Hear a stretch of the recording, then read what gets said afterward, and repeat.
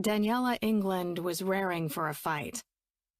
The day felt like it had been a whole week long already, and it was only 4 o'clock in the afternoon. To begin with, she'd been part of a team that hadn't been able to resuscitate a stroke patient. Then she'd had another patient leave against medical advice. And the cherry on top had been getting harangued by the emergency department director for maybe the dozenth time to accept the open designated charge nurse position on the 7 a.m. to 7 p.m. shift. Which, no way. He kept pitching it as a promotion, but it came with massive headaches for only another $1.50 per hour, so Danny had been saying no for weeks. She loved being a nurse and adored knowing that her words and actions had the power to put her patients at ease, but dear God, sometimes the losses and red tape threatened to suck the lifeblood right out of her soul. All of which meant she was more than ready for Warrior Fight Club. She walked into the big gym space at Full Contact where WFC met every Saturday and immediately bit back a curse, because her gaze scanned for one particular club member, Sean Riddick, which was freaking ridiculous since he drove her crazy. And not in a good way. Well, mostly not in a good way. And that thought proved she needed to beat on some things. Repeatedly. Because Sean was arrogant, sarcastic, immature, an adrenaline junkie, and a player. In other words, he was irritating in the extreme. If only he weren't also hot as fuck. And a hot fuck. Really, they were interchangeable truths. Girl, what is the matter with you? You already made that mistake once. That was the tenor of Danny's thoughts as she crossed to the bleachers where the others had dropped their bags. She caught Tara Hunter's eye and waved to the former Navy diver who jogged over as Danny looked for her gloves. Hey, Tara said, her long brown waves pulled back in a messy bun, one that left the curved scar running down the pale pink skin of Tara's throat fully exposed. The diving accident that caused it had led to her medical discharge from the military, yet she was still working in commercial diving, just like Danny still worked as a nurse. Maybe that was why, despite Tara being a relative WFC newbie compared to Danny's almost 5 years, they'd clicked right away. Hey, Danny said, eyeballing her friend. You're beaming. What's up with that? Tara flushed. Nothing's up. Things are just good right now. Smirking, Danny teased her.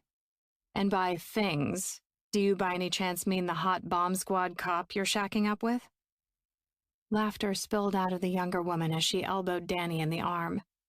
I might in fact mean the hot bomb squad cop I'm shacking up with, yes. I thought so, Danny said, genuinely happy for her friend. It hadn't been that many months ago that Tara had confided that things hadn't worked out between her and Jesse Anderson, one of WFC's newest members and the hot cop in question, so seeing them so happily together now was really nice. Every once in a while, good things happened to good people, and that was always the best.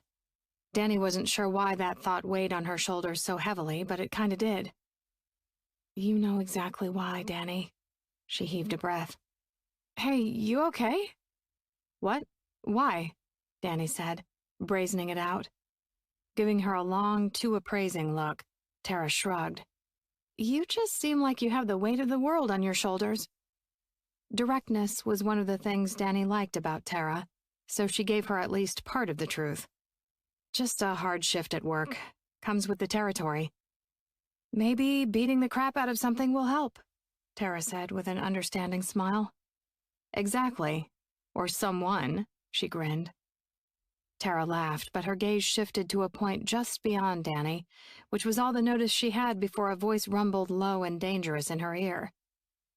Got anyone in mind, Daniela? Sean said her name as if his tongue caressed every letter, and she cursed the shiver that raced up her spine, the shiver that resulted from knowing exactly how damn good his tongue felt. She turned slowly, lazily, as if she were bored to tears. No way was she letting him know he got to her. So she gave him a once-over that she hoped read as full of disdain. Even though, damn. So tall she had to tilt her head back to roll her eyes at him. Dark hair cut short because it curled when he let it get even a little length to it. with scars near his eye and hairline and a nose that had been broken. His face was too beat up to be handsome. But it was even more interesting for having character. Of the fearless, I run into burning buildings to save people and sometimes get hurt doing it variety. And then there were the tattoos. On his neck, shoulders, arms, the back of one hand, not to mention the hard muscles underneath, because of course the guy was freaking cut, with shoulders like mountains and thighs like tree trunks. Sean oozed unquestionable strength and a fierce masculinity. He knew he looked good. He wasn't wrong. Damn him. And damn her for being stupid enough to find out just how good he was. Just once, 8 months ago, at that fucking Halloween party with the yummy but evil Jell-O shooters, and him in that should-have-been ridiculous but was insanely hot gladiator costume. The one that had put his impressive shoulders, chest, and thighs on display. And since he'd been injured earlier that week in a fire, he'd come complete with a healing head laceration and giant bruise on his upper back that made his costume feel even more authentic. So yeah, she'd given in to his appeal just that once.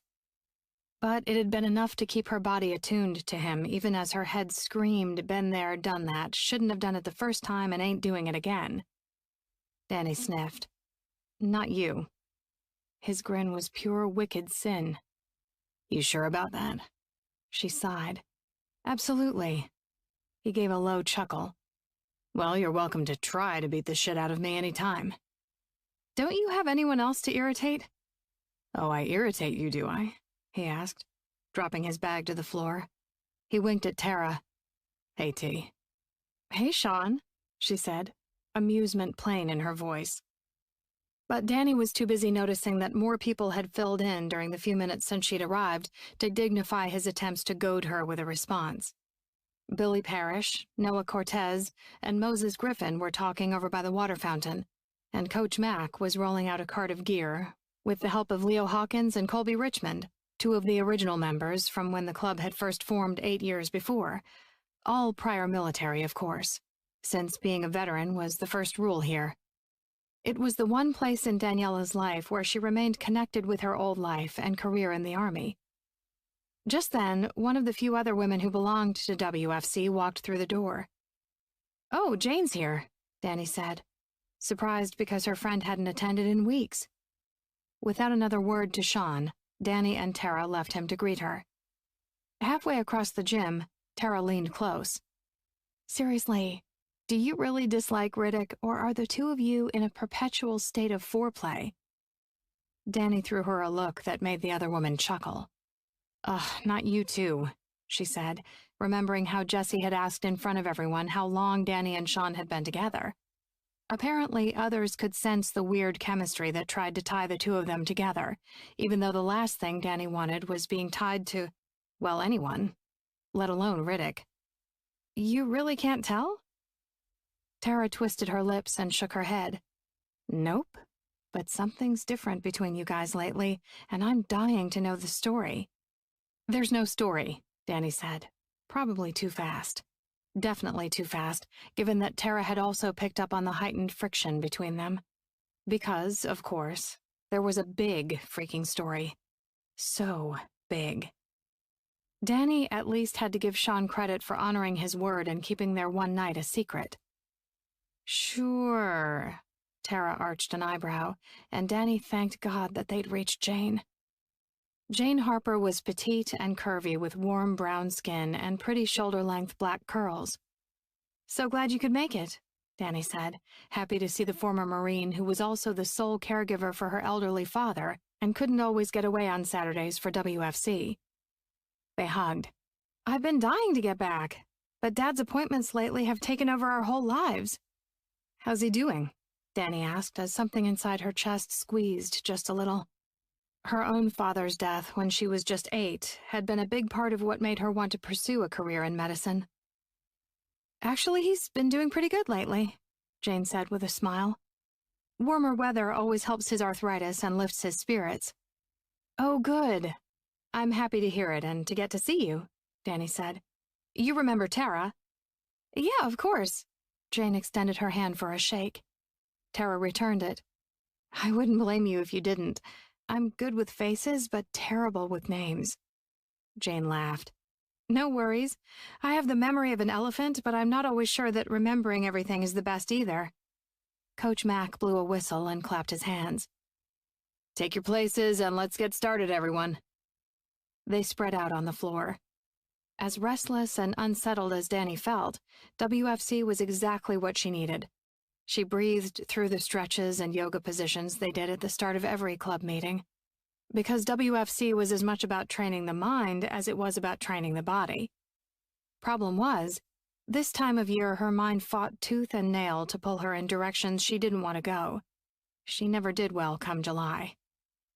Danny might not have been in the Army anymore, but with nursing she still did similar work.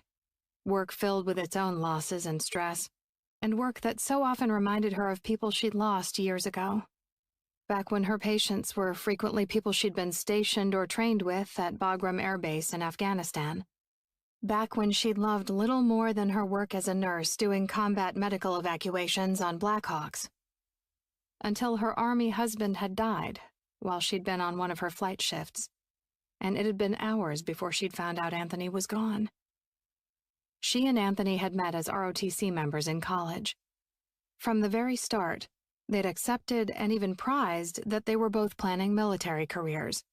But as supportive as Anthony had been, her training to become certified to do aeromedical critical care evaluation and transport had been one of their biggest fights. He'd thought it too dangerous, too unnecessarily risky when everything they did on deployment was already risky enough. But she'd been stubborn. She could still hear her granny encouraging her to look for the helpers when bad things happened. So Danny had always wanted to be a helper. And more than that, she wanted to be forward deployed, on the front lines, being one of the people who made a difference between life and death in the moment when it mattered most. Anthony had finally come around to supporting her, and then she hadn't been there for him when it was his time. Okay, Coach Mac said. Pair up, puncher versus kicker drills. 5-minute rounds. Back at the bleachers, Danny pulled on her padded black fingerless gloves and shin guards. She returned to the floor to find Tara and Jane pairing up, then turned again to find Sean grinning and holding out his hands in invitation. She almost groaned. But fine, whatever. She could handle Sean. Maybe his annoyingly hot everything would even fuel the fire in her belly. The fire of loss, of grief, of anger. Not that it ever really went out. Because, in the end, her love of her work had kept her from being there when her husband had needed her most. Kept her from even saying goodbye, and they'd thought deploying through the married Army couple program would give them more time together. Punch or kick? Sean asked. Lady's choice. She rolled her eyes. I'm no fucking lady. He smirked and looked like he had so many things he wanted to say. But, for once, he kept his sarcasm to himself. I'll take punching, Danny said, ready as hell to land her first hit. Ready for fighting to focus her to the point where it was all she could think about. And she didn't have to wonder why she needed that so much. The 6th anniversary of Anthony's death was less than 2 weeks away, July 3rd, and she couldn't avoid thinking about Anthony, and about how she'd failed him. Or about her father, and how he'd died in a construction accident when she was 8. Or about the mama she'd never known, who'd gotten an infection during labor that killed her when Danny had only been 2 weeks old. Or about her granny, her mother's mother, who'd struggled all her life with diabetes and died when Danny was 15. Or about her Nana and Pap, her dad's parents who'd raised her after he died, and how they were gone now too. In the end, everyone always left her. Without always understanding why, she'd survived each and every loss. And the anniversary of Anthony's death was the strongest reminder that being alone was apparently her lot in life. Hopefully, the next 2 hours would at least help her take her mind off of it. Bring it, Sean said, giving her a wink. Ignoring his head games, Danny got into position. Fists up, elbows close to her ribs, lead leg forward. In this drill, Sean, as the kicker, could only make offensive moves with his legs, while as the puncher, she couldn't use her legs at all, which meant she had to get in close while defending against his kicks. They circled, feinted, attacked. Shawn was strong as hell, but she was faster by a lot. Danny used that to her advantage, blocking and dodging his kicks and then getting inside to attack his ribs and gut and kidneys in the spare seconds before he regained his footing. Each punch she landed released a pressure valve somewhere deep in her brain, and that release was so fundamental that she barely felt the kicks that Shawn landed. Not that she gave him much chance to get them in, because she kept him close, under pressure, and on the defense blocking her punches. "Damn, woman," he said, respect and wariness plain in his voice. "You told me to bring it," she said, looking for another in. He blocked a shot at his ribs and delivered a spinning side kick that landed on the side of her thigh. "Someone has some aggression to work out today," he said. "Do you have to talk so much?" she asked, sweat curling down the side of her face as she attacked again. This time she drove forward, forcing him to retreat and not letting him get in a kick. Shawn blocked and covered and dodged until they were in a clinch, breathing hard and face-to-face with no room to punch or kick. And for no good reason, heat roared over Danny. Heat that almost incinerated her from the inside out. Maybe it was the bulk of his muscles, or the slick slide of their sweat, or his scent of clean soap from a recent shower that couldn't quite remove the hint of fire from his skin and hair. As if he sensed it, Shawn's dark eyes flashed hot, and his jaw went tight. Breaking the rules, he grabbed her around the waist and pulled her in close, letting her feel his erection for one spare moment before taking her to the mats in a controlled move that showed just how freaking strong he was. She expected to get the wind knocked out of her, but he'd more laid her out than knocked her down. A whistle blew. "Switch up," Colby called. "And follow the damn rules, Riddick. We're not doing groundwork right now." Everyone laughed. But Danny and Shawn were caught in a staring contest with their faces mere inches apart. She wanted him inside her so bad that she nearly gave voice to it. Her brain went immediately to that night. How they'd circled each other throughout that whole damn party. How Shawn had walked her to her car, parked right in front of his, which she'd begrudgingly thought sweet, despite her insistence she didn't need a damn chaperone. How they'd started bantering about something she couldn't even remember now, because all she could remember was how desperately aroused she'd felt. How she'd teasingly punched him, and he'd caught her arm and hauled her in against him. How the shock of his erection against her hip had made her look up at him, and how he'd claimed her mouth and she'd let him. Oh, hell yeah, she'd let him do that and so much more. And she wanted it again. It was that thought that finally made her brain come back online. "Get off!" His brow arched, just the tiniest bit. "You can take your aggression out on me anytime." He spoke in a rushed whisper, but the words impacted her like a body slam, pressing her back into the floor with some unseen force. Because she'd heard that tone in his voice before, when she'd straddled his lap on the big bench of his pickup and finally taken him deep. "Fucking hell, Danny. Take all of me."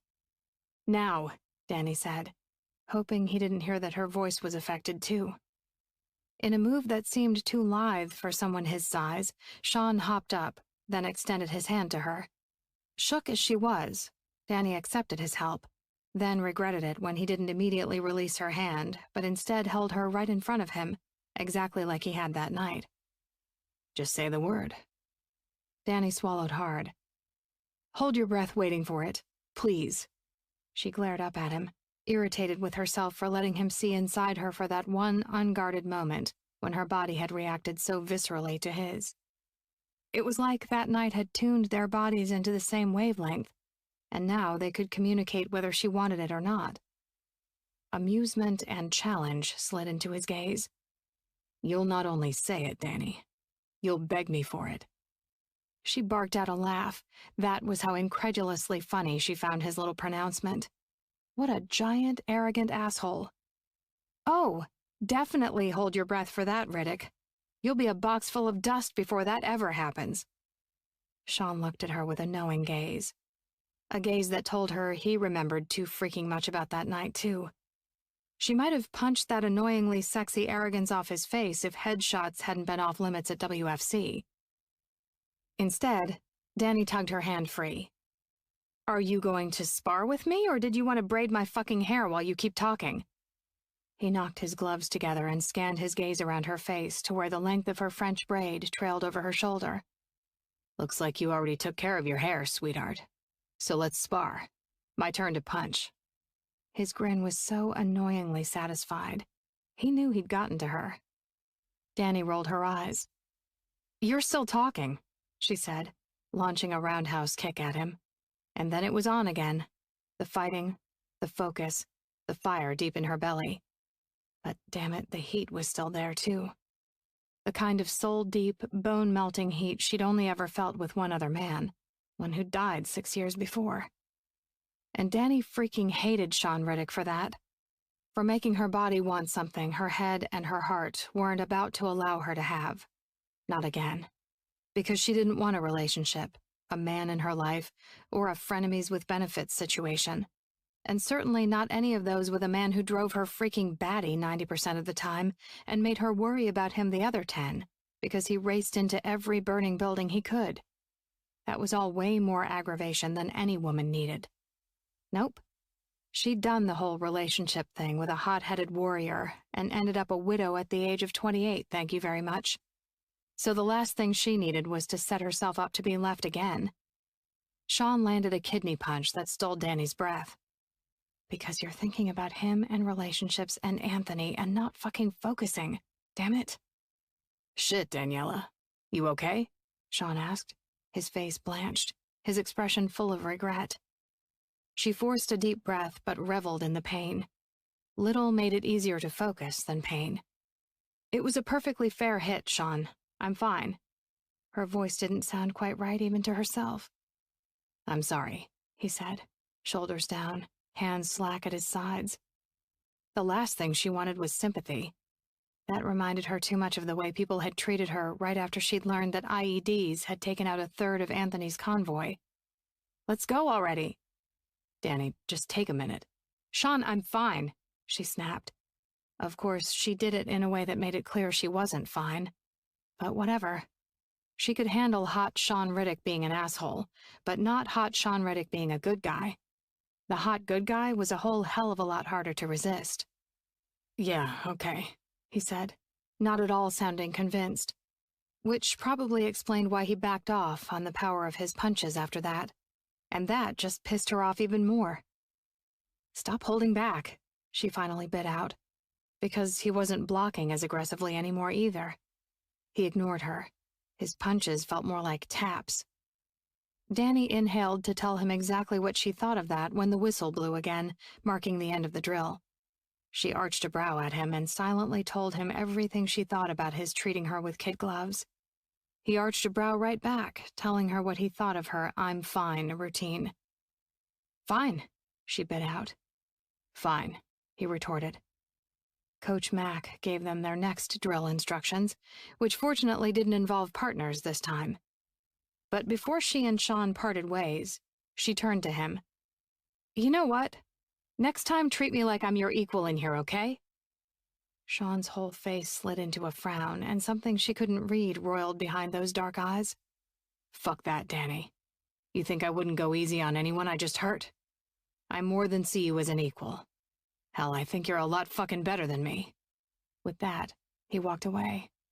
Well, she blinked. Fuck. Everything okay? A deep voice said from behind her. And Danny literally had no idea. She wasn't sure which had her more gobsmacked. The flash of hurt she would have sworn she saw in Sean's gaze, the guilt and regret she heard in his voice, or that he thought she was better than him. Danny? She turned to Moses, a former Army Ranger and another mountain of a man who'd joined WFC at about the same time Danny had. Yeah, everything's fine. There was that word again. It wasn't true this time either, because now she felt bad about being bitchy toward Sean when he'd just been looking out for her, apparently. Damn it. Thanks, Mo. Tara was right. Things had gotten more intense between them since the night they'd shared. And Danny wasn't sure what to do about that. It wasn't like she could avoid the man altogether. Not when they both belonged to WFC, and not when Sean's work sometimes brought him to Danny's emergency department. Mo nodded and ran a towel over the deep brown of his face and bald head. You coming out afterwards? Yeah, I think so, she said. A group of them usually went out to dinner after WFC, and Danny often joined. Her frenemies situation with Sean aside, she liked these guys. And it was the one time in her week when she got to be around people who understood a whole side of her life that her civilian friends really couldn't. Even in its quietest moments, going to war was a visceral experience that couldn't be fully understood without going through it. It was living under the constant threat of violence. It was constantly knowing your actions could lead to life or death for others, men and women you cared about, and who were counting on you to have their backs. It was a head game that forever changed how your brain assessed and handled stress, threats, and even basic day-to-day sensory input. Noises, smells, flashes of light. Yeah, I'll be there. Mo nodded. Good. Now go kick some more ass. He winked at her. Danny managed to chuckle, then got in one of the lines for the spinning sidekick drills they were running. And she began planning the apology she owed to Sean, that she knew he would hold over her until the end of time. That didn't mean she didn't owe it, though. Chapter 2. Hurting other people seemed to be Sean Riddick's fucking specialty. Standing in the shower, he braced his hands against the wall, closed his eyes, and let the scalding water rain down on him. The other guys were laughing and talking as everyone cleaned up after WFC, but he could barely hear it for how his brain kept replaying the gasp of pain Danny made when he punched her. The way the light golden brown of her face went pale, how her arm instinctively cradled her side. Daniela England was tough as nails, no question, but Sean was a fucking tank, and he should have known better than to allow his aggression to ramp up in response to hers. And that was to say nothing of the way he'd taken her to the mats. He wasn't sure why he'd done that. Scratch that. He knew exactly why he'd done that. They'd been in that clinch, and her cheeks had gone flush and her lips had parted, her gaze latching onto his mouth. Whatever that moment of desire was had unleashed something inside him, something he'd kept boxed up where Danny was concerned ever since their one night together 8 months before. Sheer, base, animal need. That was why he'd done it. It didn't matter to his body that Daniela didn't like him, nor that he tired of her ball-busting him all the damn time. And his cock didn't give a shit if Sean himself had never had a real relationship, because he was convinced that he was destined to hurt those around him. Nope. None of that seemed to matter when Sean got close to Danny, because that night he'd spent with her was quite possibly the best he'd ever felt in his whole miserable life. Yo, Riddick. You need us to send the coasties in after you or what? Billy called out to a round of laughter. Fuck all y'all, he responded, turning off the water. He ran his hands over his face, then grasped the towel and gave himself a quick once-over before securing the terry cloth around his waist. There he is, Mo said when Sean turned the corner to the group of lockers where the other guys, mostly dressed already, were hanging out. Among them were Mo, Billy Parrish, and Noah Cortez, the 3 guys Sean knew best of anyone in the club. Jesse Anderson was also there, a WFC newbie and fellow prior Navy guy like himself who Sean liked a lot. You look beat, Billy said. Parrish had been an Army Ranger who now worked as a private investigator, and while they'd known each other for about 2 years through WFC, it was only in the past few months that they'd finally gotten closer. Largely because Billy's girlfriend, Shayna, brought them together.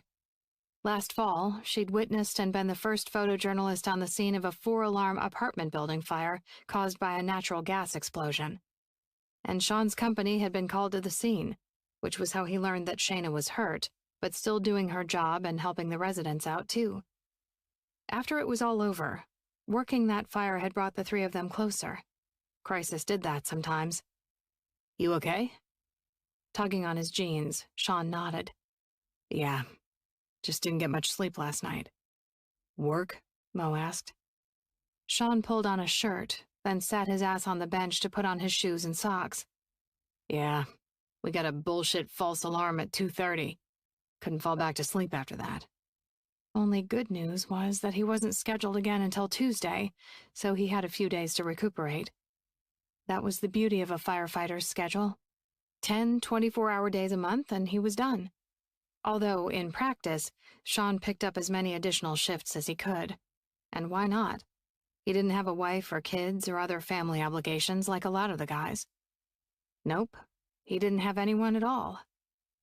Well, some food will help, Noah said. The former Marine had joined WFC at the same time Tara had last year, but he fit in so well, it was like he'd always been there. Where are we going anyway? I think Christina might join and I gotta text her. Oh yeah? Billy said. Shayna's coming too. That's perfect, Noah said. I know Christina and Shayna wanted to talk about the menu for our big July 4th shindig. Sean shook his head. I think I'm sitting this one out. Wait, what? As if he wasn't sure he'd heard Sean right, Noah turned his head to bring his good right ear closer to the conversation. He'd experienced a partial loss of vision and hearing on his left side. Another war-born demon. God knew they all had them. You're not coming to July 4th? No, I wouldn't miss that. I mean dinner. I'm out, Sean said. No way, Riddick. Billy frowned at him. I already told Shayna you'd be there. He shrugged. I'm shit for company right now. We're all shit for company sometimes, son, Mo said, rising from the far end of the bench. You'll fit right in just like always.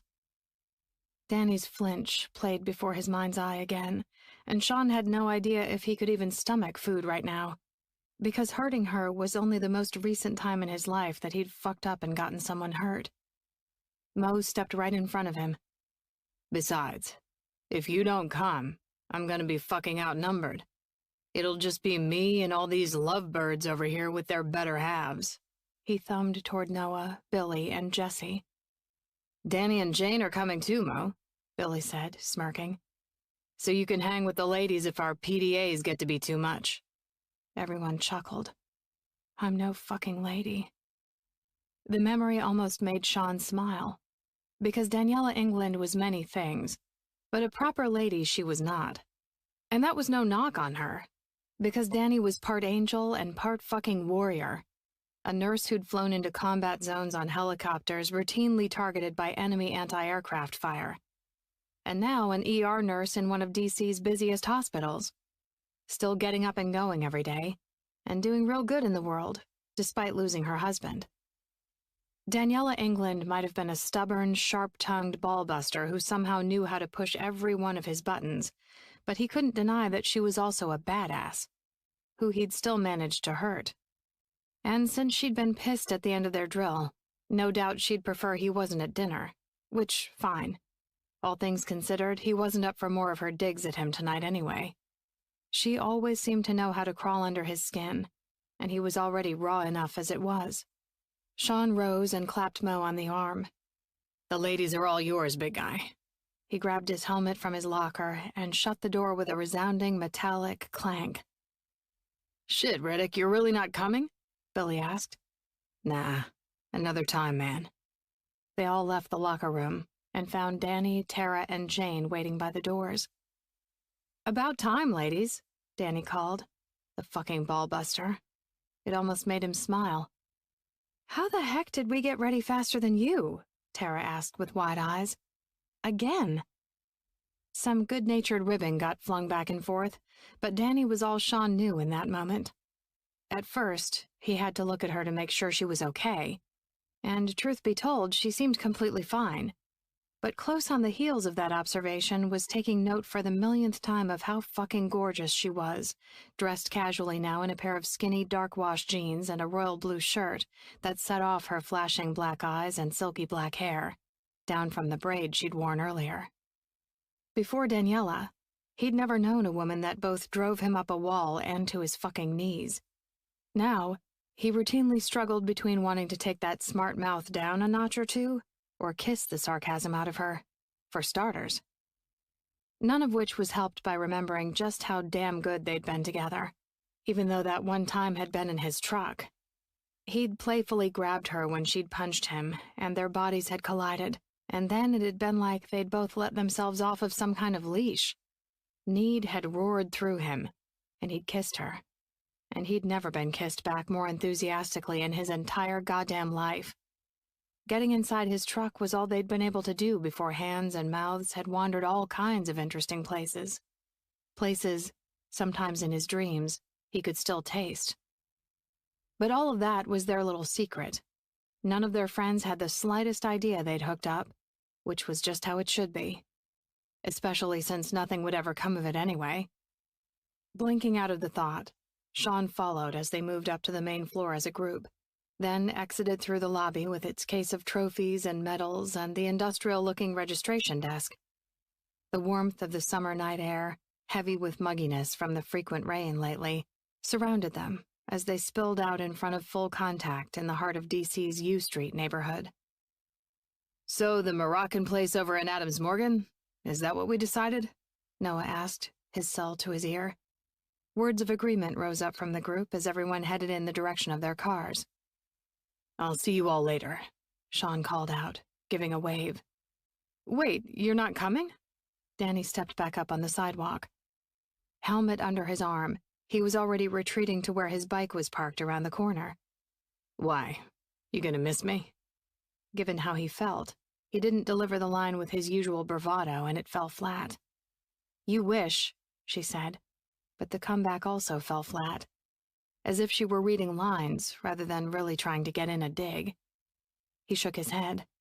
Nope. You get a Sean-free night. So never say I didn't do something nice for you, Danny. He threw her a wink. Humor was always a good way to cover up all kinds of bullshit, wasn't it? Oh, okay, she said. He wasn't sure what to make of her hesitation, or of the way she turned away and then back again, like she had something else to say, but he wasn't particularly itching for another fight at the moment, so he ducked his head and kept going. With all the rain lately, he hadn't been able to ride his bike as much as he preferred. Instead, he'd been driving his truck most of the time, which was still full of memories of Danny. Her body, her skin, her moans. So when he'd left for WFC, and the weather had been clear, he'd jumped on the chance to get a few hours on the back of his Harley. Riding and working on upgrades of his Sportster Iron 883 were two of his favorite hobbies, and two more things that helped get him out of his head. Always a good thing. He mounted up, tugged on a pair of gloves, and secured his helmet, then turned the key and smiled as the engine came to life beneath him. He fucking loved this bike, not to mention the feeling of freedom he got with nothing between him and the wind. Sean eased the bike out of his space and onto the one-way side street, twisting the throttle as he approached the green light and prepared to swing a left-hand turn. It all slowed down from there, once he was mid-intersection and it was too late to change the trajectory of his bike or his decision. He caught the too-fast movement at his left from the corner of his eye, looked to see the truck not stopping for the red light, knew there was no fucking way he wasn't going to get hit. The pattern on the rectangular grille came right for him. Sean corrected as best he could to turn himself out of the way, but he didn't think it was going to be enough. And then it wasn't. "Sean!" Danny yelled from where she'd been standing on the corner, debating talking to him now since she wasn't going to dinner. But then the truck and the screeching brakes and the crunching collision of metal against wet, hard pavement. Hard in her throat, she took off at a sprint. Off the curb, around where the truck had belatedly skidded to a stop. Oh God. Sean's bike lay in a heap, its whole back end badly mangled.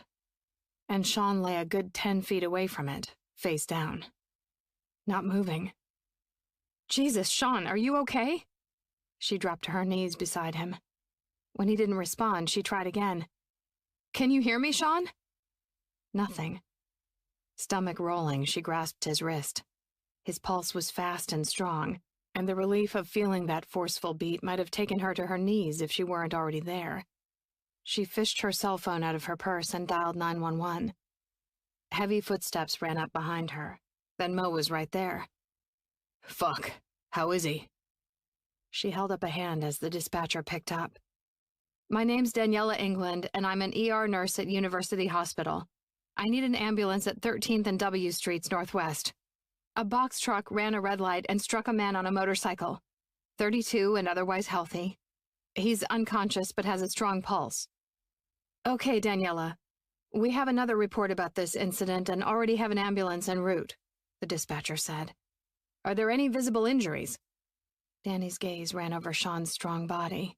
His too still body. One of his hands was banged up through the shredded remains of a glove, but that was all she could see. A few abrasions are visible, but nothing else. He was wearing a helmet, but he's lying on his stomach, and I don't want to turn him without a spinal evaluation. Just saying those words made Danny want to puke. What if... No. This wasn't her friend, Sean, or whatever they were. This was a patient. Get your head in the game, Danny. When she heard the sirens in the distance, she hung up with the dispatcher, which was the first time she noticed the crowds of people that had gathered on the sidewalk. They're almost here, Mo said. Fucking hell. It was like watching a disaster unfold, knowing what the outcome would be, but unable to prevent it, Danny said.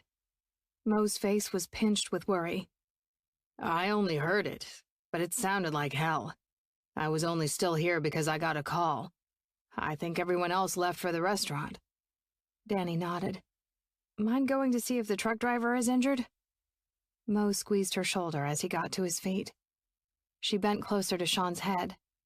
Sean, can you hear me? I need you to wake up. She placed her hand lightly on his shoulder.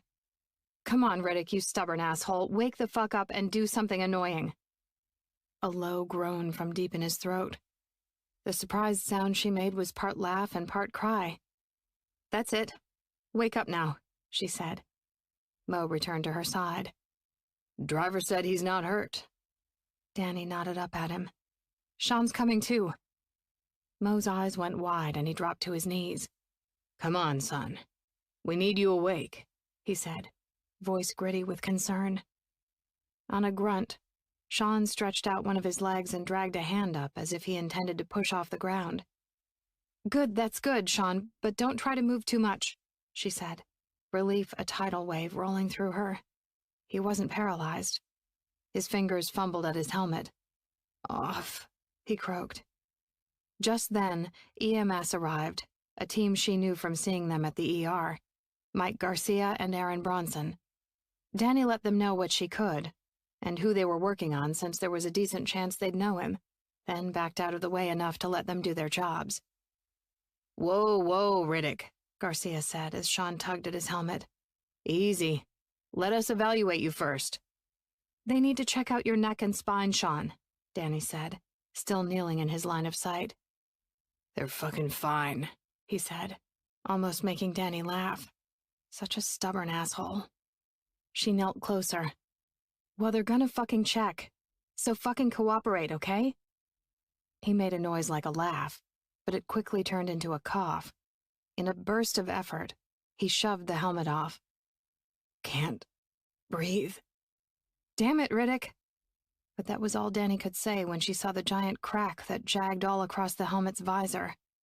A piece of the clear plastic had caved inward, and Sean had a corresponding bloody slice all along the side of his nose and running under his eyebrow. Jesus. We're going to turn you over using a spinal board, Garcia said. Sean made a sound deep in his throat. Fuck that. Bronson placed the board at Sean's back, her blonde ponytail falling over her shoulder as she worked, and he elbowed it away and turned himself over, eliciting concern and protests from their whole group.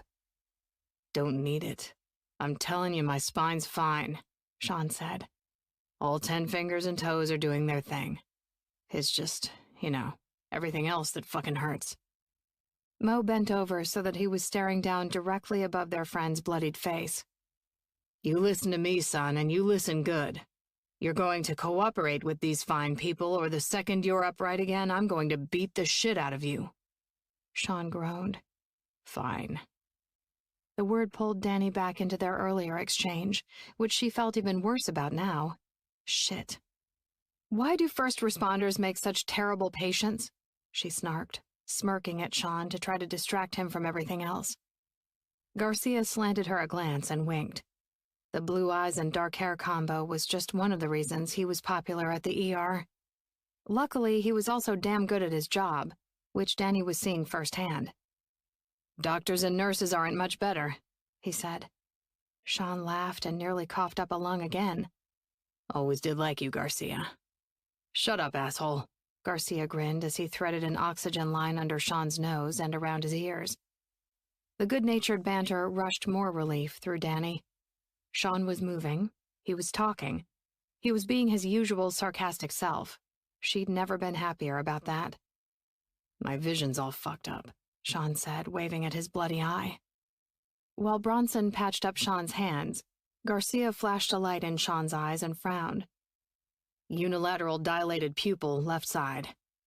Danny bit back a curse. Given his injury, she wasn't surprised, but that wasn't great. "Fuck, that doesn't sound good," Sean said, echoing her thoughts. "What does that mean?" "What can you see?"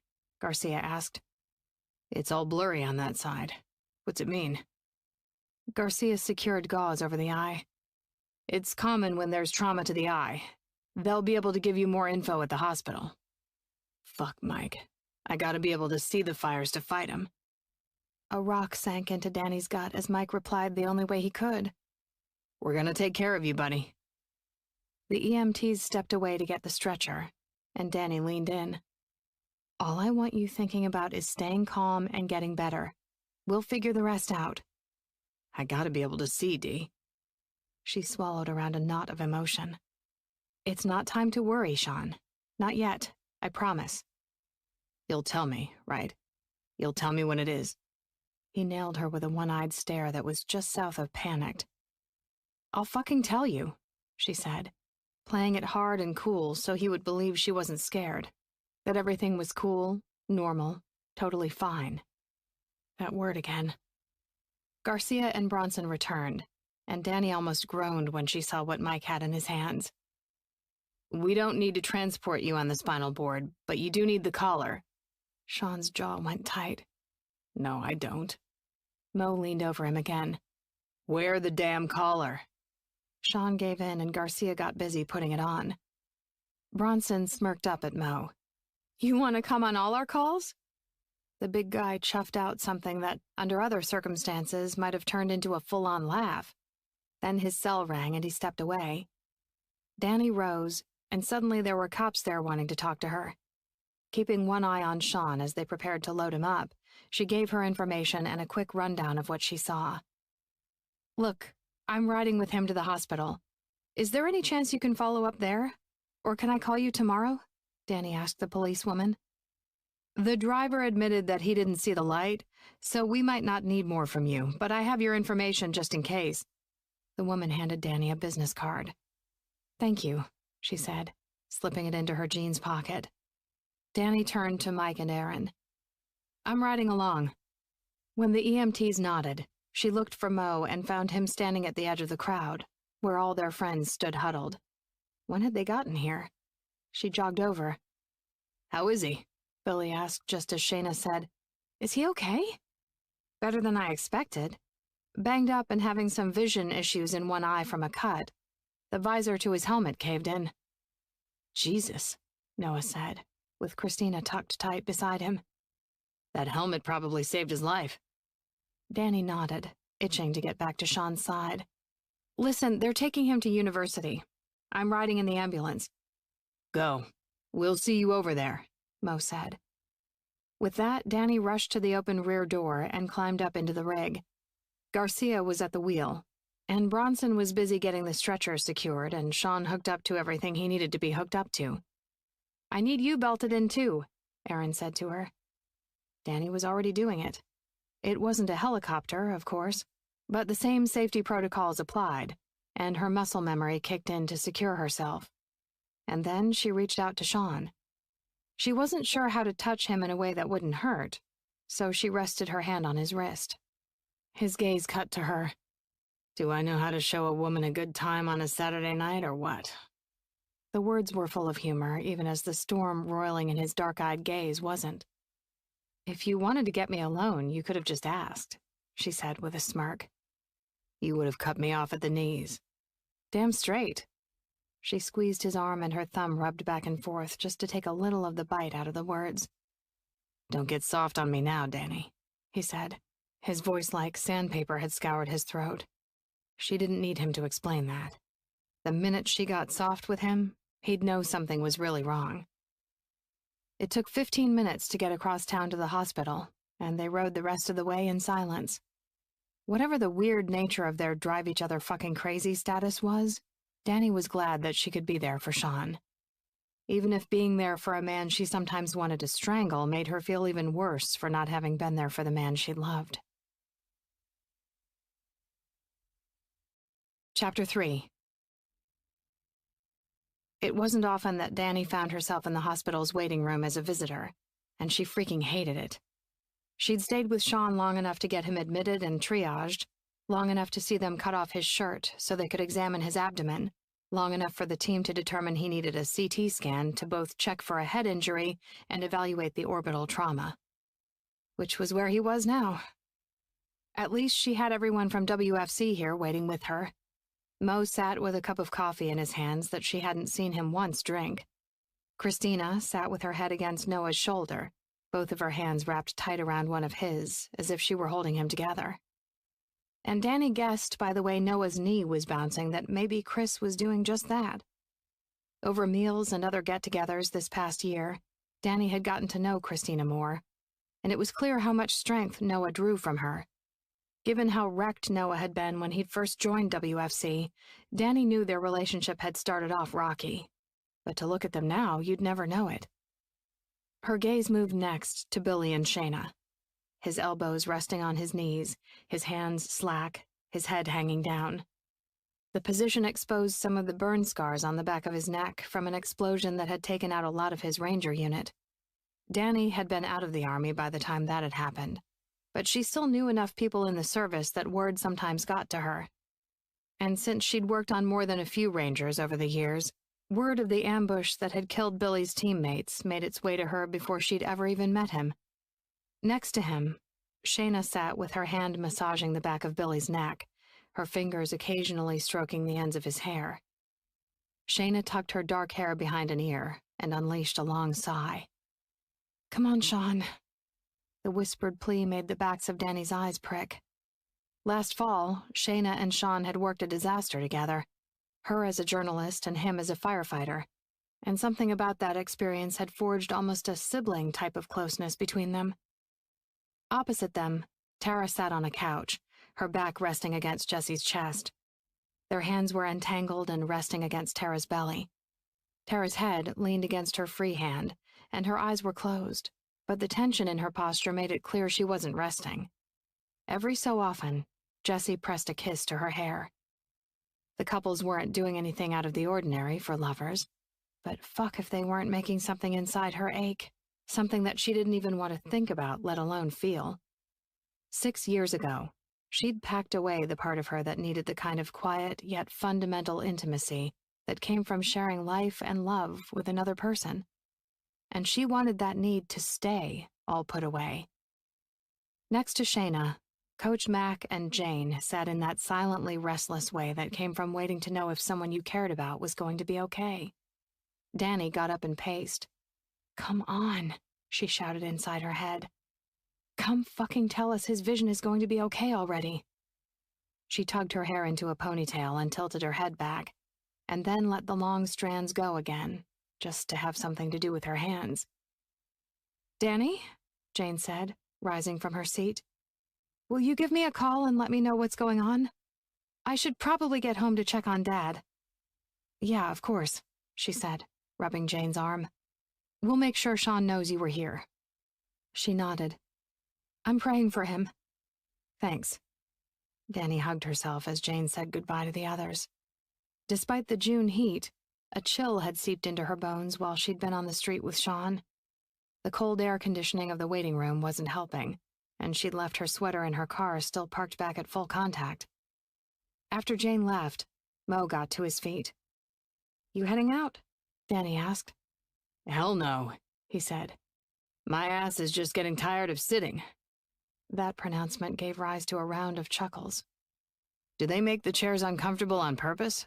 Billy asked, shifting back in his seat. He pulled Shayna's hand to his mouth and kissed her knuckles. Danny looked away. "Why don't I go down to the cafeteria and get some drinks and snacks?" Tara said. "That's a good idea," Christina said. "I'll come with you to help carry things if you want." Tara nodded. "Sure. Any special requests?"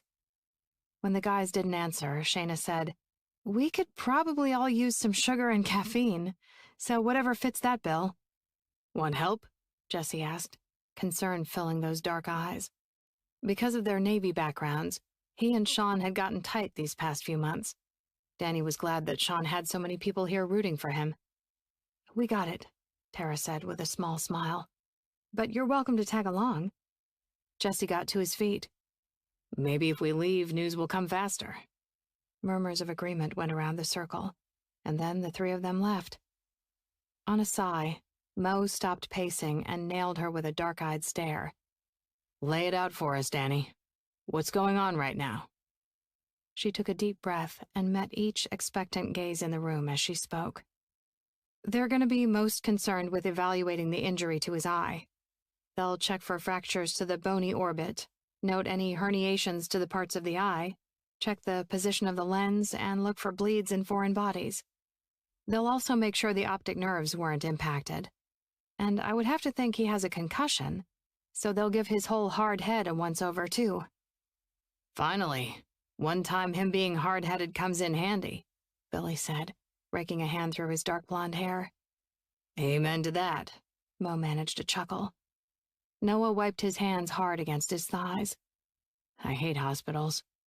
"Fucking A," Billy said. "No offense, Danny." She chuffed out a laugh because she couldn't blame them, especially as both Noah and Billy had spent considerable time in hospitals as patients. Billy for his burns, and Noah for the head injury that had reduced his hearing and sight on one side. Which, now that she thought of it, was probably why Tara seemed kind of tense, too. No one ended up in WFC that hadn't been chewed up and spit back out by war. None taken, believe me.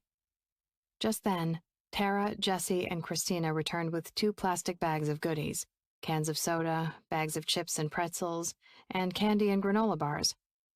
"Dinner is served," Tara said. Danny grabbed a can of ginger ale, hoping it might help settle her unsettled gut. "You should eat something too," Tara said gently. "It's probably going to be a long night, right?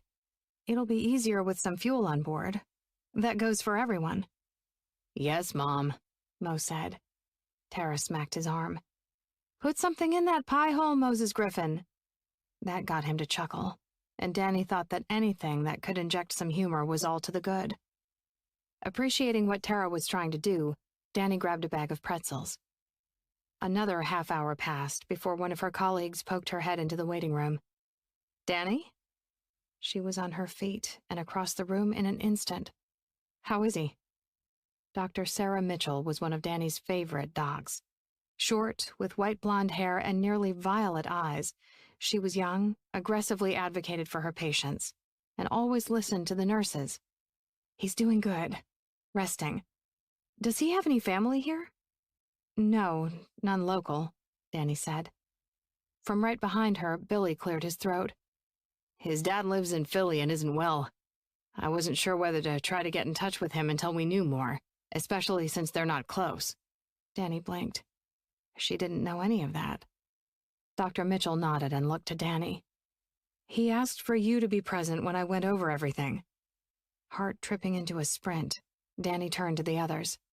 "I'll fill you in as soon as I can." Mo nodded. "Tell him we're all here for him." "I will," Danny said, following the doc through the big double doors. It was a short walk to his exam room, where she found Sean propped up in bed wearing a blue hospital gown and an IV. An oblong eye shield covered his injured eye. "Hey, Sean." "Hey, girl, hey," he said in a sing-song that was totally not him. Jesus, he was high as a kite. "Enjoying some pain meds, I see," she said, biting back her humor. It certainly made sense why he wanted her in here now. "Don't I make this gown look good?" Danny laughed under her breath. "Sure, dude, whatever you say." Dr. Mitchell pulled up a stool. "So here's the deal. About your eye injury, all the orbital structures appear intact. The cut along the orbital rim fortunately wasn't deep, but it did require 15 stitches. The news made Danny feel like she could breathe again. The guy might drive her fucking nuts, but she'd never wish him harm. And she knew how much being a firefighter meant to him. The same thing being a nurse meant to her. Helping people, making the world just a little better one day at a time, tipping the do-no-harm balance sheet a little in the right direction. The doctor continued, "The blurriness you're experiencing is likely from the blunt force trauma caused by how you landed. The hope is that time will reduce the inflammation causing the blurriness." Sean's gaze swung to where Danny stood at the front of his bed. "The hope? Dee?" "It's good news. No reason to worry yet." "You'd tell me?" "Absolutely." Dr. Mitchell nodded. "Danny's right. You also have a concussion and some bruising to your lungs, which is why you were having some difficulty breathing. Chest wall injuries can make it painful to breathe, laugh, cough, or lift things. You might also have pain or stiffness in your shoulders or back, all of which should clear up on its own in the next couple weeks." Danny nodded, mentally ticking off things he was going to need to do after discharge. There would be prescriptions to fill, follow-up visits to attend, schedules to rearrange, and help he might need until the chest pain dissipated enough for him to be lifting or bending. "When can I go back to work?" Sean asked. "You're a firefighter?" Dr. Mitchell asked. Danny mentally cringed. There was no way he was going to like her answer. When Sean nodded, the doc continued. "Assuming your vision and chest pain clears up, I would think you could get back to work in 3 or 4 weeks, depending on your pain level and recovery." Sean blanched. 4 weeks? "All things considered, you were pretty lucky tonight, Mr. Riddick. But your injuries are going to take some time to heal." Dr. Mitchell rose. "We're going to keep you overnight to see how your eye progresses, so they'll be moving you upstairs soon." "Thanks, Doc," Sean managed as she left. He dropped his head back against the bed. Danny took up the doc's seat on the stool. "I know it's a lot, but it's good news, Sean." He blew out a breath that sent him into a coughing fit. He curled into himself, trying to avoid the pain of it. "I'm going to get you another pillow. If you hug it when you need to cough, it makes it hurt less." She put a hand on his knee. "Be right back, okay?" "Yeah," he managed. She went to retrieve the pillow, and several of the other nurses stopped her along the way. "Hope your friend's okay, Danny," one said. "I'm praying for your friend," said another. "I was sorry to hear about your friend, Danny," a third called. Friend. In that moment, she had no problem thinking of Sean Riddick that way. "Thanks," Danny said each time. She returned to his room to find his eyes closed, so she eased the pillow down next to him and returned to the waiting room to fill the others in and tell him they might as well head home since Sean was being admitted. Not that Danny was going anywhere. No, this time she wasn't missing a chance to be there. Sometimes, atonement was all you had, even if you could never truly atone for the things you did wrong. Fuck. That was Sean's first thought upon waking to the gray light of morning spilling through the window of his hospital room. Every fucking thing hurt. His face, his head, his chest, his back, his hands. The mental calculus went on long enough that he decided he should catalog what didn't hurt. His feet, thanks to the pair of shit kickers he'd been wearing, and his dick, thanks to God. Bleary-eyed, he lifted his head, then blinked twice. Because the pain was making him hallucinate. Either that, or he was actually seeing Daniela curled up asleep in a chair across the room. Her expression relaxed, her hair like a shawl of black silk all around her shoulders, her face so damn pretty. Why was she here? Swallowing made him feel like he'd spent the night walking through a desert, so he reached for the styrofoam cup with a bendy straw sticking up through its lid that was sitting on the rolling table next to his bed. But the fucking bandages on his hand made it so that he couldn't grab the damn thing. Worse, he knocked it over trying. "Damn it," he said, instinctively lurching to catch it. Which, holy shit, was the wrong goddamn thing to do. He grunted against the pain. which threw him into a coughing fit that made his chest feel like he'd been recently body-slammed by a box truck. A scorching hot pain exploded through his lungs until he was clutching his pecs and balling up. A hand on his shoulder. Soothing words in his ear he couldn't quite make out over the roar in his head. A pillow pushed into his arms that provided an easing counterpressure. Jesus, Sean finally rasped, struggling to breathe, and trying to avoid breathing deeply all at the same time. What the fuck? Chest wall injuries are a bitch, Danny said, standing right behind him. He peered up at her with his one good eye. No shit. She smirked. I won't bother asking how you're feeling. Hugging the pillow, he slowly rolled back against the bed. The effort it took made him swallow hard, but his throat was so dry it hurt. Danny didn't have to be asked. She brought the straw of the cup to his mouth. He moaned at the cool relief it brought, even though, Jesus, he was fucking useless. And what that meant for his life and his job for the immediate future was a blow that had yet to fully kick his ass. But he knew it was going to, sooner rather than later, because idle time was not his friend. He drank so long that he was nearly panting by the time he let go of the straw and came up for air. Thanks, he managed. She nodded, then made quick work of wiping up the water he'd spilled. Most of WFC was here until about 2 a.m. I finally had to kick everyone out of the hospital or else they'd have racked out in the waiting room. They all wanted you to know they were here, though. He studied her as she busied herself with the spill and straightened up his tray and looked over his flashing vitals on the machines that sat off to the side. So why are you here? Her gaze snapped to his, and he immediately regretted the question, especially as her usual guardedness replaced the softness he'd seen in her eyes just a moment before. She retreated a step from the edge of his bed and nailed him with a stare. You asked me to stay, asshole. She hadn't said that, but he heard it all the same. And he deserved it, too. Fuck, he hadn't meant the question to sound the way it did.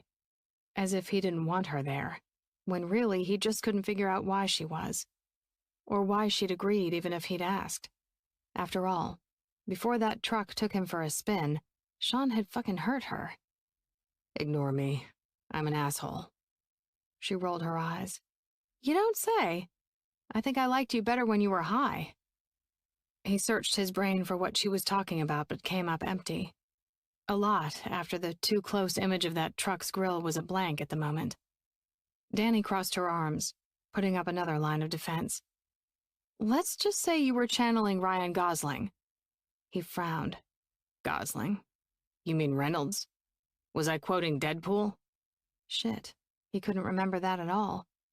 That actually got a little laugh out of her. You can quote Deadpool? Hell yeah, he could. If I ever decide to become a crime-fighting shit-swizzler who rooms with a bunch of other little whiners at Neverland Mansion with some creepy, old, bald, Heaven's Gate-looking motherfucker, on that day, I'll send your shiny happy ass a friend request. He was breathing a little hard by the end of the line, but it still made him grin. Well, as close to a grin as he could manage, given how he felt. Danny blinked, then made a face. That's Deadpool?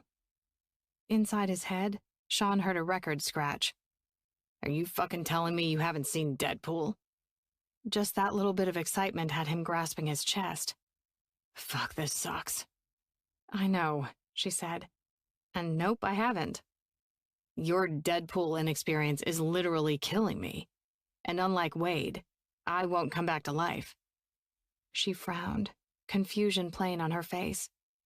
You're saying words, but I have no idea what they mean. Jesus Christmas. Deadpool is a goddamn masterpiece. Danny shook her head. I don't know what to tell ya. That is unsat, D. Unfucking sat. A nurse in pink scrubs breezed into the room. Well, good morning, Mr. Riddick. You're looking better today. The older woman smiled at Daniela. Hi, Danny. How are you, hon? Hi, Patricia, Danny said, moving toward the end of the bed as if to get out of the way. I feel like I got hit by a truck, Sean said, trying to smile at the lady. A box truck, the way I hear it, Patricia said, giving him a wink before she busied herself noting down his vitals. Can you tell me where your pain is at on a scale of 0 to 10, with 10 being the worst of your life? He glanced at Danny, then down at his hands again. Maybe a 4. And how about when you cough? Danny asked. Her voice was completely neutral, so why did he feel like she was challenging him? He frowned. I don't know. Maybe a 5. Her eyes called bullshit so damn loud. Or a 6. When will we know something about my eye? He cared far more about that. The doc will be here in a while, the nurse said. He'll be able to tell you more. In the meantime, I'll get you some more pain medication. That's okay. I can manage without it, he said. The nurse gave him a look, and damn it if Danny wasn't giving him the same look. But he didn't want to rely on pain meds. He knew too many guys who'd had trouble getting off them once they started. It was Danny who spoke. Sean, you need to stay ahead of the pain with meds for at least the first few days. You're not feeling the full impact of that chest wall injury yet because you have meds in your system. He sighed, debated, but didn't have the energy to fight. Fine. The nurse nodded.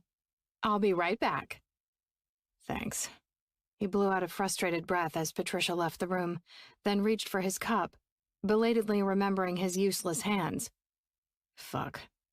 I should have asked if these bandages could come off. Or are my paws stitched up too? Danny held his water cup again as she said, No stitches, just lots of abrasions. He released the straw and caught a drip of water on his chin with the gauze on the back of his hand. Thanks. Can we look then? Not even being able to suck a straw on my own is a pain in the ass. It's not the sucking that's your problem. It's the holding the cup. She reached out a hand toward one of his. A slow grin tugged at his face. You're right. I'm good at the sucking. He waggled his one eyebrow. He might be fucked up at the moment, but he never could pass up an opportunity for some good innuendo. And maybe, given his current condition, she'd give him a little leeway on it. She blinked, then rolled her eyes, but the pink that bloomed on the warm tan skin of her face belied her effort at disdain. Danny liked to play that he didn't affect her, but he damn well knew that he did, just like she affected him. Fuck's sake, Danny muttered under her breath. That made him chuckle, and that made him cough. He hugged the pillow to his chest with one arm. Danny cradled his other hand in her palm. Serves you right. I literally don't care what you're good at. She didn't say he wasn't good, though, and that released a probably ridiculous masculine satisfaction through his blood. Because she knew damn right well that he could suck like a goddamn champ. A champ that had given her 2 orgasms with his mouth while she was spread out over the bench seat of his truck. Amused despite hacking up a lung, he watched her unwind the length of gauze until he finally regained his breath. I got skills, Dee. As you well know. That's all I'm saying. Even the glare she threw him couldn't quite hide her humor, or the knowingness in her eyes. You've got a ridiculous ego. That's all I'm saying. Enjoying the banter, he grinned and met her gaze head-on. Well earned, baby girl. Well fucking earned. Call me that again and I'll punch your other eye, baby boy. She arched a brow at him. Hear how ridiculous that sounds? He chuffed out an almost laugh as the last of the gauze on his left hand fell away, and Sean took a gander at the damage. Someone had taken a cheese grater to the knuckles on the back of his hand, and the cut stung when he tried to make a fist. Otherwise, his lefty was in decent shape. And this was with gloves on.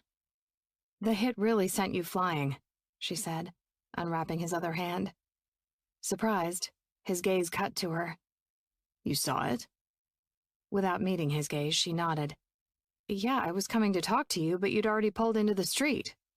So I was at the corner when it happened. I knew he was going to hit you, but couldn't do a goddamn thing. Competing thoughts erupted in Sean's head. What had she wanted to talk to him about? Was she finally going to give him the dressing down he deserved for how hard he'd hit her? And wait, she didn't think she'd helped him? She'd apparently stayed at his request and spent the whole fucking night sitting at his side.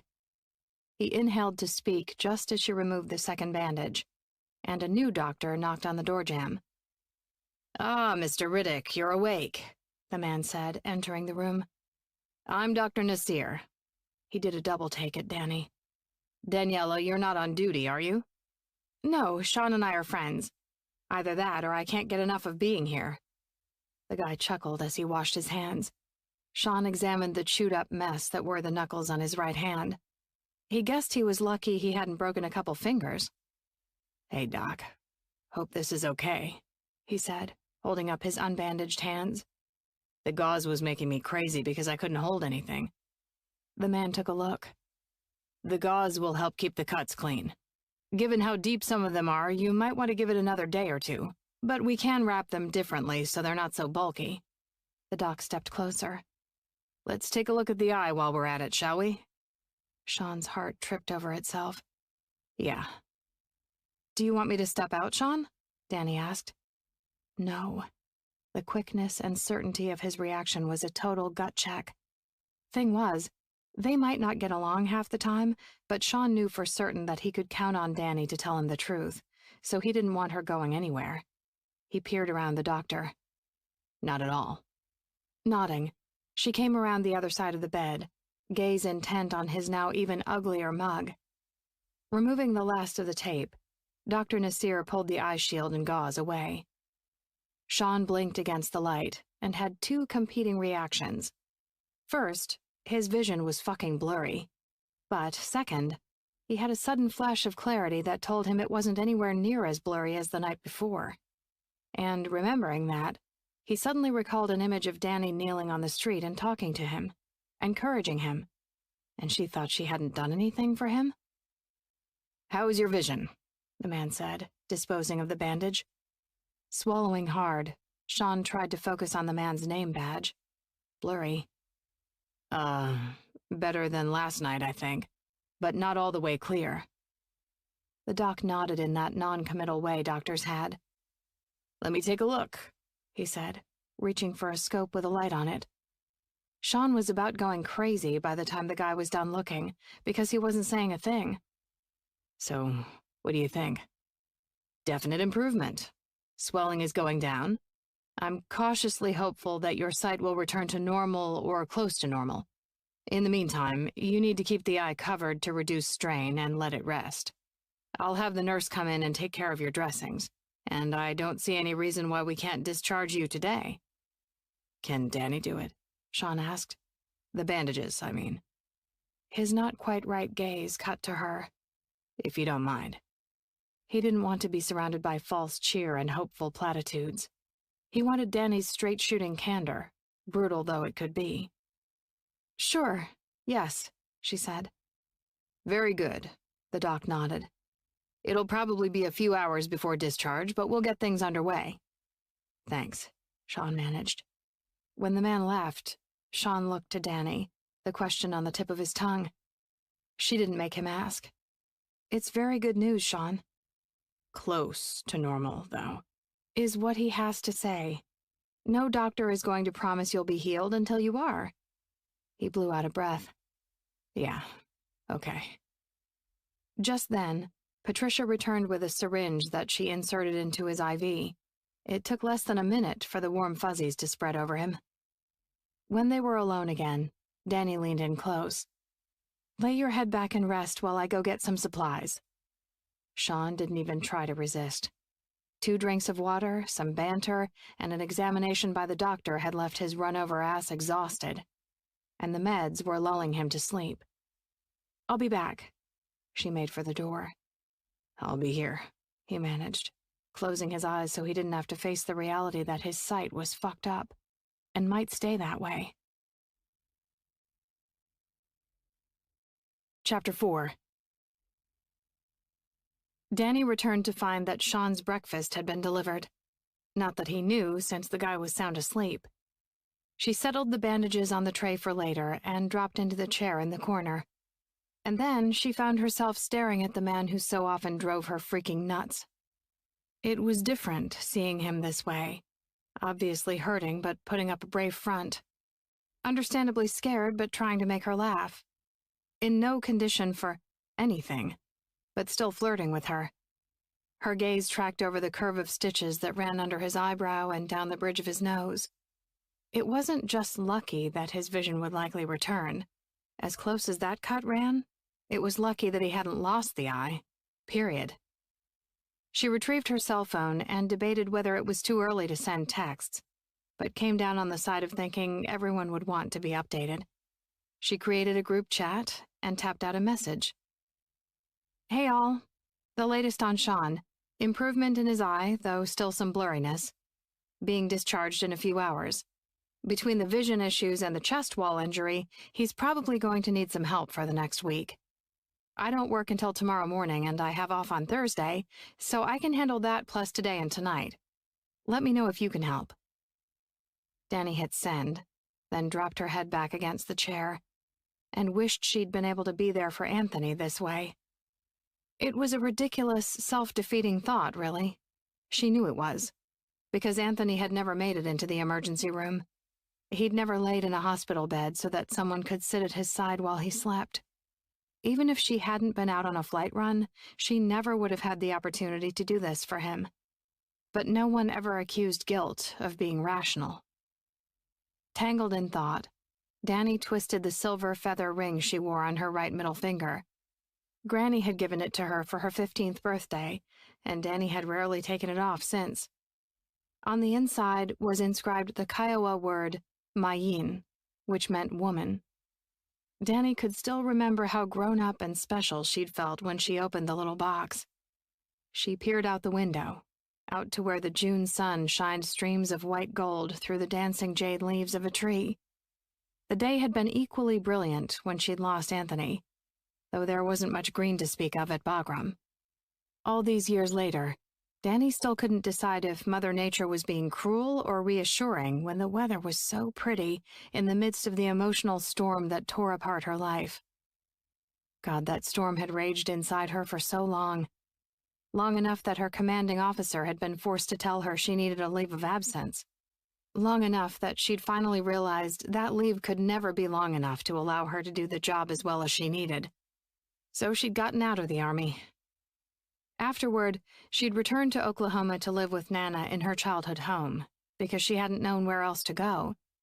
But she'd felt detached from everything, from the brother and sisterhood of the Army, from the Kiowa community her granny had been her main connection to before she'd passed.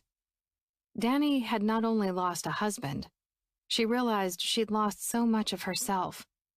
Sometimes that feeling resurfaced even now from how she'd closed herself off to so many things ever since.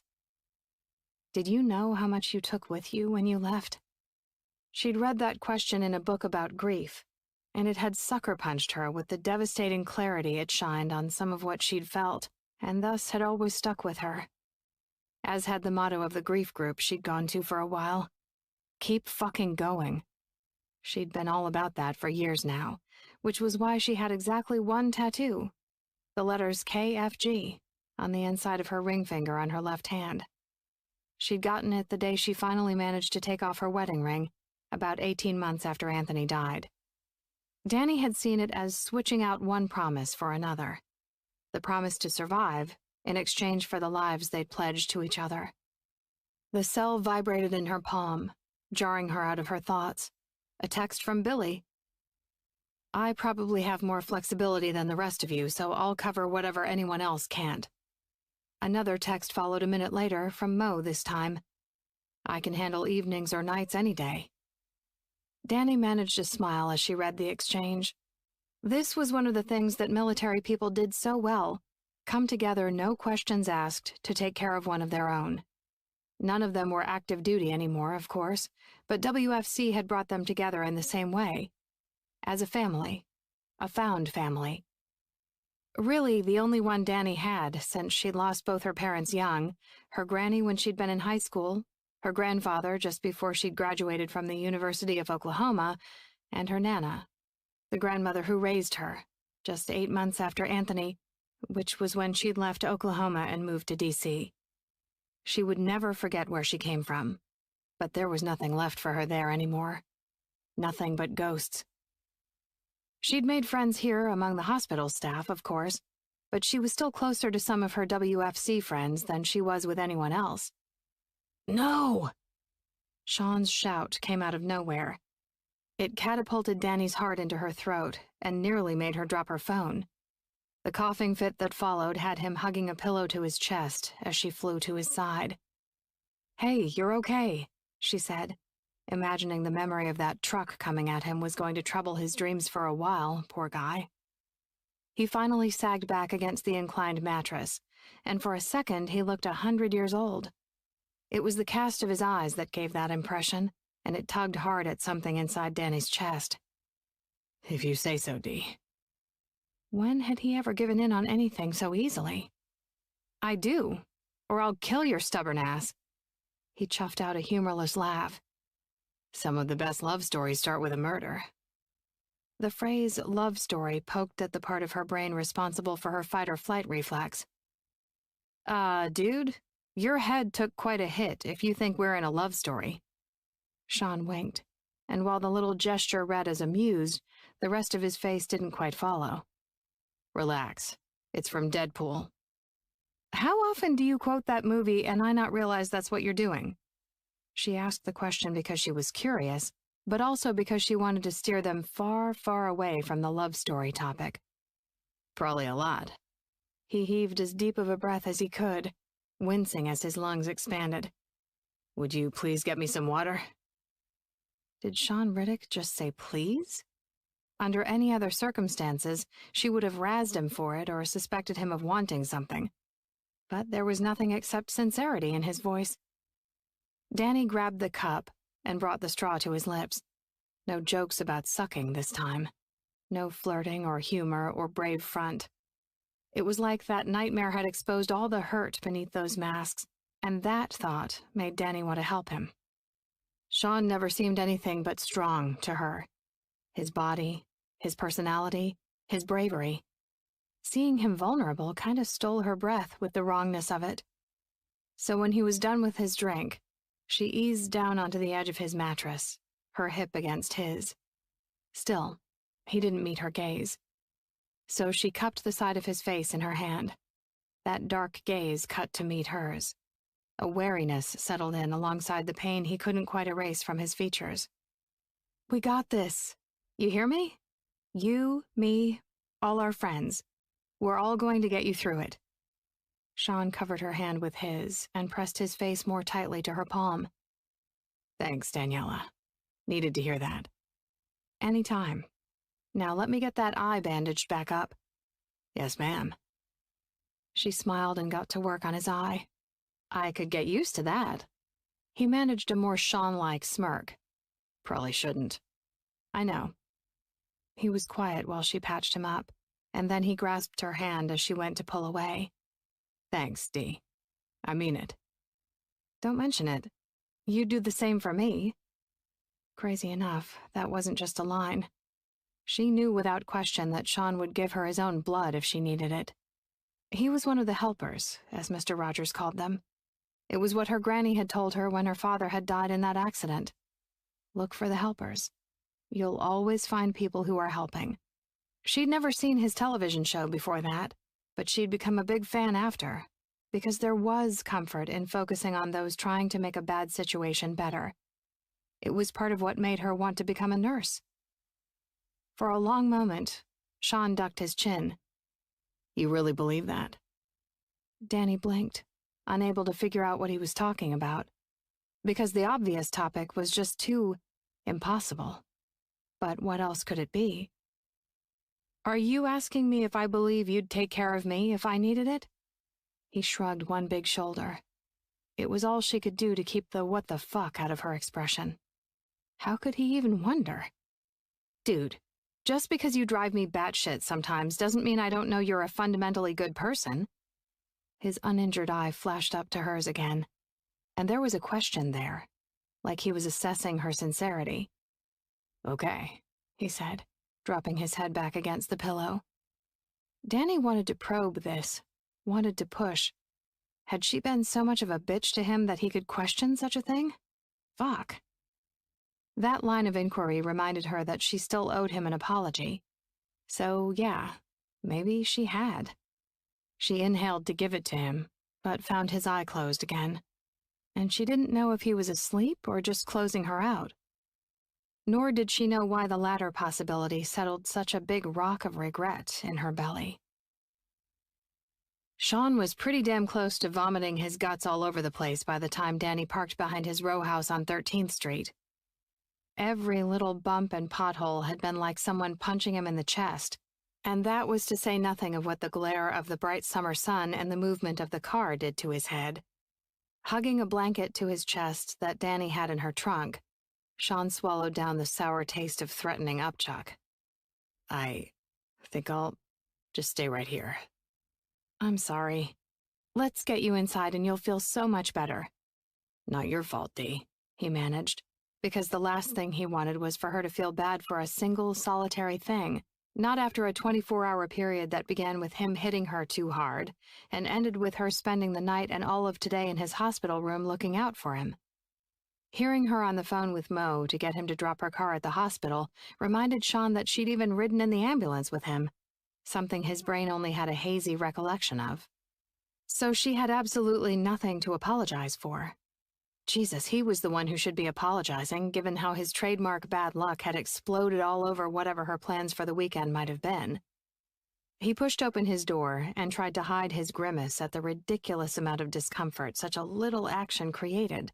For fuck's sake. Sit still and let me help you.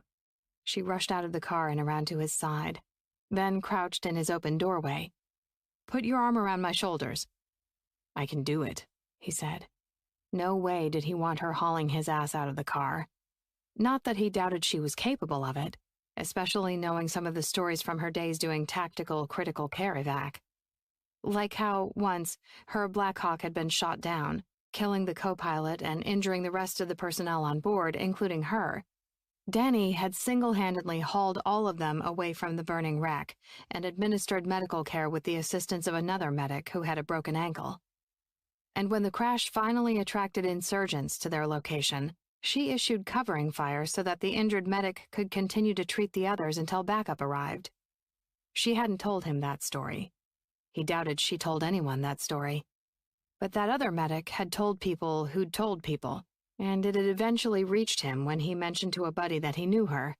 That was how much of a badass Daniela England was. Yeah, I'm sure you can do it, she said, arching a brow. But why risk further hurting yourself? You and I both know the longer you're out of work, the more stir-crazy you're going to go. He registered her take-charge expression as sexy as fuck, even though his body was in no damn position to act on such a thought. Not that she'd want him to, of course. They'd been there, done that, and even though it had been fucking awesome, he wasn't sure if she or he had backed off faster. It was entirely possible that Danny was the female version of him when it came to relationships.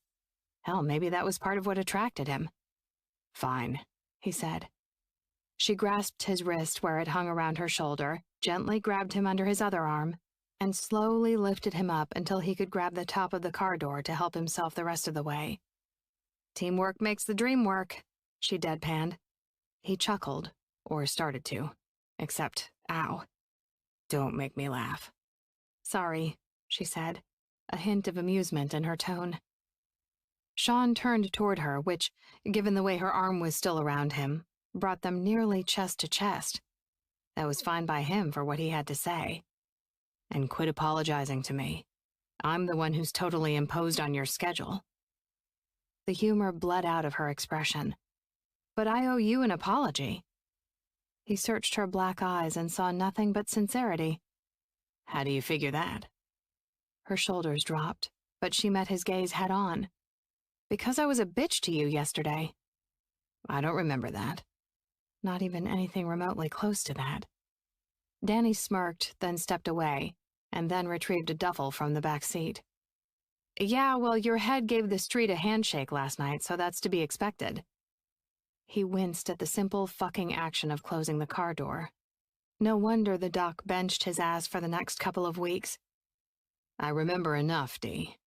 Tell me you're not talking about what happened at Fight Club. You should have let me close that. She locked the car and started up the sidewalk that ran through his narrow backyard. Nice deflection. The glare she threw him was vintage Daniela. I'm not deflecting, asshole. I'm trying to help you. Chuckling had him pressing his hand to his chest. Ow. Stop fucking making me laugh. And you are helping me, which is why there's absolutely nothing you need to apologize for. I was the one who caused all the bullshit yesterday at WFC anyway. Sean, no, dude, we're not relitigating this. Case closed. They reached the covered patio that led to his back door, and it took a stupid amount of effort to get his keys out of his jeans pocket. Dude, she sniggered under her breath. What? He asked, nailing her with a stare after finally retrieving the keyring. You called me dude. You're like the guyest guy ever. Fucking A. He opened the door. I'll take that as a compliment. After you. Danny stepped inside, into the mudroom surrounded on one side by a full bathroom and on the other by his laundry room. Beyond sat his family room, aka his man cave, a comfortable and cool as shit space that he'd given over to his love of superheroes and comic books. He hit the lights and waited for her to bust his balls. She dropped her bag on one of the overstuffed chairs, walked around the space, and scanned her gaze over the whole of it.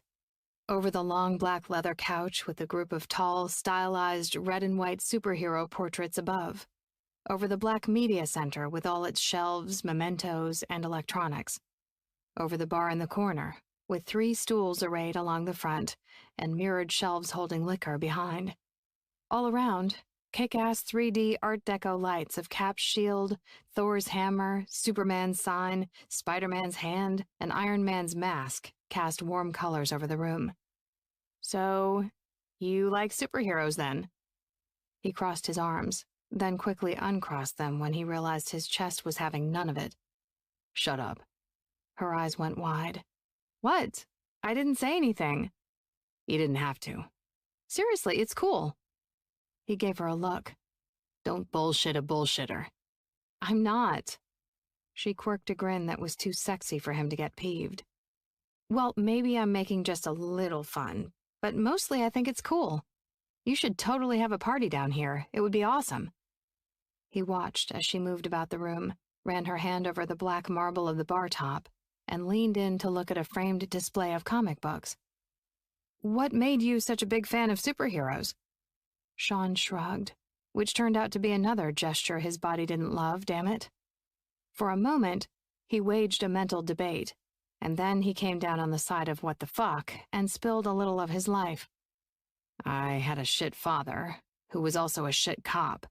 So the idea that there were people out there who were stronger and bigger and better, who were noble enough to do the right thing, even when it wasn't popular, and whose stories gave me an escape when my house was at its worst. He nodded. It made me a fan for life. Also, they're kick-ass. Daniela peered over at him then, and her gaze made him feel observed in a way that had him shifting on his feet. But then she nearly knocked him on his ass when she said, I wish I'd known more about superheroes as a kid then. Did that mean she'd had a shit childhood too? And how had they known each other for nearly 5 years and not known they had this in common? Maybe it was because you're always trying to push her buttons, dickhead. Well, yeah, probably. He could have played it off like their words didn't hang in the air between them, weighted and important. But fuck, he was drugged, hurting, and exhausted out of his gourd. Well, I could introduce you. She grinned. Introduce me how? In for a penny, in for a pound, even though he felt like an idiot. Movies, he said. You are a woman in serious need of a movie marathon. And you think you're the man to educate me? She arched a playful eyebrow. And fuck, she was cute.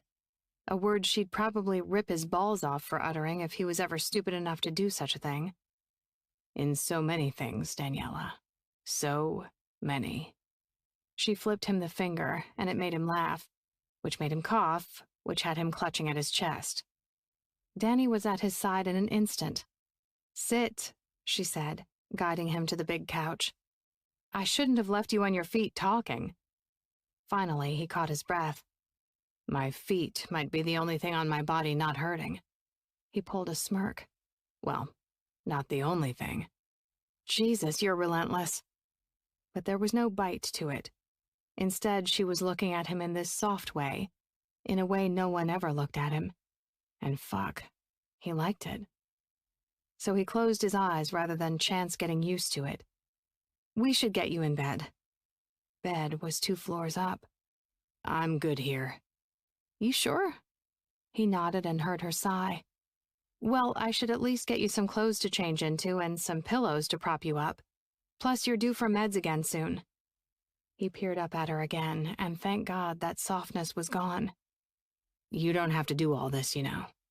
Her lips pressed into a tight line. "Shut up, Riddick. Now tell me where all your shit is so I can get you set up down here." "Give me your phone," he said. When she hesitated, he rolled his eyes at her. "I already got your digits, Dee. I just want to log you into my Wi-Fi." She handed her cell over, her expression so skeptical it made him chuff out a laugh. He made quick work of entering the password to log her on, and then he FaceTimed himself. "This way, I can give you the guided tour of where things are while my ass is planted down here," he said, answering her FaceTime on his phone. Her lips twisted. "That was pretty smart, actually." "Wait." He nailed her with a one-eyed stare. "Just wait. I've got a head injury, and I'm seriously embracing the miracles of modern chemistry right now, but I think, just maybe, that I heard you give me a compliment." Now she was the one rolling her eyes. She peered into her phone. "Sean?" He looked at her through his screen, too. "Yes, Danny."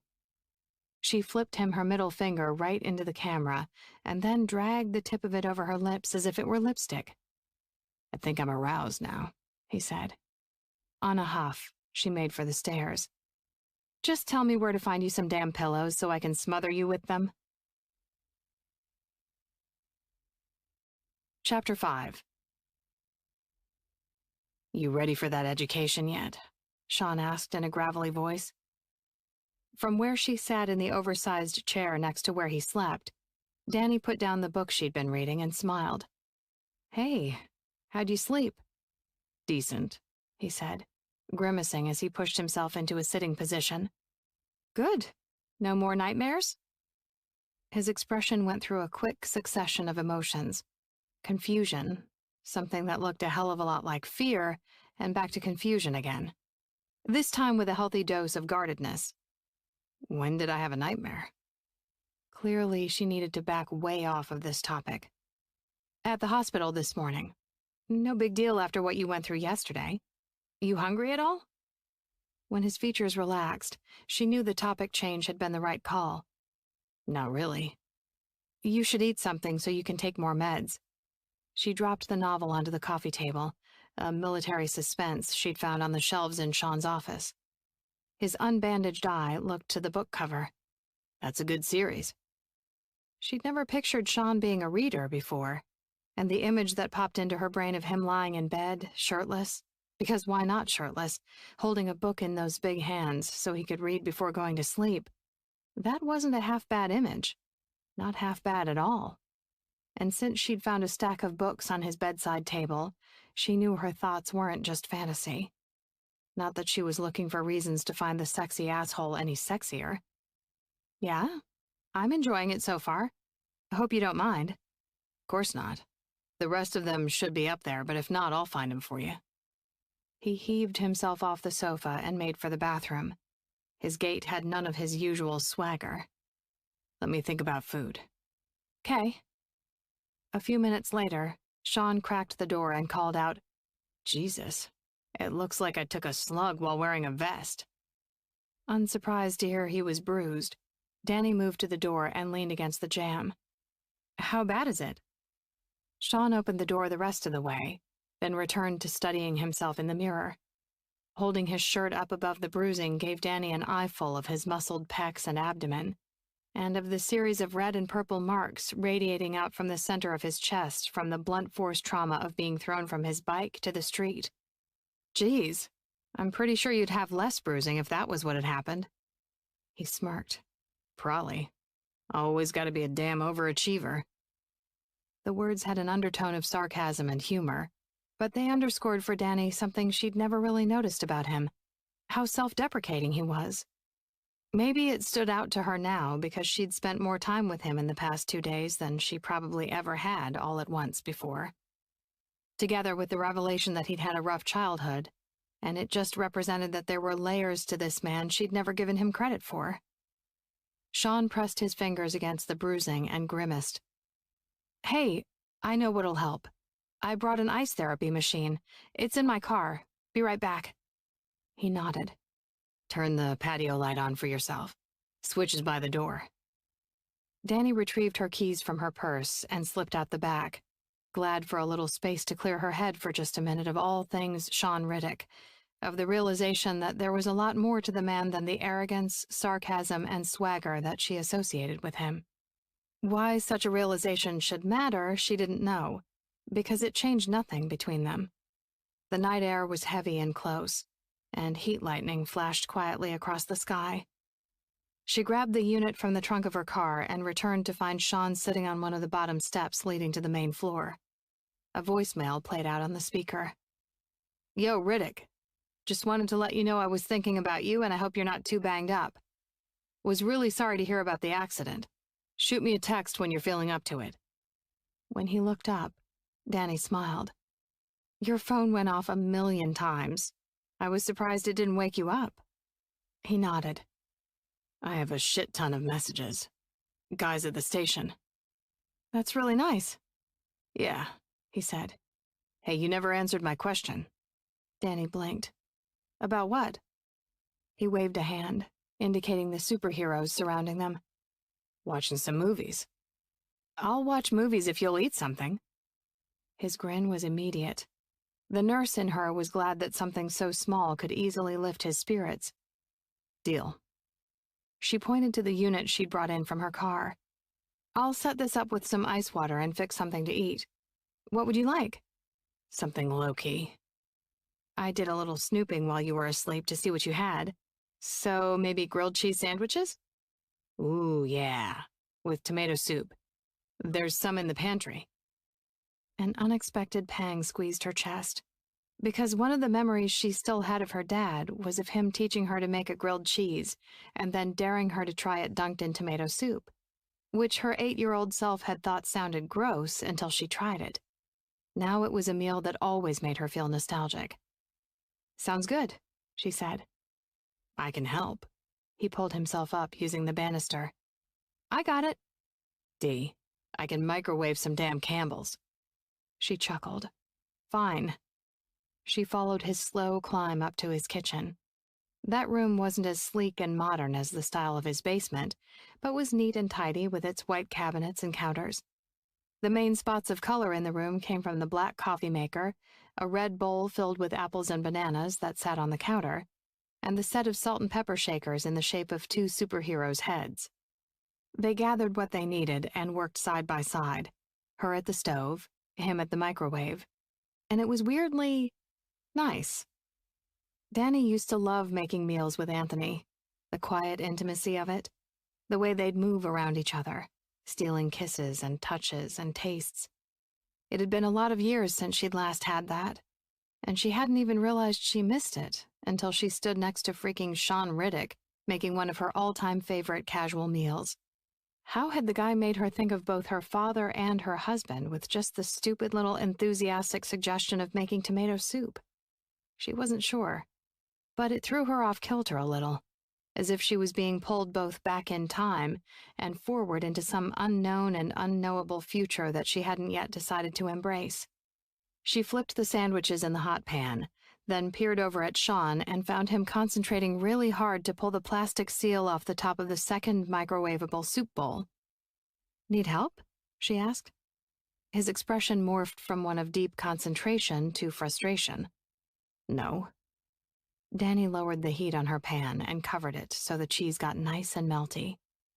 "You sure?" His frown deepened. "No. I'm gonna make this soup can my little bitch." A smile was just cracking on Danny's face when the plastic seal gave way so suddenly that the whole can went flying, sending soup arcing through the air and all over Sean. He froze with his hands out at his sides. "What the shit?" Pressing a hand over her mouth, Danny turned off her burner and stared at the carnage that was the entire area around Riddick. A little puff of amused air escaped her effort to hold back from laughing her ass off. He pointed at her with a hand dripping with tomato. "Don't say a word." With that, he turned toward her. Orange-red liquid covered his arm, his shirt, his jeans, one of his feet. There was even a splotch of it under his good eye. "Are you okay?" she whispered, because if she let herself do more than whisper, she was going to legit lose it. He arched a brow. He might have looked fierce if it hadn't been for, the freaking tomato soup explosion. "You mean besides looking like an extra in a slasher film?"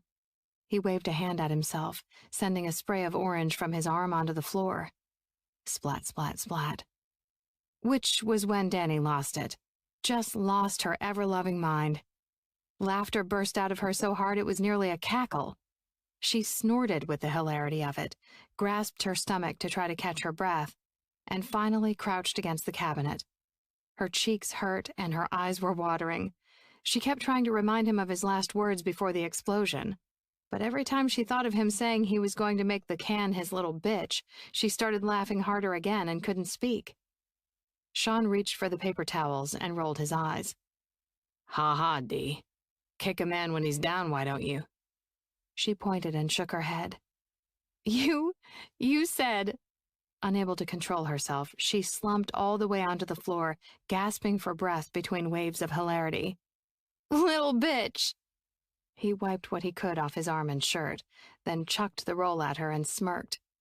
"While you're down there, make yourself useful." Finally sobering up a little, Danny used the first sheet to dry and fan her face. Reaching out, she wiped up the spray of droplets that had fallen from his arm, and then she crawled a little closer to where he stood to get the spill. Still chuckling, she wiped at the top of his bare foot. "Stand still," she managed. "Would this be a bad time to mention that this is a nice view?" he said, amusement finally working its way into his tone. She glared up at him, which suddenly made her aware that she was basically kneeling at his feet. "Only if you don't mind me punching your tomato soup-covered junk." The words made her chuckle again. With his uninjured eye, he winked. Freaking winked. Danny got to her feet and sighed out the last of her humor.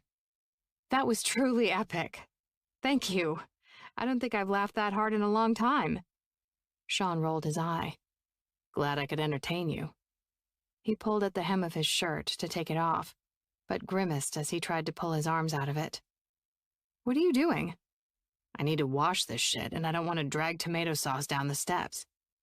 Then let me help," she said. When he gave in, she gently lifted the shirt over his head, which had her realizing for the 100th time how ripped he was and how tall he was. She'd always found marked differences in size between a man and a woman sexy, and since he had a good 7 inches on her, not to mention biceps and thighs like freaking tree limbs, Sean ticked every one of her boxes in that regard. She forced her gaze away from his bruised chest to see that she'd accidentally smeared the dot of soup on his cheek. "Wait." Grinning, she reached up and wiped it away. "All better." There was an intensity about the way he was looking at her that made her stomach take a little tumble she didn't want it to be taking, so she turned away, found the trash can under the kitchen sink, and dumped all the dirty paper towels there before turning on the faucet to wash her hands. She grabbed a clean towel to dry off and turned. "What the fuck are you doing, Riddick?" she asked, finding Sean with his pants around his knees. The only thing he wore was a pair of dark gray boxers that fit snugly enough that they seriously did not leave much to the imagination. Not that she needed to use her freaking imagination, because Halloween party hijinks of the sex-in-a-truck variety had ensued. Sean smirked. "Don't get your panties in a twist. Ain't nothing you haven't seen before." The pants hit the floor at his ankles, and he grimaced as he reached to pick them up. "I told ya. I gotta wash this shit." He was a little pale by the time he'd finished his impromptu striptease, and the pants did in fact leave a new smear of soup on the floor that he might have trailed down the steps. So Danny bit back the urge to give him a hard time. "Just leave the stuff there. I'll throw it in the washer for you. He sagged against the counter. Okay. That he gave in so quickly told her everything she needed to know. Stay right there. I'm going to grab you another set of clothes from your room, then we'll get you settled on the couch again and I'll bring down the food. Upstairs, she beelined for his bedroom at the back of the house. A king-sized bed with a hunter green comforter dominated the room, which suddenly smelled of Sean, all woodsy, smoky spice, like the way your clothes smelled after sitting around a campfire. It felt strange being alone in his space like this when, before today, she'd never been to the man's house even once. Everything about the place was tasteful and understated, even if a little impersonal. Well, except for the basement. She wasn't sure what she'd expected, but a part of her wouldn't have been surprised for his house to have resembled a frat, complete with foosball, sticky floors, and pin-up calendars, which made her realize yet again how wrongly she'd judged the guy. That realization crawled around uncomfortably inside her head. All at once, she was barraged with a quick succession of memories.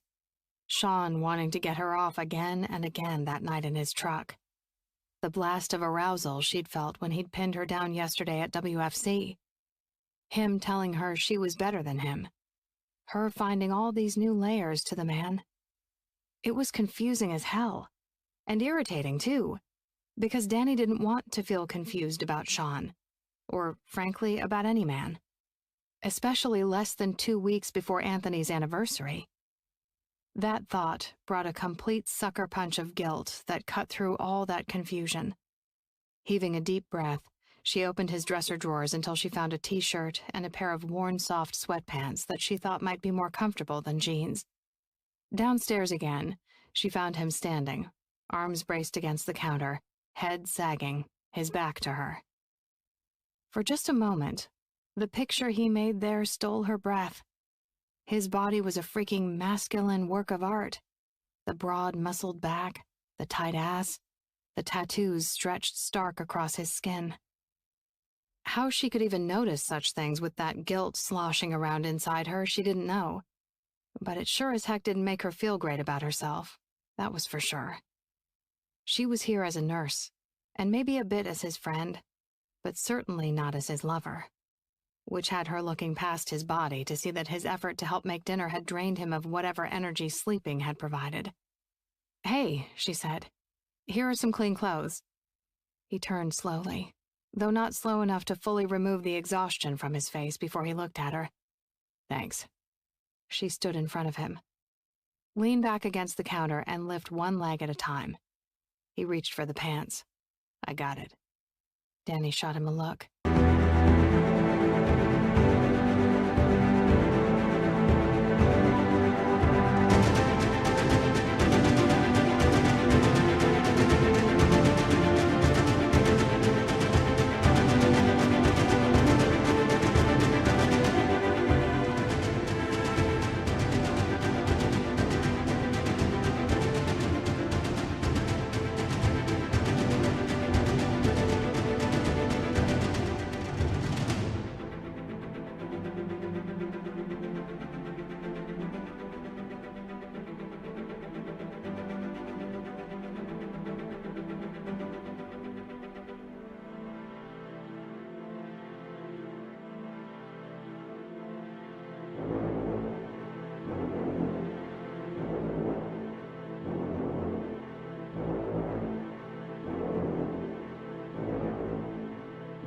No one else I can be. "All right, well, take all of that." She waved a hand in his general direction. "And go sit your ass down. Dinner's about to be served, and then you owe me some movies." Sean gave a single nod and turned toward the stairs, which was the first time Danny saw the writing on the back of his shirt. Engine Company 11, Truck Company 6, finding 'em hot, leaving 'em wet. "Even your freaking shirts are relentless," she called. He stopped, looked down at himself, and then peered over his shoulder, a spark of Sean's normal arrogance and challenge in those dark eyes. "Truth in advertising, Dee. That's all it is. Not that I need to tell you." Danny gawped, then glared, then shook her head. I don't have any damn idea what you're talking about, Riddick. Even though, hell yeah, she remembered exactly what he'd wrung out of her body, and how many times. He sniggered. Play it that way if you want to, he called as he started down the steps again. But we both know that ain't true. Damn him. He was right. But no good would come of admitting it, not when she intended for it to never happen again. An hour later, they were on the couch together, dinner dishes discarded on the coffee table, the ice machine strapped to his chest, and laughing their asses off. Well, she sure was. He was more trying to laugh on the inside so that his chest would stop screaming at him, for fuck's sake. At least this time, Sean wasn't the butt of the joke. Danny was fucking loving Deadpool, and that fact delighted Sean to no end. She'd already been grinning as the credits rolled at the top of the movie, which he appreciated because they were fucking funny. And then she'd chuckled at the first fourth wall break right at the beginning, where Deadpool talks to the audience about fondling Wolverine's balls. And then she'd sat wide-eyed at the over-the-top nature of the first action sequence, grinned at the "some of the best love stories start with a murder" line, which she remembered him saying at the hospital, and finally erupted in full-out belly laughter when Wade bit Vanessa with his plastic vampire teeth while giving her oral sex. All of which made Sean glad he'd given in to her demand to watch Deadpool first, even though he tried to explain the whole Order of the Marvel Universe thing. She just hadn't cared that Deadpool was nowhere near the beginning, and it didn't matter to him just then either, because she was digging something he loved, and Sean couldn't get enough of it. "Stop watching my reactions," she'd finally said after the montage of sex scenes ended. "I'm not watching you," he lied, because he was definitely watching her reactions, and liking them, and liking looking at her in this unhurried way that he never had with her any other time. Damn, she was fucking beautiful. The long, glossy, dark hair, the almost regal shape of her face, with its high cheekbones, wide eyes, and bow-shaped mouth. Her easy smile and laughter. Her being gorgeous was not a newsflash, of course, because Sean had clocked that from the first second he'd seen her at Warrior Fight Club almost 5 years ago. But admiring that beauty as she sat in his house, on his couch, watching Deadpool with him and loving it, that was something way the hell else. He liked it a stupid lot. As if that mattered. He knew it didn't. He was well aware that Daniela England was sitting in his house and on his couch while laughing at his movie only because his ass needed caring for in the wake of getting up close and personal with a box truck. She was here out of a sense of duty, out of being the kind of person who did right by other people. Not for any other reason. And certainly not because she cared what he thought about her. Words were tumbling out of his mouth before he'd made the conscious decision to spill them. "You don't have to stay, you know." Danny's gaze whipped toward him, her brows cranked down. "What the fuck, Riddick? I'm watching Deadpool here. You can't be all 'you're a woman in serious need of a movie marathon' and then kick me out halfway through the first flick." With a little chuckle, he held up his hands. "Wasn't trying to kick you out, Dee. Stay as long as you like. Just didn't want you to feel, I don't know, stuck here. I got it from here. First of all, Mr. Campbell's Soup Man, you're only like 30 hours out of getting your butt run over. Second, I don't feel stuck here. I'm happy to help. Now can we get back to seeing if Wade is going to catch Francis and rescue Vanessa or what?" He smiled despite the soup-related dig. "My Deadpool is your Deadpool." They watched the rest of the movie in silence. Well, not talking. Danny's amusement kept it from being anything but silent, not that Sean was complaining. And then, finally, Vanessa and Wade were together again, facing each other, as Vanessa saw how much Wade's appearance had changed for the first time. Danny wore a perma-grin as the scene unfolded. And then Vanessa said a line that was easily one of the best movie lines of all time. After a brief adjustment period, and a bunch of drinks, it's a face I'd be happy to sit on. Laughter erupted out of Danny, and she sat rapt through the end of the movie until the credits finally rolled. "Oh my God, Sean, that was epic." She turned toward him, smiling and recounting some of her favorite lines, enthusiastic as all hell. A little bit blown away, he nodded and joked in all the right places. It was just that Danny was always such a badass ball-buster that he wasn't sure he'd ever seen this funny, laid-back side of her, the one open to his kind of stupid humor. Was it possible that, with all his sarcasm and snark, he'd never given her the chance to show him that side of herself? And then Danny suggested they watch Deadpool 2. Even though it was after 10, he was wasted, and his eye was aching like a motherfucker. Sean was happy to oblige. Because Danny wasn't interested in this out of obligation, or to humor him. She was truly into this. Which had one of Sean's favorite lines going through his head. Your crazy matches my crazy. Big time. Not that he was sharing that with her. Because he didn't even know the point of thinking it himself.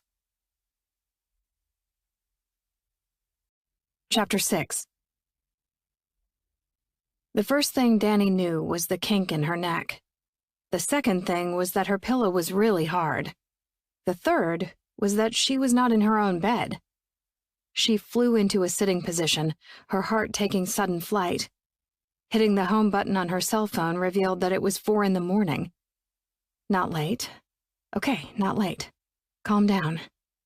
Heaving a deep breath, she shook off the haze of sleep and peered to her left, to Sean, who was sound asleep despite her freakout. He was mostly sitting upright, pillows piled high against his far side to offer support.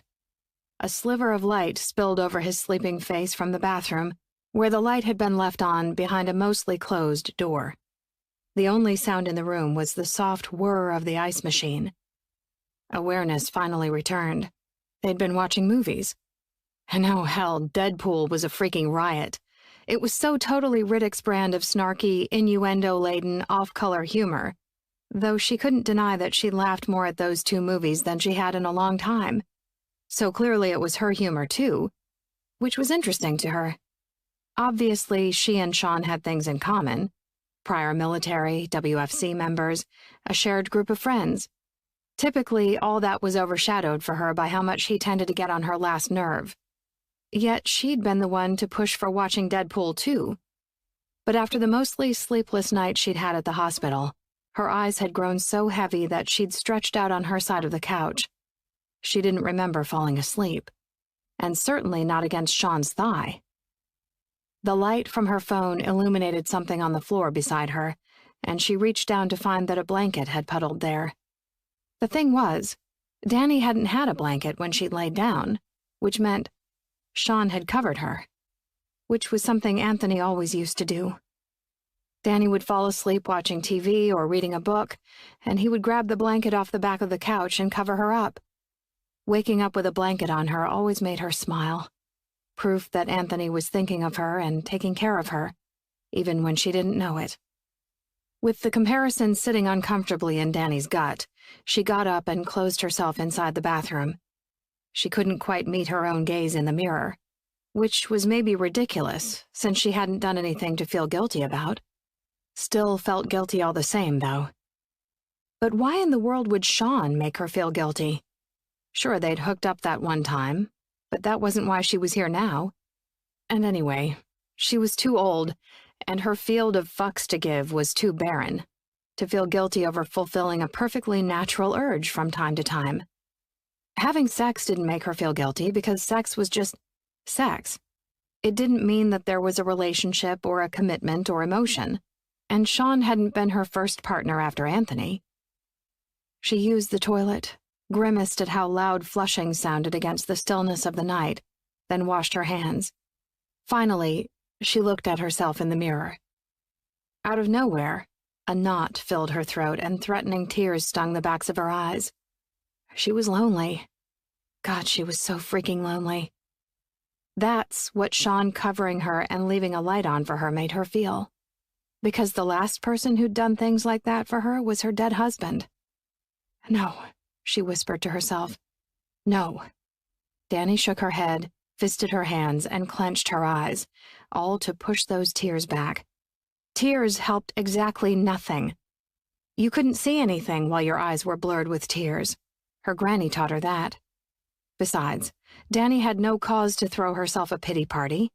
She had a good life, friends, a fantastic job, a nice apartment, and money in the bank. She wasn't looking for a relationship, She wasn't particularly interested in having kids.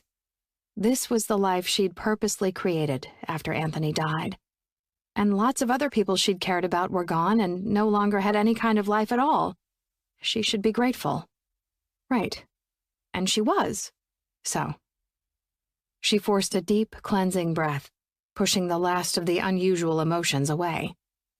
Glancing at her phone told her it was now almost 4:30. She had to be at the hospital at 7, and debated just going in early. The likelihood of falling back to sleep at this rate seemed slim. But it also felt weird to sneak out on Sean in the middle of the night as if she were doing some kind of walk of shame. Whatever she decided, she was itching for a shower and a fresh set of clothes she hadn't been wearing for going on 36 hours. She'd brought a set of scrubs to sleep in, but had fallen asleep before changing. At least that left her clean clothes for work. Which settled it. She was getting a shower. And if Sean didn't wake up on his own by 6, she'd leave him a note and remind him that Billy would be over sometime in the morning. It was a plan that just required retrieving her duffel bag from the family room. She turned off the bathroom light so opening the door wouldn't shine light over the basement, and then tiptoed out into the hallway. Her bag should be right over. "You okay, Dee?" Sean's voice was a low rumble in the dark. "Yeah, shit. I'm sorry. I was trying not to wake you up." "You didn't. A hazard of sleeping a lot of nights at the firehouse is always having one ear tuned to what's happening around you whether you're asleep or not." "You need anything?" she asked, finding her bag where she'd left it, next to one of the chairs. He didn't respond long enough that she thought he hadn't heard her, but then he finally murmured, "No, I'm good." Something in his tone didn't sound good. "Sure?" "Yeah." "Why don't I get you some meds? It's been at least 6 hours." "Nah, it's bearable." She moved closer, as if proximity would make deciphering him easier. "You don't need to tough this out, especially not so soon. If you're feeling pain, you should take the meds. The more you can stay ahead of the pain, the better it'll be." "Watch your eyes." It was the only warning he gave before he turned on the lamp beside him. Danny blinked against the brightness, but her eyes adjusted quickly after being in the bathroom. "Hey," she said. "Hey." He peered up at her with an expression that was way softer or more open, maybe, than anything she'd ever seen him wear before. And she didn't know how to read it. "Will you help me get this off?" He tugged at the rectangular pad velcroed around his chest, through which the ice water flowed. "Yeah. Did it help?" she asked as she began removing the straps that held the plastic pad in place. He turned a little so she could better reach his back. "I think it did. But I guess I'll take some more meds, too. Don't really like needing them." "I get it. But it's only been 2 days. Use the ice machine as much as you want, though. Just don't try to carry it yourself. I've got a whole lineup of help coming this week, starting with Billy sometime this morning. There." She moved the pad, straps, and cooler unit aside. "Thanks for doing all this, Dee." "You're welcome." How unusual was it for the two of them to have an exchange marked by sincerity instead of sarcasm? It was weird. Very adult of them, but weird. "I'll get your meds, and then I'm going to hop in the shower if that's okay. I have to be at the hospital by 7, so I'm just going to head in early." "My shower is your shower." She smiled, remembering him saying the same thing about Deadpool last night. "Thanks. I'll check in with you to see how you're doing, okay? My next day off is Thursday, so I'll be back then." Sean peered up at her and shook his head. "You don't have to do that." "What, are you kidding? I know I don't have to, but you promised me an education, and I want more Marvel." She wasn't just saying that either. The idea of coming back, surprisingly, wasn't something she felt obligated to do. In fact, she hadn't felt obligated to do any of this. Really, it had never been a question to her. She'd just done it. The ambulance, the night at the hospital, spending yesterday with him. His grin was immediate. "Yeah? All right then. It's a plan." An hour later, Danny was on her way to University Hospital, a long shift in front of her. but something about her conversation with Sean had chased all those messy middle-of-the-night emotions far, far away, leaving her simply feeling ready to tackle her day. The knock at the back door came a little before 11. Sean turned off the TV from the whole lot of nothing he'd been watching, heaved his ass off the couch, and found Billy waiting, plastic container in hand. "There's the man," Billy said. "How the hell are ya?" "Hey, B, come on in." The button-down shirt tucked into a pair of black dress pants clearly meant Billy had taken time out of his workday to stop by. The guy held out the container. "From Shayna, who's upset she couldn't get away from work today. She promises to come see you soon. And she made you these." "Shit, she didn't have to do anything," Sean said, even more touched after he removed the lid to find homemade snickerdoodles, his favorite cookie. "But I'm fucking glad she did. Breakfast." He took a bite of one, and soft, chewy, cinnamony goodness exploded on his tongue. "Right? That's what I said when she questioned the 3 I ate this morning." Sean gestured to the couch. "Never question snickerdoodles. That's all I'm saying." As they sat, he tried like hell to keep from showing that the should-have-been-nothing movement took effort. Anything that used his abs or pecs was a no-go. "How are you feeling, seriously?" Billy asked, snagging a cookie for himself. Sean pushed the bowl in between them, apparently having failed at acting like everything was normal if Billy's question was any guide. "I'm fucking fine. Shitty, but fine." Billy nodded. "As someone who's dealt with pain, I'm telling you that you just need to give in to healing. You can't will it away. You can't ignore it away, and doing things you shouldn't do will just make it hurt longer." Sean glanced at the mottled skin just barely visible on the side of Billy's neck, burn scars from an ambush on his Army Ranger unit that had led to B's medical discharge and months of recovery. If anybody had the creds to give that advice, it was Billy Parrish. "I hear ya. Problem is, I'm gonna go stir-crazy." "I get it," Billy said. "Pretend you're on vacation and watch some movies or binge some Netflix." "I haven't taken a single vacation since the Navy," Sean said, even as the mention of movies made his thoughts stray to Danny.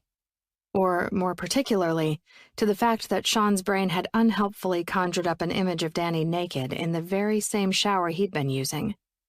He'd gotten so hard he'd given in to jacking himself. Because he was apparently a horny bastard even while in pain. But at least that part of him still worked. "Then you're overdue." Billy grabbed 2 more cookies. "Or maybe get a hobby." Sean arched a brow at the suggestion and the cookies. "How many of these do you have at your own house, asshole?" Smirking, Billy shrugged. "A lot. Chocolate chip, too. Shayna's awesome like that." "That's a fact. So fucking pace yourself on my stash." Sean took another and just barely resisted hugging the bowl to his chest and calling it his precious. Yeah, he was a Lord of the Rings fan too. Fucking sue him. Chuckling, Billy asked, "So, since you're still alive, I take it you and Danny didn't kill each other?" "No, man, it was cool," Sean said nonchalantly. His friend's brows lifted. "Really? I mean, that's great. Just, 2 days ago you were yelling at each other at WFC." "We didn't yell," he said, feeling inexplicably defensive. Of what had happened that day, which he still felt bad about. And of Danny. "Okay, you were talking vigorously." Sean shrugged, then grimaced as pain followed the gesture. "Whatever. It was good. She was a huge help, and we watched Deadpool. And speaking of help, she brought me this ice therapy machine. Would you mind filling it with fresh ice and water? I'd rather use the ice than keep taking the pain pills." He asked because he needed help with that. But he'd also asked to change the subject from Danny. He felt oddly private about the unusually easygoing time he and Dee had spent together, and didn't really want to share it or have people speculating about it. "Yeah, of course." They made their way up to the kitchen, Billy a lot faster than Sean. "You have time for some lunch?" Sean asked when he'd finally lumbered to the top of the steps. "Yeah, I'm free until about 12:30. Then I have a few security clearance interviews to do." As a private investigator, Billy's cases ranged from clearance to fraud to infidelity investigations. He'd even handled a few missing persons cases. I can order a pizza from the place down the street, or I got cold cuts.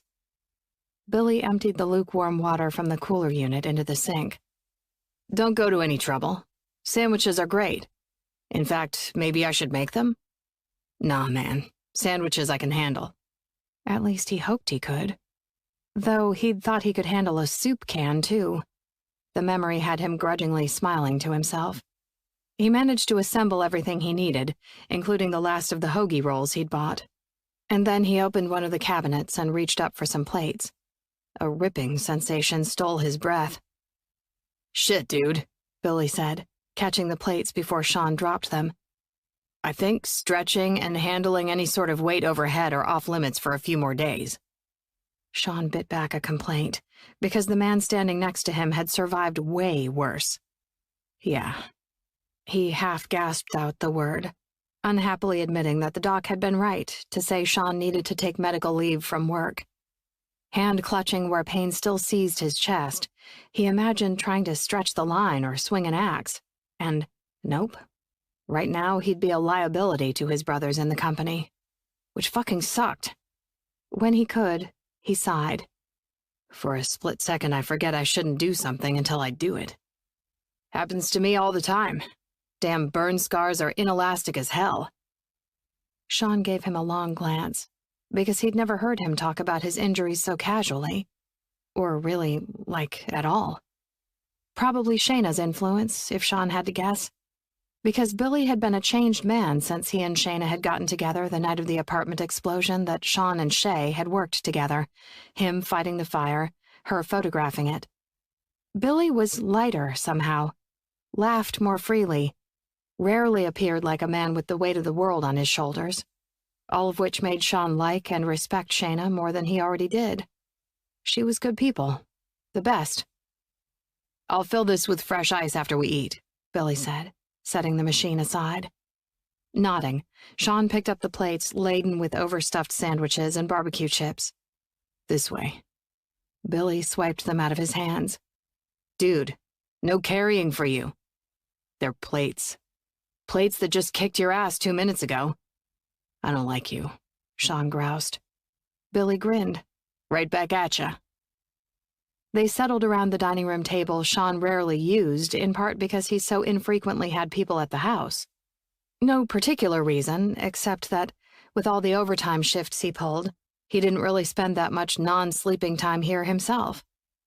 Over ham and cheese sandwiches, they talked about Billy's cases, Sean's call with the station chief that morning to figure out what he needed to do to take leave, and how the chief was sorry for what had happened, but thought Sean deserved the time off after the hours he always put in. Finally, they landed on Warrior Fight Club. One more thing Sean was already regretting missing. WFC was part of what kept him level and helped him blow off steam. No work and no Fight Club? That was going to be a killer combination that left him with too much free time and free headspace on his hands. It's gonna suck missing it, Sean said. But I guess this is one more way I'm benched for a few weeks. I can't go to WFC this week either. Hoping to make dinner, though, Billy said around a bite of chips. Working? Actually, no. I'm going to a Nats game with my little. When Sean frowned, Billy continued. You know, big brothers, big sisters. I signed up to be a big and got matched about a month ago. My little's name is Dante. He's 12. That's pretty damn cool. Is this because of those features Shayna worked on? She and another reporter had published a fantastic series of stories on different aspects of the program last fall and winter. Yeah, Billy said. She learned that big brothers are in especially high demand. They're always looking for men to be mentors, and there's always a wait list of boys waiting to be matched. He looked down and shrugged. I guess I was wanting to be a part of something, I don't know, bigger than just my job. The sentiment hit Sean in his already hurting chest. He got that feeling even though he didn't know what to do with it. Wow. So what do you and Dante do together? Sean asked. We mostly just hang out. The baseball game is a special sponsored event for bigs and littles. Usually we play games at my house or take my neighbor's dog for a walk or go have a meal. I try to take my cues from him, you know? That's really awesome of you, B. He shrugged. Honestly, I dig spending time with him, so it's not just for him. Billy eyeballed Sean for a long minute. You know, you should check it out. You could take your little to meet the guys at the firehouse and show him the ropes there. Man, kids would dig that. They often had school groups visit the firehouse during the day, so Sean knew firsthand how much kids enjoyed seeing the trucks and hearing the sirens and call tones, not to mention visiting the station cat, Winston, who'd just sort of arrived one day and stayed, like he'd adopted them instead of the other way around. Yeah? Huh. I never thought of something like that, Sean said, wondering if he'd be any good at it. What did he know about spending time with kids? I hadn't either, Billy said, wiping his mouth and checking the time on his phone. Shit, I gotta go in about 15. Feeling a little more fortified by the food, Sean dropped his napkin on his plate. Thanks for coming by. Really. You know, my schedule has some flexibility, so if you need me, hit me up. Billy carried their dishes to the sink and insisted on loading them into the dishwasher and wiping down the counter, despite Sean's assurances that he could take care of it later. Then the guy filled the ice unit and asked, "Now, how do you use this thing?" A few minutes later, Sean was sitting on the couch downstairs and strapped back into the machine, courtesy of Billy and a whole lot of trying not to laugh as he struggled with the stickiness of the Velcro straps. They said their goodbyes, and B saw his way out. And then Sean was back to flipping channels on the idiot box. Not that anything held his interest, so for a while he shot off messages to the guys at the station who'd texted or left voicemails. He hated the reason for all the attention, but he couldn't deny that it felt good to be thought of by so many people. The firehouse and his friends at WFC were like family, especially since he had none of his own, or at least none who cared. When he'd sent the last of his replies, he stared at the old movie that he hadn't really been watching. His attention strayed to the wall-mounted Art Deco lights of Captain America and Thor that hung on either side of the television. Sean's gaze tracked next to his comic book collection, and the collectible figures arrayed on a shelf. A kid would like this place. Man, if he'd had a friend with a setup like this when he'd been 12, he would have offered to sell body parts to move in forever and never have to go home again. Huh. On a grimace, he reached for his laptop on the coffee table, booted it up, opened a search window. Just out of curiosity, he typed in, "What does it take to become a big brother?" Even though, as a workaholic in a high-risk job who carried some serious baggage he mostly tried to ignore, he was pretty sure he didn't qualify to be anybody's role model. Still, he started reading. What else did he have to do? Chapter 7. It was entirely possible that Sean was putting too much time and attention into preparing for Danny's Avengers education. He placed an online grocery order to restock his pantry, rush-ordered his favorite caramel and cheese popcorns, and in between a steady stream of get-well and funny meme texts from the guys at the station and his friends at WFC, Sean had begun strategizing over the best viewing order. There were multiple ways to approach this. In order of movie release was the most obvious, of course, which put Iron Man first. But that movie actually came chronologically later in the universe, which argued for Captain America, which largely took place in the 1940s, and a newer movie, Captain Marvel, which mostly occurred in the 1990s, to be 1 and 2. Then Iron Man would fit in after that. Sean nodded to himself as he plugged this information into a spreadsheet until, finally, he'd determined the perfect thematic viewing order for all 20-plus existing movies in the universe. Not that they were watching them all on Thursday, of course, but maybe they'd get through the first couple anyway. Which had Sean picking up his cell and firing off a text Danny's way. "What time are you coming tomorrow?" He deleted that and started again. "You still coming by tomorrow?" Better. He didn't want to assume. He hit send.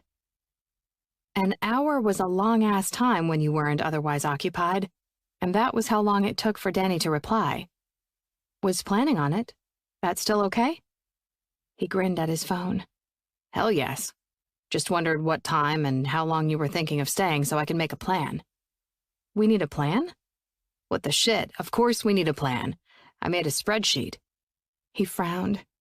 Maybe he should have kept the spreadsheet to himself, because Danny likely had no idea there were so many movies to watch, and he couldn't imagine her being game for his level of fanaticism. ... Those 3 dots were her only reply. Sean chuckled as his thumbs flew. Just trust me. Famous last words. That had him laughing out loud, which had him grasping his chest. Leave it to Daniela England to bust his balls via text. His cell dinged another incoming message.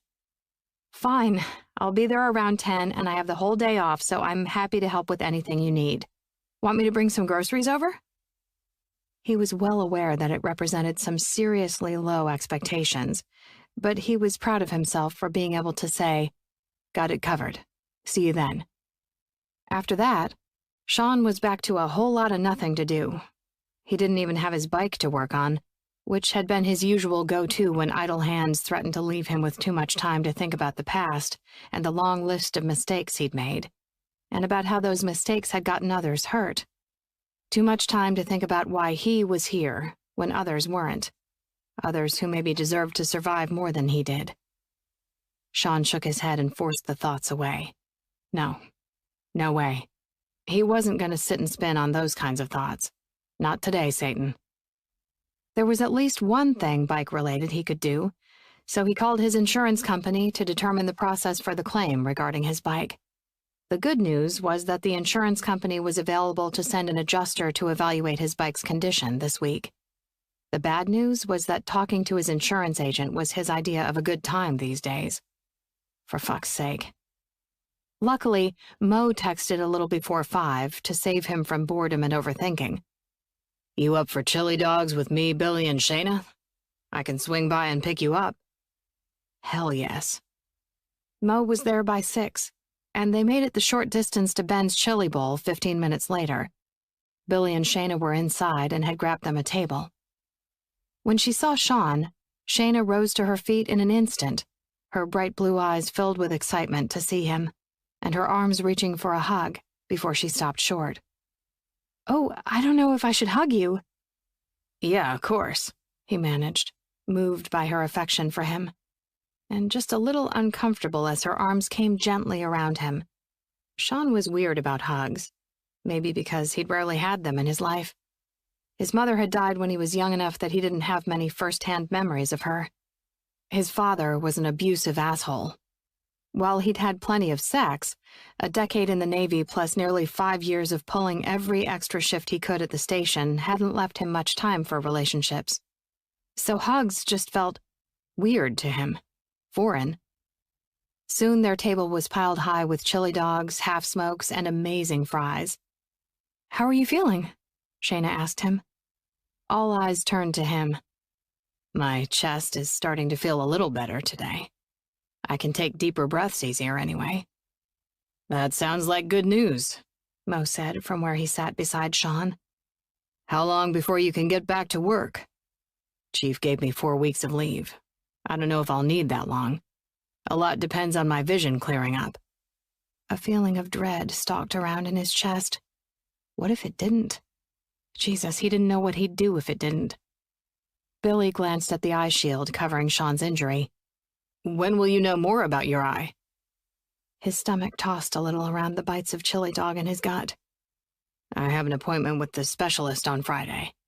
They told me not to take the shield off before then, but it's been fucking tempting." It was true. He'd been itching to see if his vision was any clearer than it had been the day he'd been discharged.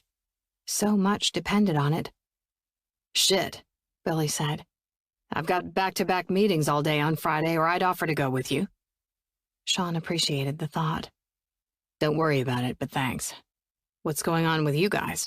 he asked, hoping to shift the attention off him and his damn injuries. "Actually, that was part of why I was hoping we could all get together tonight," Mo said in his deep voice. "Because I have news." "Oh yeah? What's up, man?" Sean asked. I've decided I'm tired of jumping from contract gig to contract gig. A year here, 6 months there, always being in job hunting mode, never really putting down roots or feeling like I'm part of something meaningful. Mo shook his head. Since he'd retired from the Army Rangers almost 8 years before, he'd been working variously for the feds or defense contractors. But this past stretch of months, he'd been seeming less satisfied with it. Billy dunked his fries in ketchup. We've talked about it many times. You know I feel you on all of that. Mo nodded. I'm gonna open my own security services company. Personal security for individuals, executives, celebrities, and diplomats. Secure transportation, security consulting, and private investigation. We'll expand services as we bring on personnel. Guys coming out of the spec ops communities often face challenges in finding jobs that match their skill sets, so I'm prioritizing hiring veterans. He laid a portfolio on the table, and his gaze swung to Billy. And I'm putting together a small group of partners to help me get this thing off the ground. Billy's dark-eyed gaze lifted from the folder to Mo's face. His brows went way up. Partners.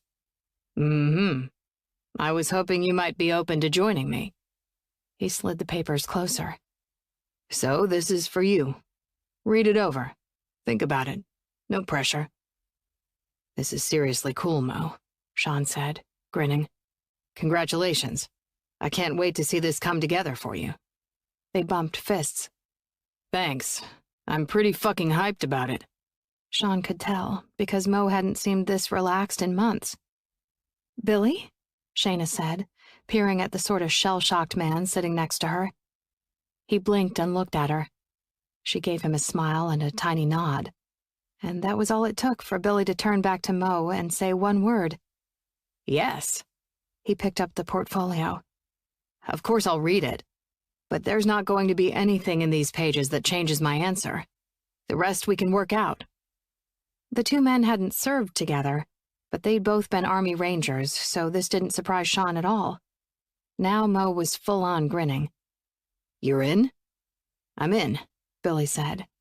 They shook hands across the table, and then everyone was laughing and smiling. Damn. I'm glad to be able to say I was there from the start, Sean said, truly happy for his friends. And if you ever need a smoke-breathing hose-dragger, I might consider hiring myself out, for the right price. He winked. Mo chuckled. I'm sure we'll have plenty of fires to put out, Riddick, but hopefully none of them will be of the actual flame variety. We do, though, and you're our man. Boom, done, Sean said, hoping he would, in fact, get to return to his job. Unlike Mo, he already had his dream job, so long as his injury didn't prevent him from meeting the vision requirements. And, son of a bitch, that was entirely out of his hands. But there was nothing he could do about that but wait. So, fine.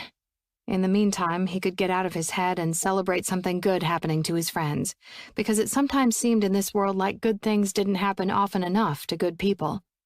And he'd look forward to his movie marathon with Danny. Yeah, he was looking forward to that a stupid lot.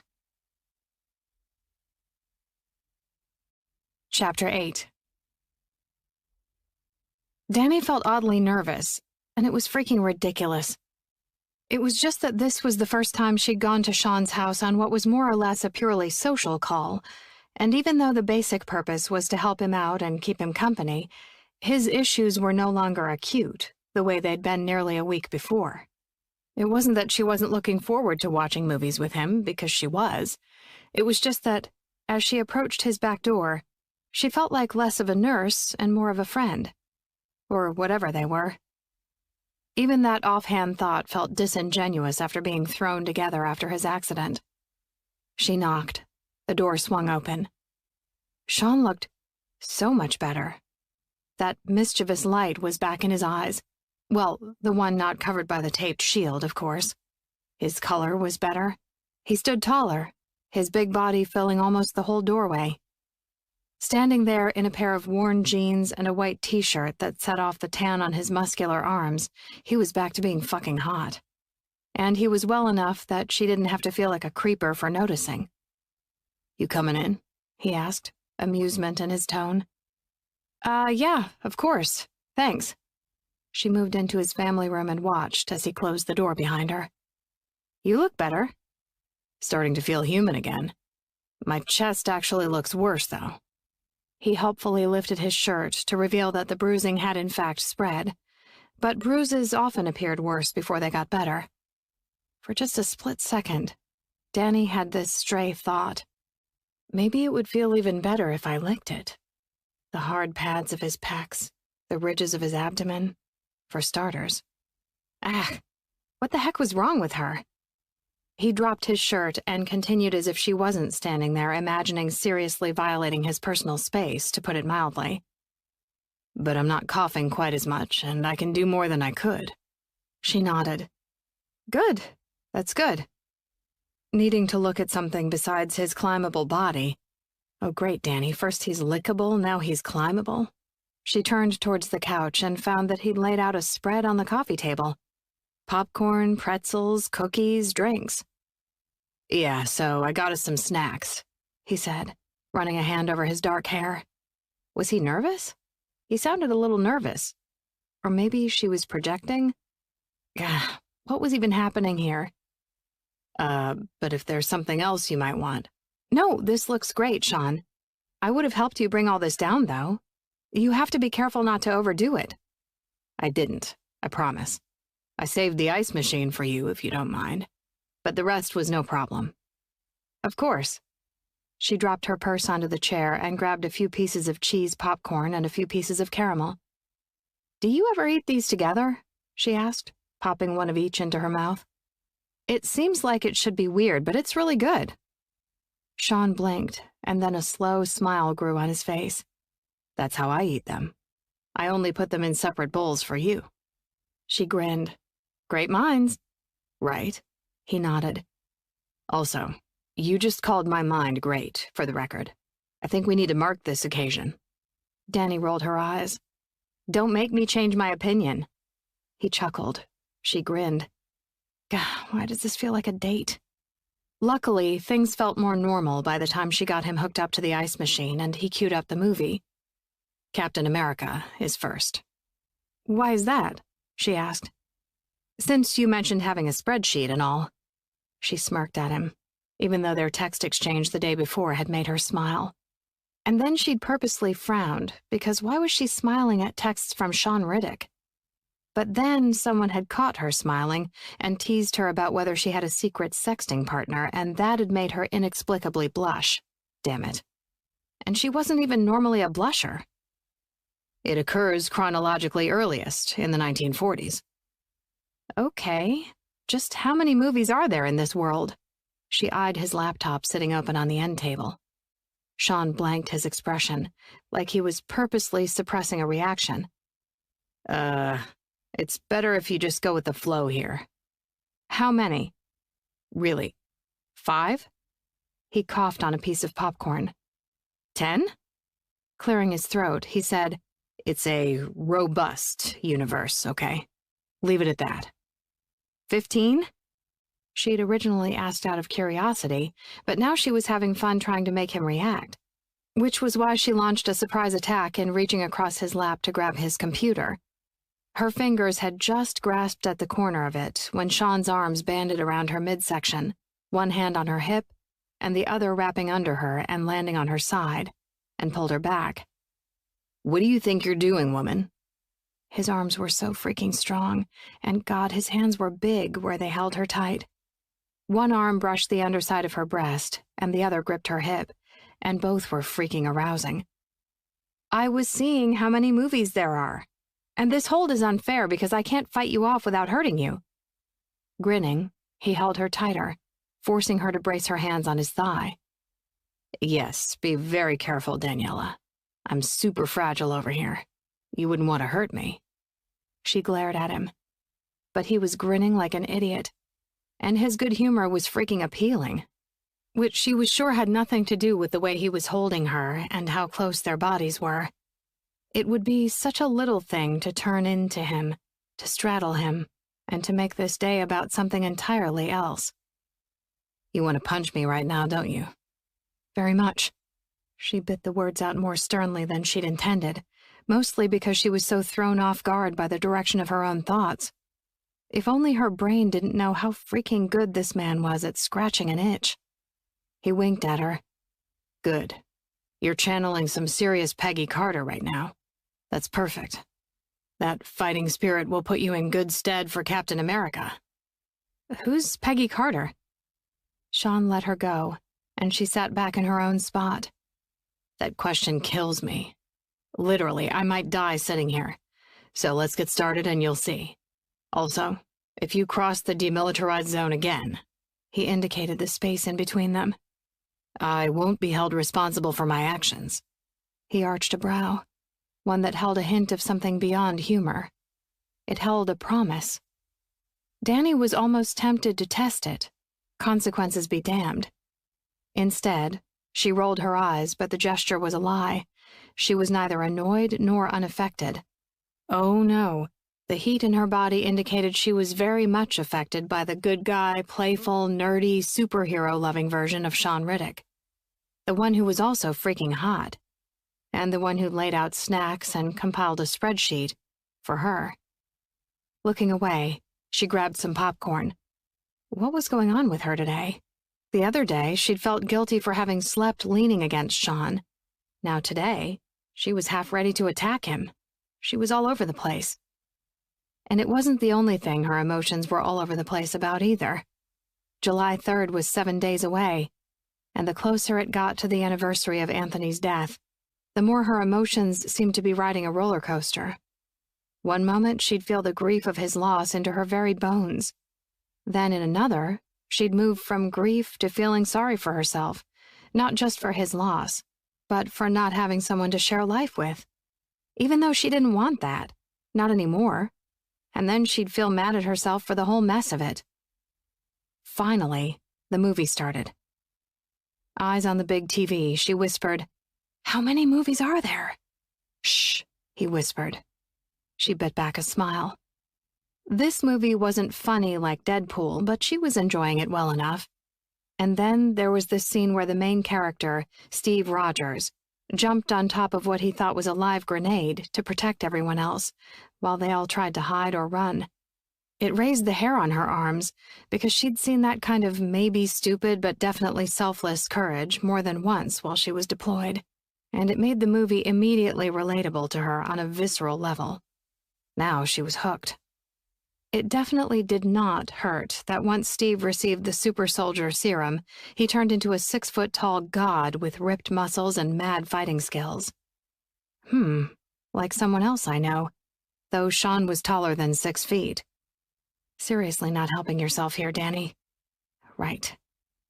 Then there was Peggy Carter, a resistance fighter and soldier who fought alongside Captain America. She was a badass. And Sean had compared Danny to this character, which now struck her as sort of flattering, proving that Danny was all the way ridiculous. But then came the end. "Wait, what?" Danny said, peering over at Sean. "This is sad. This isn't okay with me." Sean nodded. "I know. Just wait until Infinity War. But did you like it?" "Yeah." She looked back to the screen as the end credits rolled. "It was really good, actually. But I'm feeling a little emotional about that ending over here." "The next movie will make that better. I promise." Which was how she and Sean ended up sitting on his couch all day, eating a crap ton of popcorn, pausing only to heat up a lasagna for dinner that Sean's station chief had dropped off for him, and now found themselves starting their 4th movie. Danny was having fun. Like she couldn't remember the last time she'd just hung out like this. No agenda, no rushing around, just hanging out and relaxing with a friend. She lived her whole life around the idea of keep fucking going, but shouldn't that be about more than just clocking in and doing a job? However important that job might be. Life wasn't just about making a paycheck or even making a contribution. It was about finding joy along the way, about finding connection and meaning. All of a sudden, Danny wasn't sure she'd been doing a great job at the living part of life. The thoughts sat uncomfortably on her shoulders. As Iron Man 2 began, Danny found it hard to concentrate, and finally peered over at Sean. "So, Which superhero are you? Like, I'd happily be either Peggy or Captain Marvel. Are you Captain America or Iron Man? She grabbed a handful of popcorn. He closed his eyes. Just give me a second. I'm picturing you in a superhero costume over here. She slugged him in the biceps, probably hurting her knuckles more than his stupid muscular arm. Shut up. Chuckling, he said, You're the one who put the idea in my head. You can hardly blame me. On a sigh, he shook his head. Okay, fine. If I'm anyone, it's Deadpool. Maybe Star-Lord, but probably Deadpool. Who's Star-Lord? And what number movie is he? She gave him a look. He chuckled and waved a hand. Don't worry about it. Okay then, so why Deadpool? Excels in sarcasm and irreverence? She grinned. He smirked. You got me. But also, Captain America's too much of a hero and a Boy Scout for me to be him. Iron Man's way too fucking smart. Bruce, who turns into the Hulk, is probably also too smart and is super emotionally sensitive, which, not my strong suit. Spider-Man's too young and pure of heart, so not me either. He shrugged. I mean, Thor's a brooding god, so I might be able to pull that off. But otherwise, I probably most identify with the soldier turned mercenary with the foul mouth, who doesn't consider himself any kind of hero. Danny blinked. They were just messing around. But unless she was reading into it too much, that answer revealed all kinds of things, less than generous things, about how Sean viewed himself. And she was kind of gobsmacked by it. Sean. Both of their cell phones went off at the same time, hers ringing, his buzzing. Sean paused the movie. What the shit? Oh, it's Jesse, he said as he answered. Yo, Jay. A glance at her cell revealed Tara was calling her. What are you two up to? Danny said by way of answering. What do you mean? Tara said. I'm at Sean's, who's on the phone with your hot bomb squad cop as we speak. Sean made a face at her, one that read just a little jealous. Interesting. She arched a challenging brow at him. Down the line, Tara chuckled. Oh, ha! If I'd known that, we would have only called one of you. How's Sean doing? Looking right at the man in question, Danny said, He's almost back to being his regular pain-in-the-ass self, so pretty good. He blew her a kiss, then said into his phone, Sure, I'm game for that. I'm glad to hear it, Tara said. So you're hanging out, huh? She heard what Tara was insinuating loud and clear. Yep. So what's up? Fine, I'll ask again when you two aren't together, her friend said, her tone full of humor. I wanted to see if you were coming to WFC on Saturday. Danny frowned. Didn't she usually attend? Yeah, why? No reason, really. I have news I wanted to share with everyone at dinner, so I was hoping you'd be there. News that Jesse was calling Sean about, too, apparently. Danny's thoughts whirled on the possibilities. Ooh, spill now. Tara laughed. No way, but I'm glad I'll see you soon.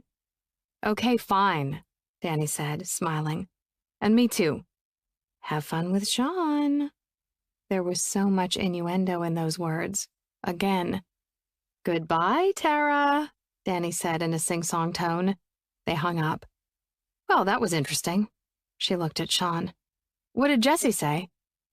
Just that they had news to share, and he hoped I might come out on Saturday. At least to dinner, if not WFC. He raked a hand through his short, dark hair. Tara?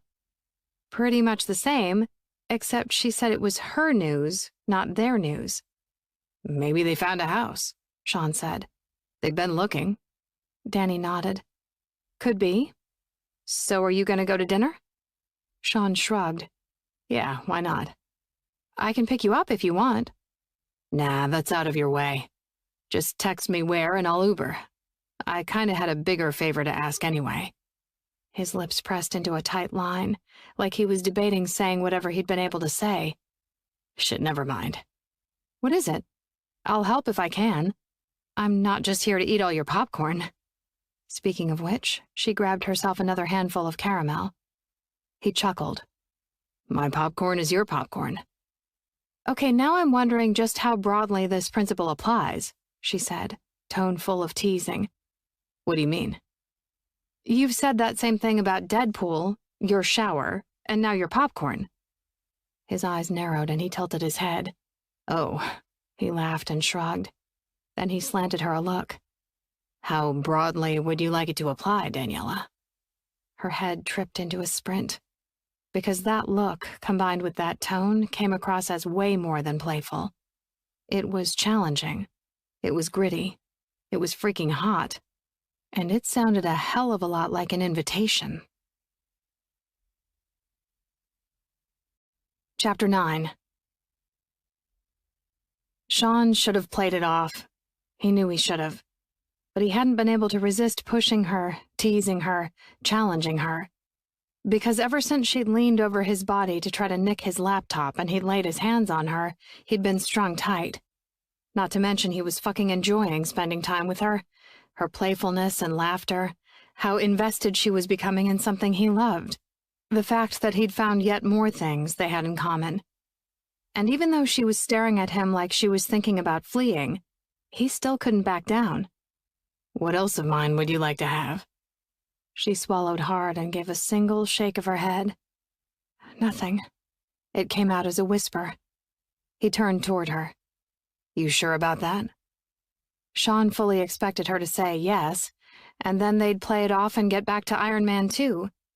But what she said was, "You're hurt." For a split second he was confused about how that followed from what he'd asked, and then realization hit him over the head like a fucking sledgehammer. She wanted something that she worried he was too injured to give. Or do. Holy shit. She wanted him. Sore chest be damned, he was hard in a fucking instant. Sean moved closer, his knee touching her thigh. Not that hurt. His heart played a bass beat. What is it you want from me, Dee? Name it.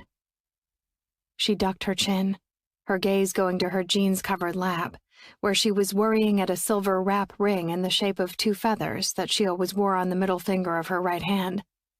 Danny took a deep breath and lifted her head to nail him with a stare.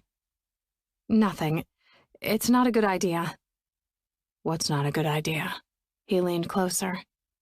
Whatever is happening between us. She felt it too. What's happening? He was dying to know how she'd describe it. This pull. Heat lanced through his veins. Fuck, Daniela. I feel it too. She licked her lips, and a beautiful flush spread over her face. Sean, When she didn't finish her sentence, he laid it out plain. Whatever it is you want, whatever it is you need, you can use me to have it. Jesus, she whispered. Or tell me no, and I'll drop it.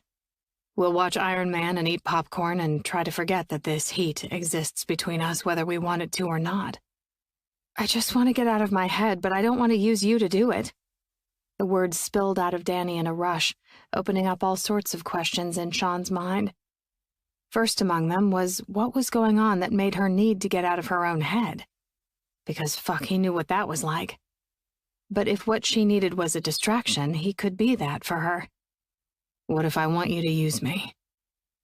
Sean wasn't sure if he moved first or she did, but in the next moment, they were all over each other. Mouths fused, his hands in her long hair, her hands gripping hard on his shoulders. His tongue swept into her mouth, and she tasted salty and sweet. Perfect. With one hand, he trailed his touch down her body, over her breast, down her ribs, until he finally grasped her ass and pulled her closer. Fuck, she whispered. You're hurt. He shook his head. I'm okay. Their kisses grew urgent, frantic, almost aggressive. She was moaning into his mouth, and the sound went right to his dick. He kissed her cheek, her neck, her ear. What do you need from me? I don't know. She tilted her head back, a surrender to the explorations of his mouth, and one of her hands gripped his ass. Want to know what I want, then? He tore at the Velcro straps around his chest, almost frantically trying to free himself from the ice machine's padding. Swallowing hard under his lips, she nodded. I want to put my mouth on you, Danny. He wanted her shattered by pleasure, and he wanted to be the one to do it. In case she regretted this later, at least she'd have that. Yes, she rasped, helping him unstick a bit of Velcro he couldn't reach. Finally free, he pushed her back onto the big sofa. His gaze connected with hers, and he unbuttoned her jeans and slid those and her black panties off. Arching her back, she pulled off the dark green V-neck she'd worn, leaving her in an almost sheer, lacy black bra. For a moment, all he could do was stare at the picture she made sprawled out against the buttery black leather of his couch. Her beautiful curves, the warm tan of her skin, the neat triangle of black hair where her thighs met. Fucking gorgeous, every inch. Sean went to his knees on the floor, his hands smoothing over her thighs, then gently pressing them open. He ran kisses up her inner thighs until his nose pressed against the soft skin between her legs. She gasped, and her hips raised. He ran his fingers over her slit, finding her already wet. He strummed at her clit with his thumb, flicking at it with a firm pressure and a steady rhythm that made her moan. "Lick me," she said. He arched a brow at her. "I've waited 9 months for this again. Don't fucking rush me." Her eyes widened and her gaze bored into him. He'd probably said more than he should have, but just then he didn't care. "But I need more." He put his thumb in his mouth, her scent and the hint of her taste absolutely delicious, and then returned to teasing her with his now saliva-slicked touch. "Fuck," she said. "Please, Sean." It was the begging that did it. He came at her like a starving man, licking and mouthing her, alternating between teasing and tormenting her clit, and long, unhurried drags of his tongue through her folds to her opening. Her legs spread wider, allowing him to get himself good and settled there, which he fucking did. While he feasted on her, he ran his hands up her body. She was lean and petite, though she was so strong that he never thought of her as small. But feeling the slight curve of her belly and the narrow span of her ribs in his hands brought home how much bigger he was. His hands splayed over her lace-covered breasts, and his thumbs teased and squeezed her nipples until she was trembling beneath him. God, her pleasure made him feel fucking powerful. He wanted more of it. He wanted all of it. He latched his mouth around her clit, sucking and flicking his tongue over it as she thrust her hips upward, silently begging for more. A hand clutched at his shoulder, and then fingers tugged at his shirt. "Off," she whispered, peering down at him. Reluctantly easing his mouth off of her, Sean frowned. "I'm not pretty like you are." "You're fucking hot, and I want to see you." Well, when she put it like that, he tugged the tea over his head and threw it aside. And then his mouth and his hands were on her again, his thumbs gently parting her soft folds so he could devour her. Which was exactly what he did, sucking and flicking and licking until her hips were grinding against his mouth and she was holding his head down, her fingers scrabbling for purchase in his short hair. He tried to commit the feeling of her being desperate for him to memory, because it was the best he'd felt in a long-ass time. A shudder ran through her whole body until she was holding her breath and pressing his head down so hard. She came on a high-pitched moan that made him feel fucking victorious, her hips shaking, her thighs squeezing at his shoulders, her cum making her wetter. He didn't want this to be over. Not by a long shot. He wasn't sure what they were or weren't, but moments like this made him want to try to find out. Not that she would want that, or him, not for the long term. And not that he had any experience being with someone for anything beyond sex. You'd just end up hurting her anyway. The thought was a sucker punch of brutal reality. So when her body settled, he lapped at her, memorizing every little gasping moan she unleashed and wanting everything she'd given him, in case it was all he got. More than a little blown away by the force of her orgasm, Danny peered down over her belly. Seeing Sean's big body filling up the space between her thighs was stunningly sexy, especially when he glanced up at her while he licked at her oversensitive flesh. She couldn't stop gasping and moaning every time his tongue stroked over her clit, but it felt too damn good to make him stop. "That was freaking amazing," she said, wanting him to know, not just by the actions of her body. She wanted to give him the words, too. Somehow, she felt like he needed them. "I can do this all day." His breath tickled against her skin. She knew that from experience, remembering how relentless he could be in giving oral sex. It was definitely one of his best qualities. But she'd been honest when she said she wanted to get out of her head. Even now, her brain was trying to insert itself where she didn't want it, by dredging up why this wasn't a good idea, analyzing why she'd given into this now, not to mention other things she didn't want to be thinking about. So just then, she wanted Sean to overwhelm her with everything he had. "I know, but I'd really like to feel you inside me." "Jesus, your mouth," he said, thunking his head against her hip. "Problem?" She arched a brow. He gave her a hungry look. "Hell no. There's nothing sexier than a woman who knows what she wants and asks for it." Sean pushed to his knees, giving her a good view of just how hard he was under those jeans, and undid his button and zipper.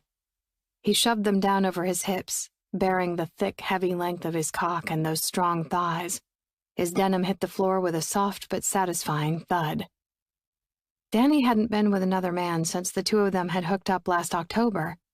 Now that she'd finally surrendered to the chemistry and desire that had hummed between them ever since, she was suddenly ravenous for him. She got up so she could grab her purse. Strong arms encircled her from behind. "Where do you think you're going?" Jesus, the feel of him. Tall, muscled, his cock against her ass. She unleashed a shaky breath. "Was just getting a condom."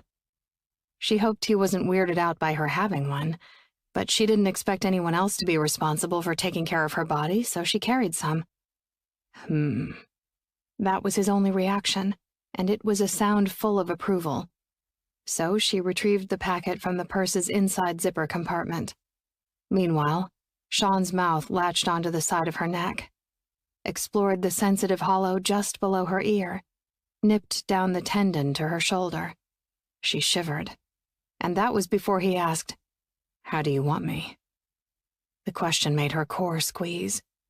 Inside was really the only answer that mattered to her, but she supposed she did want to see and feel all his power moving over her this time, something that hadn't happened in the dark and confined space of his truck cab where they hadn't even fully undressed. "I want you on top, pinning me down." He spun her around, his dark eyes blazing.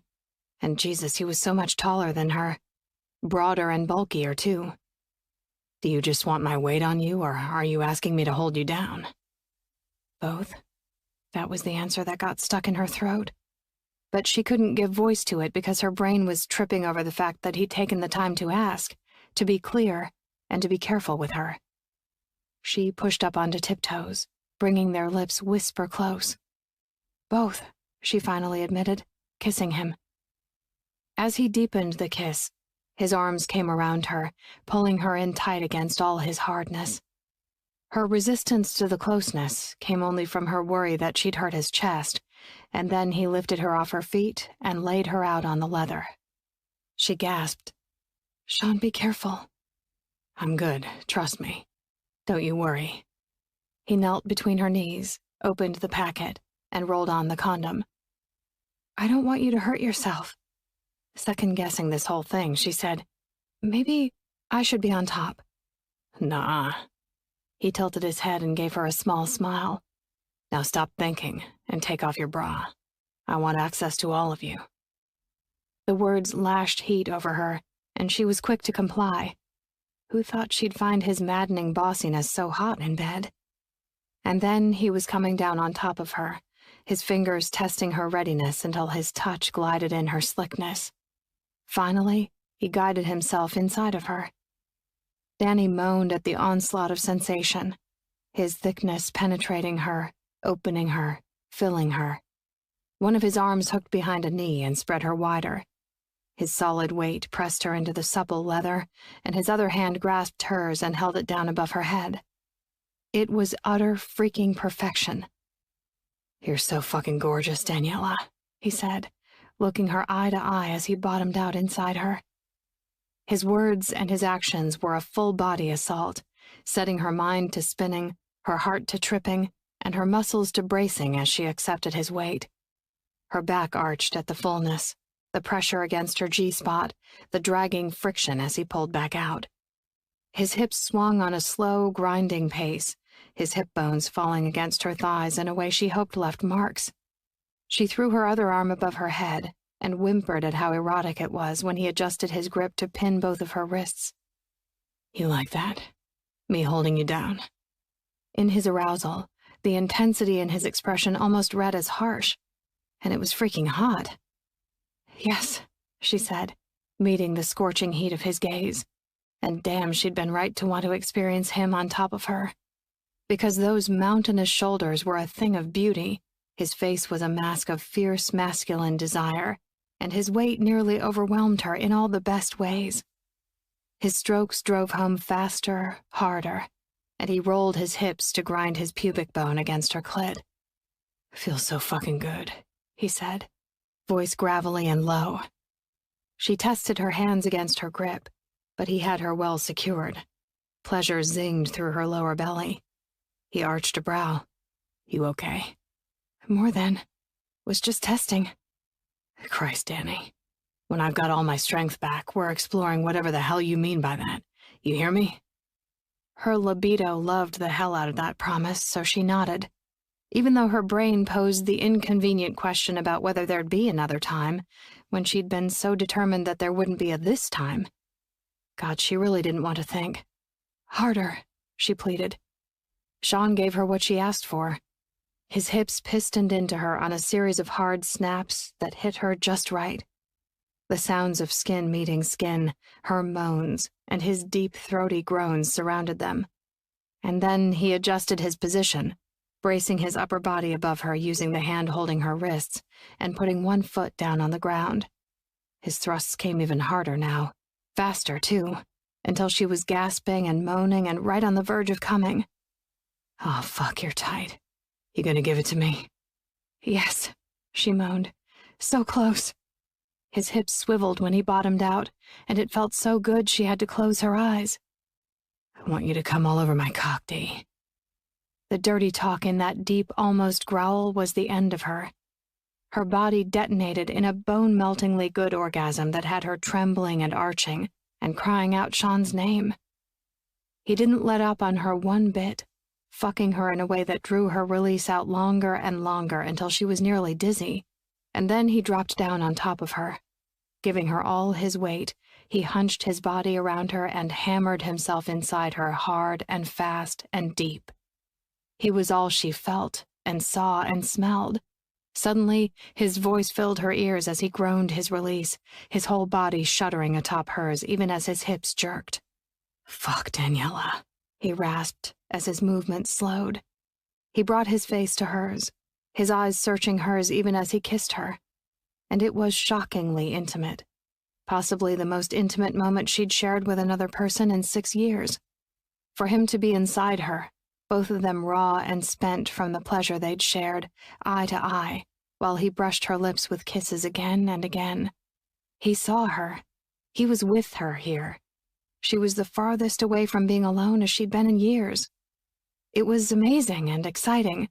It was absolutely terrifying. "You good?" he asked. "Yeah, you?" His grin was sexy and sincere. "I'm fucking terrific." She chuckled, trying to ignore the whirl of emotion spinning in her head and tightening in her chest. Gently, he released her leg and wrists. "Shit, I hope I didn't mark you," he said, staring at her hands. She brought one close enough to see the dark red rings surrounding her wrist. "I wouldn't complain if you did." One sexy eyebrow shot way up. "Don't blame me if I remember that for the next time." The next time. He reached between them and withdrew from her, one hand fisting around the condom. "Let me get rid of this." Sean pushed off the couch and crossed to the bathroom. It was the first time she'd seen his body fully naked, and he was every bit as impressive as she thought he'd be. The broad shoulders, the way his ink-covered back muscles flexed, the taut roundness of his ass. And oh man, that ass. Dead. She was dead. She heard the sink run, and then he was returning to her, comfortable with his nudity and feeling quite fine if that newly returned swagger meant anything. So she enjoyed the opportunity to ogle him, because he was really freaking fine. Wow. I know. It looks like shit, doesn't it? His hand went to his chest. Doesn't hurt as much now, though. How could he think that she'd meant her exclamation as anything but appreciative? And it wasn't the first time he'd been so self-deprecating. Sean Riddick. Her stern tone had him looking at her, his expression full of confusion. What? Sit. She pointed at the couch. Ooh, I like this game already. He hurried to sit. She straddled him, one eyebrow arched. Those big hands cupped her ass, and they felt so good on her that she had to swallow hard. This isn't a game, asshole. His eyes went wide. Wait, how did we go from orgasm to asshole in under 2 minutes? His way with words nearly made her smile. Gently, she laid one hand against his chest. This isn't ugly to me. It's an injury. One that means you survived when that fucking truck hit you and scared the shit out of me. I was expressing admiration for your body, not criticizing your appearance. I would never do that, even if you hadn't just been inside me 2 minutes ago. Oh. Uh-huh. His gaze dropped somewhere between them, fanning his long dark lashes against his cheek. You were scared for me. Danny huffed, and then she grasped his face in both of her hands. She wasn't sure what was happening between them, or what they were to one another, but she knew this. I'm not better than you. I hated that you said that, and I hated that I made you feel that way. And of fucking course I was scared for you. You're my friend, and you're a good man. Someone who risks himself to help other people. I know I give you a hard time sometimes. Sometimes, he smirked at her, though he didn't quite pull it off, and it was obvious to her that he was trying to inject humor to deflect from the seriousness of what she was saying. Jesus, he was freaking Deadpool. But just then, she wasn't having it. I'm being serious. I know. You're not the one that made me feel that way, Dee, okay? It wasn't you. There was a vulnerability in those dark eyes that nearly stole her breath and emphasized the gravity of the admission he'd just made. Someone had told him or taught him that he was less than, and it was a lesson that seemed to have stuck. Something in the center of Danny's chest squeezed. Sean blinked and glanced away, and suddenly he looked just like she'd felt a few moments before, too seen. So she changed the subject. Before the amazing sex, you said you wanted to ask me a favor. His smile was sheepish. Can we focus on the amazing part of your comment first? Danny rolled her eyes. Ask me. He heaved a breath. My eye doc follow-up is tomorrow, and I wondered if I could twist your arm into going with me. She inhaled to answer, but he rushed on. It's just that you'll be able to decipher the doctor speak, and you'll think of questions to ask that I might forget. All of that was totally understandable, and it felt nice to be needed, wanted. You don't have to twist my arm. What time? It's at 11. The office is on Capitol Hill, but I know it's really last minute. Shaking her head, Danny thought about her schedule. She was on 7 to 3, so she'd have to get someone to cover for her. Or maybe if she shot off some texts now, she could just switch shifts. No, it's fine. I should be able to do that. Thinking she'd grab her phone, she moved to get off his lap. He hauled her back to him and leaned his face in close. Thank you for being here for me. Sean kissed her once, twice. Yeah, good guy Sean Riddick was a big freaking problem. Chapter 10. Sean Riddick? The nurse calling his name dropped a rock into Sean's gut. Today was the day he'd learn if his vision was improving, whether he wanted to know or not. Danny gave him a nod as she followed him back into his exam room. Hair in a long ponytail, she was wearing navy scrubs with a pair of gray sneakers that revealed she'd come straight from the hospital. More than that, he'd learned that she'd taken off work to be here with him. He was floored by that and felt bad to boot. even though she'd insisted it was no problem. They got settled into his exam room, Sean in the padded chair with the arms of optical equipment sitting beside it, and then it was back to waiting again. He was going to come right out of his skin if the doctor— 2 quick knocks landed on the door, and then it opened, and an older man in a white coat walked in. "Mr. Riddick, I'm Dr. Herschel." "Hi, Doc," Sean said as the man washed his hands. "And who did you bring with you today?" the man asked. "My friend, Daniela. She's an ER nurse at university," he said. Really fucking glad to call her friend. Because once again, she was going above and beyond for him today. "Aha," the doc said. "Daniela, welcome. Don't hesitate to chime in if you have any questions." She nodded. They reviewed his history, and the doc asked him whether he'd been having any trouble with pain, dizziness, headaches, or nausea, all of which were negatives with the exception of those first few days. And then it was moment of truth time. "Let's take off this shield and see how you're healing." Sean's stomach tossed as the man carefully peeled the tape away from his forehead and cheekbone, leaving a pad of gauze underneath. "I'm going to dim the lights now." Dr. Herschel pressed a button on the panel of controls and then removed the gauze. "Tell me how things look to you before I do my examination." Blowing out a breath, Sean opened his injured eye. His heart was a freight train in his chest as he waited for his brain to register the world around him. "It's clearer." He looked at Danny, whose expression was so hopeful for him. He wasn't sure how he lucked into having her on his side these days, but he really fucking appreciated it. "It's clearer than it was last week." He forced himself to focus on Danny's pretty face, the clock, the eye chart being projected on the far wall. He couldn't read all the lines like he normally could, except for those teeny tiny ones at the bottom that probably no fuckers could. "I'm not sure it's back to normal, though. Let me take a closer look." For the next 10 minutes, the doctor conducted his examination. The first time Doc shined a light directly into Sean's eye, he cringed. Stings. Photosensitivity is not surprising and should not be a lasting problem once you're no longer wearing the eye covering. That was some good news, at least. Since, fires were fucking bright. He breathed a sigh of relief. "So, what's it looking like, Doc?" "Just one moment." The man pushed the equipment away, typed at the keyboard for what seemed like for fucking ever, and then turned back to Sean.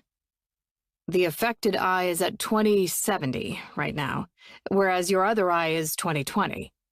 It's only been 6 days since the injury, and there's some corneal inflammation that's likely contributing to the differential, and probably accounts for your photosensitivity, too. The cornea helps focus the light that comes into the eye, and is responsible for a large part of the eye's focusing power. So my best guess is that we'll continue to see improvement in the vision as the inflammation heals, and I recommend that we continue to shield the eye to avoid strain, and let that cornea rest and heal." Sean swallowed hard. After Danny left last night, he'd made his way upstairs to his bed for the first time all week. But then he'd laid there awake for a long time, his head full of churn and burn over 1,000,001 things. First, what being with Danny again meant, if anything. Second, what he wanted it to mean. And hell, he didn't know since he'd never expected it to happen again in the first place. Plus, there were some mentions of a next time floating around out there that he was totally game for, but that led him back to topic number 1 all over again. Third, he replayed that moment afterward when she'd called him on his BS, along with the unusual admission he'd made to her, one that surprised even himself. His shitty childhood wasn't something he often discussed, and yet he'd referenced it twice with Danny. And, of course, his brain hadn't been able to stop worrying about this appointment. Which was why, at about 2 o'clock in the morning, he found himself, for probably the dozenth fucking time, rereading the NFPA's standards for firefighters' professional qualifications, which DCFD followed. There were several things that concerned him. Any residuals of contusions or lacerations, which impaired the visual function required for satisfactory performance of fire duty, were disqualifying. and freaking corneal inflammation likely fell under that. And the standards for visual acuity were fucking confusing, but seemed to require uncorrected vision better than 20/40 in one eye and 20/100 in the other.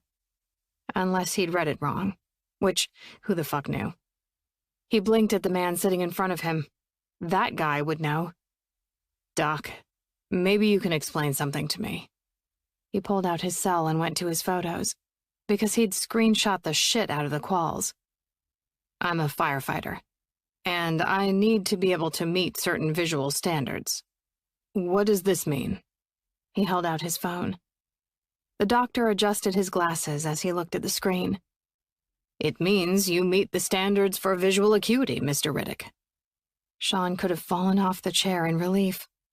He glanced at Danny, who was smiling at him like he'd won the lottery. Dr. Herschel continued, "Your vision without correction is stronger than these minimum requirements. And if the injured eye doesn't improve to 20/20, we can always consider soft contact lenses for the one eye, depending on your comfort. Either way, this is not a concern." "So am I out of the woods then, after this finishes healing?" "As long as there's no lasting damage to the cornea that impairs your function, the prognosis is hopeful." Fuck. Why did that feel less hopeful than he'd, hoped for? Okay. "Dr. Herschel," Danny said, "is there any reason to be concerned about infection? Would there be any value in a preventative course of antibacterial drops?" "I'm not seeing any signs of infection, and the most acute time for such a concern would have been in the immediate aftermath of the accident. As you know, non-infectious keratitis usually heals on its own, and nothing I'm seeing leads me to believe Mr. Riddick suffers from it." Danny nodded. "It's good news, Sean." He gave her a hard look. "Really?" She smiled, and there was nothing but sincerity on her face. "You're getting better." He nodded but couldn't quite wipe the frown off his face, because what if better wasn't good enough? What would he even be without firefighting? Outside on the street, the day was breezy and hot, the sun bright in the late June sky. From a block away, the dome of the Capitol building towered over this part of the city, gleaming white in the sunshine. "Hey," Danny said, a hand on his arm. He peered down at her, suddenly aware he was being a sullen asshole. "Sorry." She shook her head. "Anyone would be worried in your shoes. But what I heard in there was positive, I promise." "Okay." God, he wanted to kiss her, but he wasn't sure where they stood. She'd left his house around 10 last night, and they'd kissed at her car when he'd walked her outside. But he wasn't any fucking good at reading this kind of thing. "Can I buy you lunch as a thank you?" She glanced at her cell and twisted her lips. "Sorry, I have to be back by 1. I'll see you at dinner tomorrow night, though." "Yeah, of course. And no apologies. Can I call you an Uber at least? You know, since you came over here for me and all." The smile she gave him was a little amused and a lot sexy, and did absolutely nothing good for his desire to kiss her. Right here on the street, where everyone would know she was his and he was hers. But since he didn't think any of that was actually true, hot sex aside, he stood right where he was. "I'm just gonna take the metro. It's easy." He nodded. "Yeah, sure. I'll see you tomorrow then. Have a good day." "Thanks." She glanced up at him for a long moment. Belatedly, it occurred to him that she seemed to be hesitating and uncertain too. But before he figured out whether that meant anything, she took a step backwards. Another, and then she was walking away. Fuck. Why did he feel like he'd just messed something up? He sighed and tried to decide what the hell to do with himself. "Hey, Riddick?" His gaze cut down the sidewalk to where Danny was waiting to cross the intersection. "I bet it feels huge in this hand." She raised a hand and waved. He barked out a laugh, fucking quoting Deadpool to him, as if Daniela England hadn't already been hot before. She seemed to get more appealing with every new thing he learned, making him wonder why and how it was that they'd known each other all these years and never really managed to go beyond their respective sarcastic surfaces to learn anything much at all. Sean didn't know the answer to that, so he waved back. something uncomfortable swelling in his chest. Danny disappeared amid the throngs of tourists and government workers on their lunch breaks. An idea coming to mind, Sean called himself an Uber. Maybe spending some time at the station would make him feel more grounded. 20 minutes later, Sean found himself in Columbia Heights, standing in front of a long, 2-story tan building with 3 bright red bay doors and matching trim on the windows, the home of Company 11. The best truck company in the city. No, the world, no matter what the boys in the city's other companies said. The center bay door stood open, so Sean walked inside the garage, past the big, long ladder truck and around the new Seagrave pumper.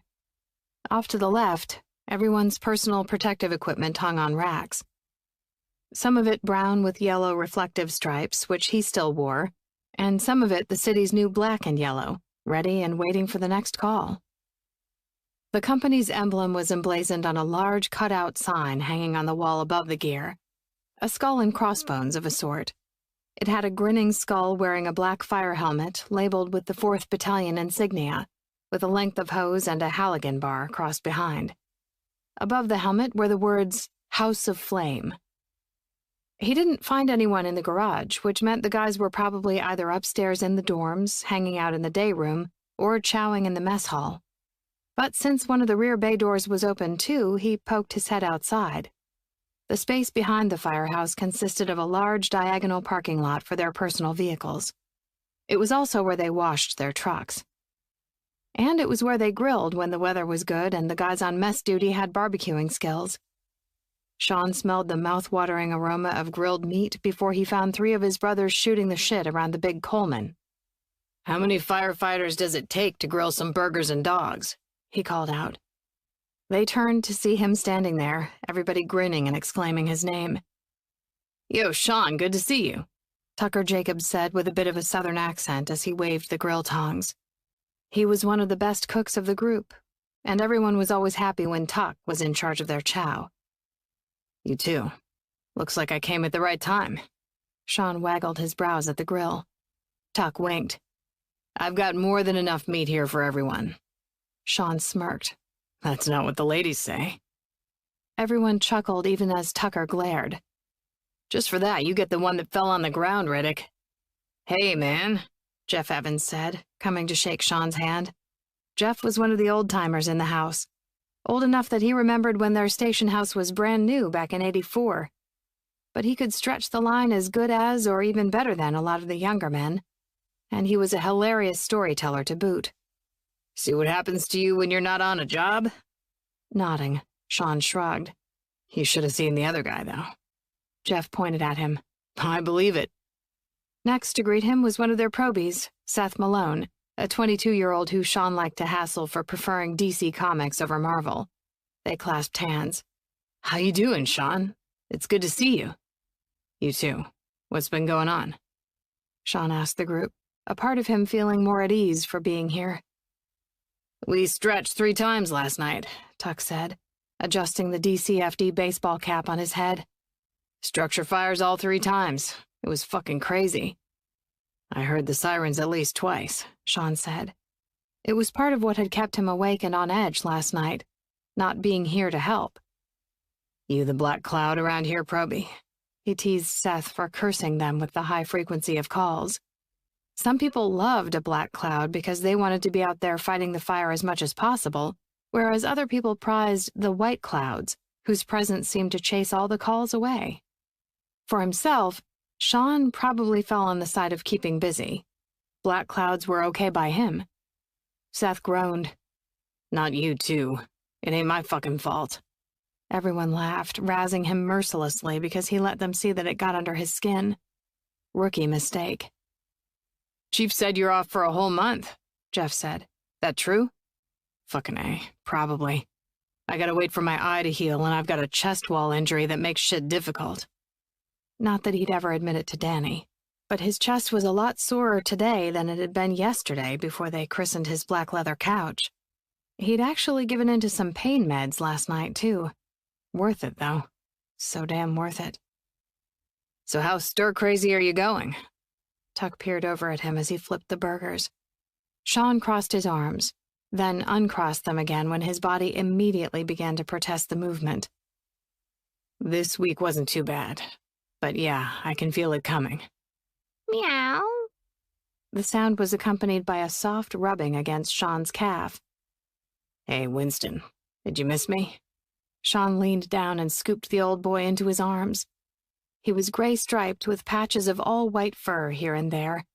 He meowed again and curled his head into Sean's palm as he petted him. I think you did. Tucker filled a tray with dogs and another with burgers. All right, Proby, grab a platter and lunch is served. Seth moved his ass like a Proby should, and then all four of them, well, 4.5 with Winston, went upstairs to the mess hall. The station's living quarters weren't fancy. The floors were a cream-colored linoleum, the walls a plain off-white, the furniture in the dorm rooms generally Spartan. But the camaraderie more than made up for the lack of decor in the day room and the plastic chairs in the mess hall. By the time they made it up the steps, Winston was purring like a little engine in his hands. Sean swung into the mess hall with the others, and it only took about 5 seconds for one of the 10 or so guys gathered there to do a double take at his presence. Greetings echoed around the room, causing Winston to swan dive out of his arms. Riddick, a guy about his age named Jersey called out. Welcome back, man. Bobby clapped him on the back, and then the guy cringed. Shit, sorry. You're good, B. No worries, Sean said, shaking another guy's hand, and another. Chief came around the table and held out a hand. How are you, kid? They shook, and Sean met the older man's gaze. Getting better every day. That's what I like to hear. But I thought you were supposed to be, relaxing. The man shook his head. I can sit on my ass here with you fine people as easily as I can sit on my ass at home. Everyone chuckled. But you can only eat my meat here, Riddick, Tucker said to a round of raucous replies and loud guffaws. Sean held his hands up. I literally don't know what to say to that. He settled in at one of the tables and piled a plate high. He answered everyone's questions about what happened to him. When conversation turned to all the routine things firefighters complained or talked about, Sean reveled in the normalcy of it. Damn, being here was good for his mood. Maybe he should have come around sooner, even if he wasn't in fighting condition right now. He'd eaten about half his burger when the two-tone alert went off in a series of high-low tones that meant one thing: structure fire.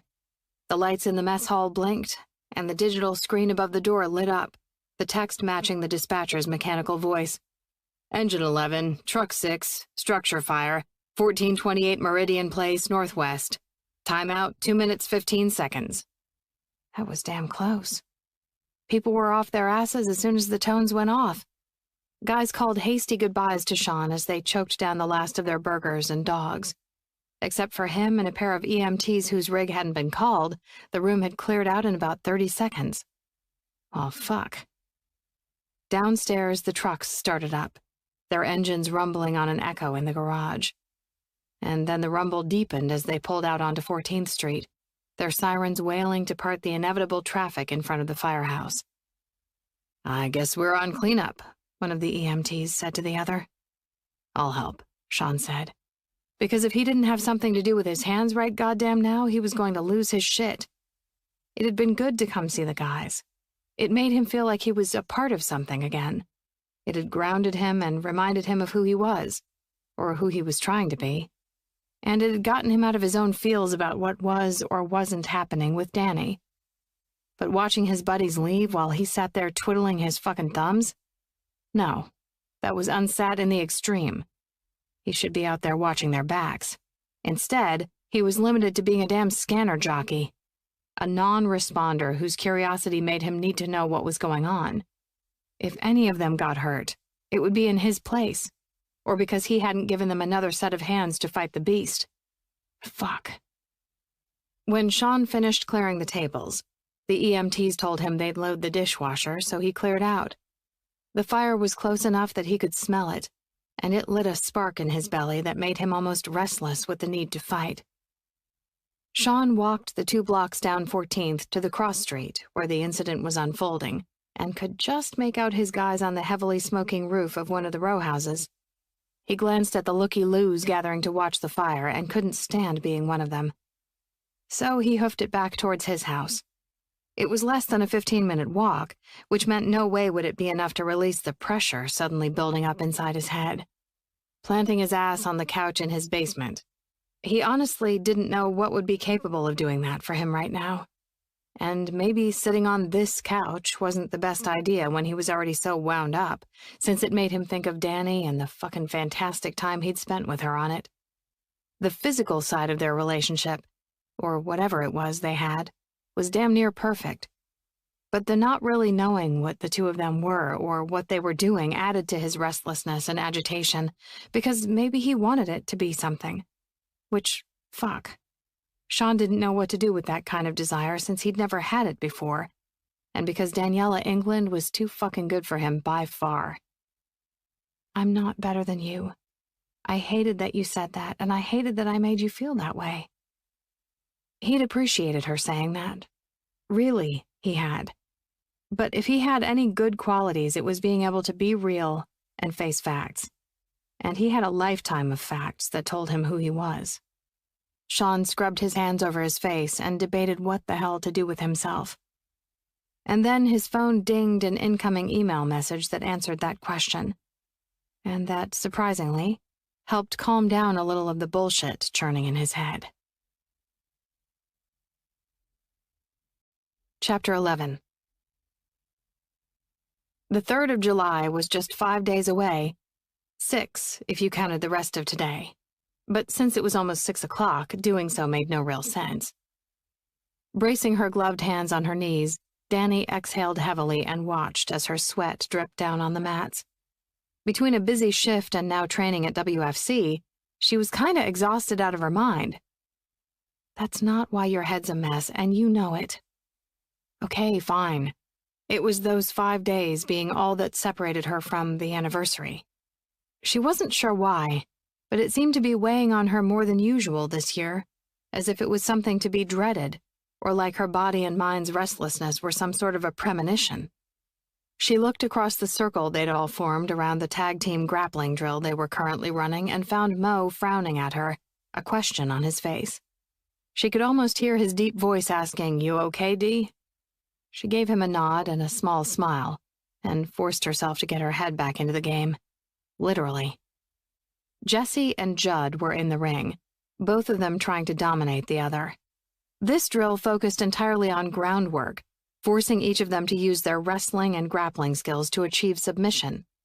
A fighter's turn ended only if they had to tap out or if they got close enough to the edge to tag in a teammate. Jesse and Judd were total opposites. Jesse was more reserved, where Judd was always chatting someone up. Jesse possessed the kind of cool and calculating demeanor you'd expect from a guy who defused bombs for a living, while Judd had an infectious, playful, and gregarious personality. And Jesse had dark hair and eyes, where Judd was more fair with sandy blonde hair and striking dark blue eyes. But they were pretty evenly matched in the ring, which was why they'd been at it for almost 5 minutes and neither had been able to achieve a submission. And right now, they were both shit-talking up a storm. "Come on, old man, you gonna make a move?" Jesse taunted.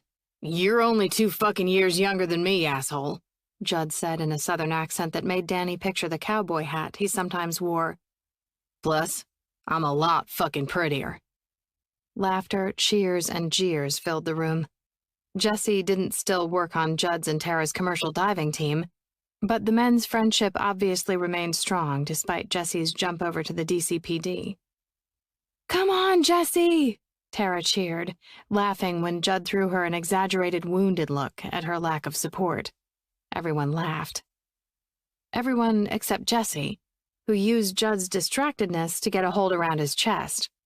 They struggled for a long moment, and then Jesse flipped him over and went for a rear-naked choke. He couldn't quite get it, though, and they ended up in a series of attacks that brought them closer to where Danny stood just outside the circle. Jesse reached out a hand, tagging Danny in. "Go get him, Danny," Jesse said, clapping her on the shoulder. "Well, hi there, pretty lady," Judd said, his tone well aware that his words would irritate her. Their love of teasing, innuendo, and sarcasm was probably one of the reasons that Sean and Judd had become good friends over the past few months. "Are you here to talk or fight?" she shot back as she got into position. Around them, cheering, clapping, and shit-talking escalated as Judd and Danny attacked, resisted, and fought. He'd been in the ring for a good 10 minutes now, so his sweat made getting a good hold hard. In a burst of effort, Judd pushed Danny flat on her stomach. He reached for one of her legs and went to straddle her, which told Danny that he was either going for an ankle lock or a step-over toe-hold face lock, neither of which she was letting him get. So she rolled into a ball and then, using the last of her energy, exploded open with her knees and elbows in a way that threw him off balance. The room erupted. Coach blew the whistle. Judd held out his hands as he pushed to his knees. "Oh, come on, Coach Mac. I gotta redeem myself here." Everyone laughed, including Coach. "Live to fight another day, Judd. But that was some damn good fighting." Coach pointed at her. "Danny, you're looking strong." She nodded, but felt like such a fraud. And she was still feeling that way 30 minutes later when she and Tara hit the women's locker room to get ready for dinner. "What's up with you tonight?" Tara asked, peering at her warily, as if Danny were a cornered animal that might lash out. Danny supposed it wasn't an unreasonable analogy, since the question put her hackles up. Not because Tara was out of line, but because Danny just didn't want a deal. But clearly she needed to, so she forced her shoulders to relax as she tossed her gym bag on a bench. "Just a rough week." "Oh, I'm sorry. What's been going on? Work?" Her friend's expression was so earnest in wanting to be there for her that Danny dropped into a sitting position. "No, things are good there. I mean, I had to tell my department director I wasn't taking his promotion again, but I think it might have actually penetrated his skull this time." Tara sat beside her and tugged off her fingerless gloves. "That's good at least. So if it's not work, is it Sean? I mean, is he doing okay?" Danny blew out a long breath, tired of keeping so much bottled up, but afraid to voice half of what was going on inside her. She'd been carrying all of her own emotional water for so long, she no longer knew how to set down the buckets. "I went to the eye doc with him yesterday, and the prognosis is hopeful. I know he's still worried, but all things considered, he's really good." Tara nodded, then smirked. "How good is he?" Danny's brain tripped on the innuendo, undeciding whether to play it off or dismiss it entirely, and instead she freaking blushed, brilliantly. Heat flooded her face. "Oh my God?" Tara's eyes went wide as she grinned. "Danny, shut up right now." She was so busted that she dropped her face into her hands and groaned. "Oh my God, oh my God!" Tara pulled at one of Danny's hands until she uncovered her face. Danny peered at Tara and found her friend's expression filled with pure delight. "I need details. Big, muscular, juicy details." Danny chuckled despite herself. And then she sighed, debated, and let her admission fly. "So, on Thursday night we had sex. He proved himself an orgasm-giving god among men. And now, I don't know what we are or what I want or if I even want anything." Tara's eyes got wider with every word Danny uttered. "And if you ever tell him I said he was an orgasm-giving god, I will have to kill you even though I really like you." "I won't, I promise," she whispered, even though they were the only ones in the locker room. Wow. Wow. Tara stared at Danny like she'd just won the lottery. If only her feelings about Sean were that clear. Or, like, even a little clear. But now that Danny was sharing, she figured she might as well come all the way clean. And this wasn't the first time it happened. Tara's jaw dropped open, and she slapped her gloves against the bench. "What? When?" And then her eyes narrowed into all-knowing slits. "The freaking Halloween party. Tell me I'm not right." "You're right." "I knew it. I totally knew it. That's why you two have been throwing off the fuck me or fight me vibes all this time."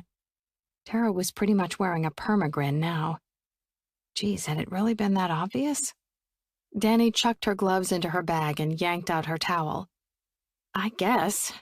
The thing is, it's been different spending time with him this past week. How so? Sighing, Danny really thought about what she meant. There's just a lot more to him than I realized. And that was a problem, because Danny liked a lot of what she'd learned about the man. His playfulness, his passions, the little quirky things they had in common, like loving tomato soup and grilled cheese, or thinking cheddar and caramel popcorn tasted great together. And they had more important things in common than she'd ever known, too. In addition to being prior military, working in fields that both focused on helping people in moments of crisis, belonging to WFC, and sharing a lot of friends, Danny had been surprised to learn that her sense of humor was so similar to his. And she'd been amazed to find that she enjoyed superhero stories as much as he did, a new interest that was heightened by remembering Sean talking about how those stories had helped him through his childhood. The way he talked, he didn't have much family, and neither did she. And he liked to read, which she did too. They even enjoyed some of the same books. It seemed like with every new thing she learned about the man, she found something else that appealed to her.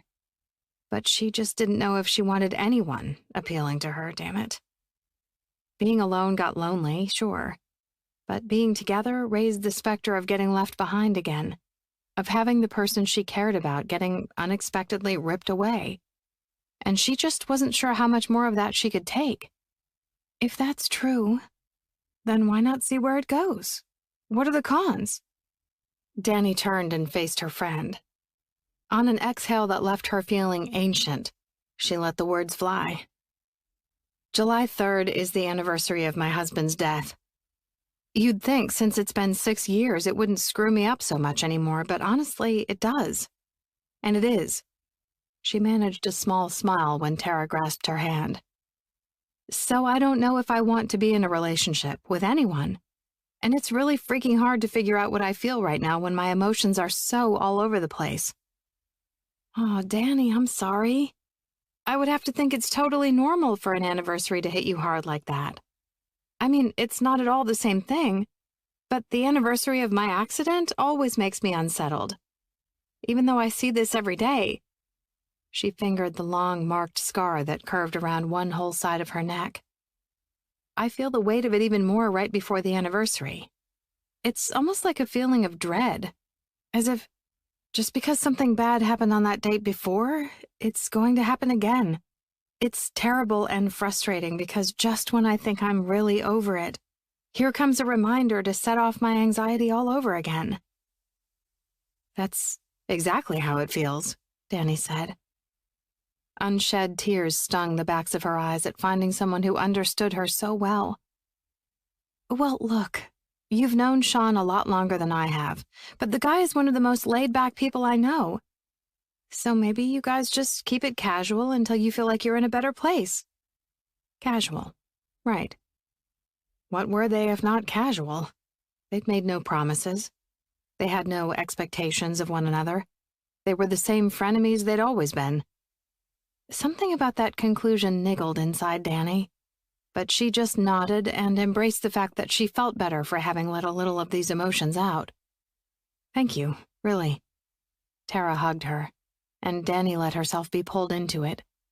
Also, I hear that hot sex with orgasm-giving gods is really good for stress relief. Danny smiled. Did Jesse tell you that? Tara burst out laughing.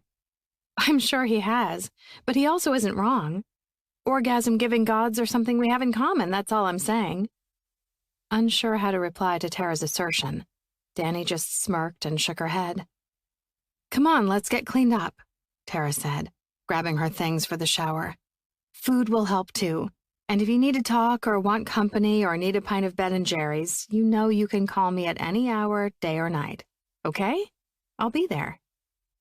Okay, Danny said, following Tara to the stalls at the back of the locker room. For the record, I like chocolate chip cookie dough and mint chocolate chip. Pretty much anything with chocolate chips. Duly noted, Tara said, grinning at her. In the shower, Danny leaned her head back into the hot water and let it stream down her hair and over her body.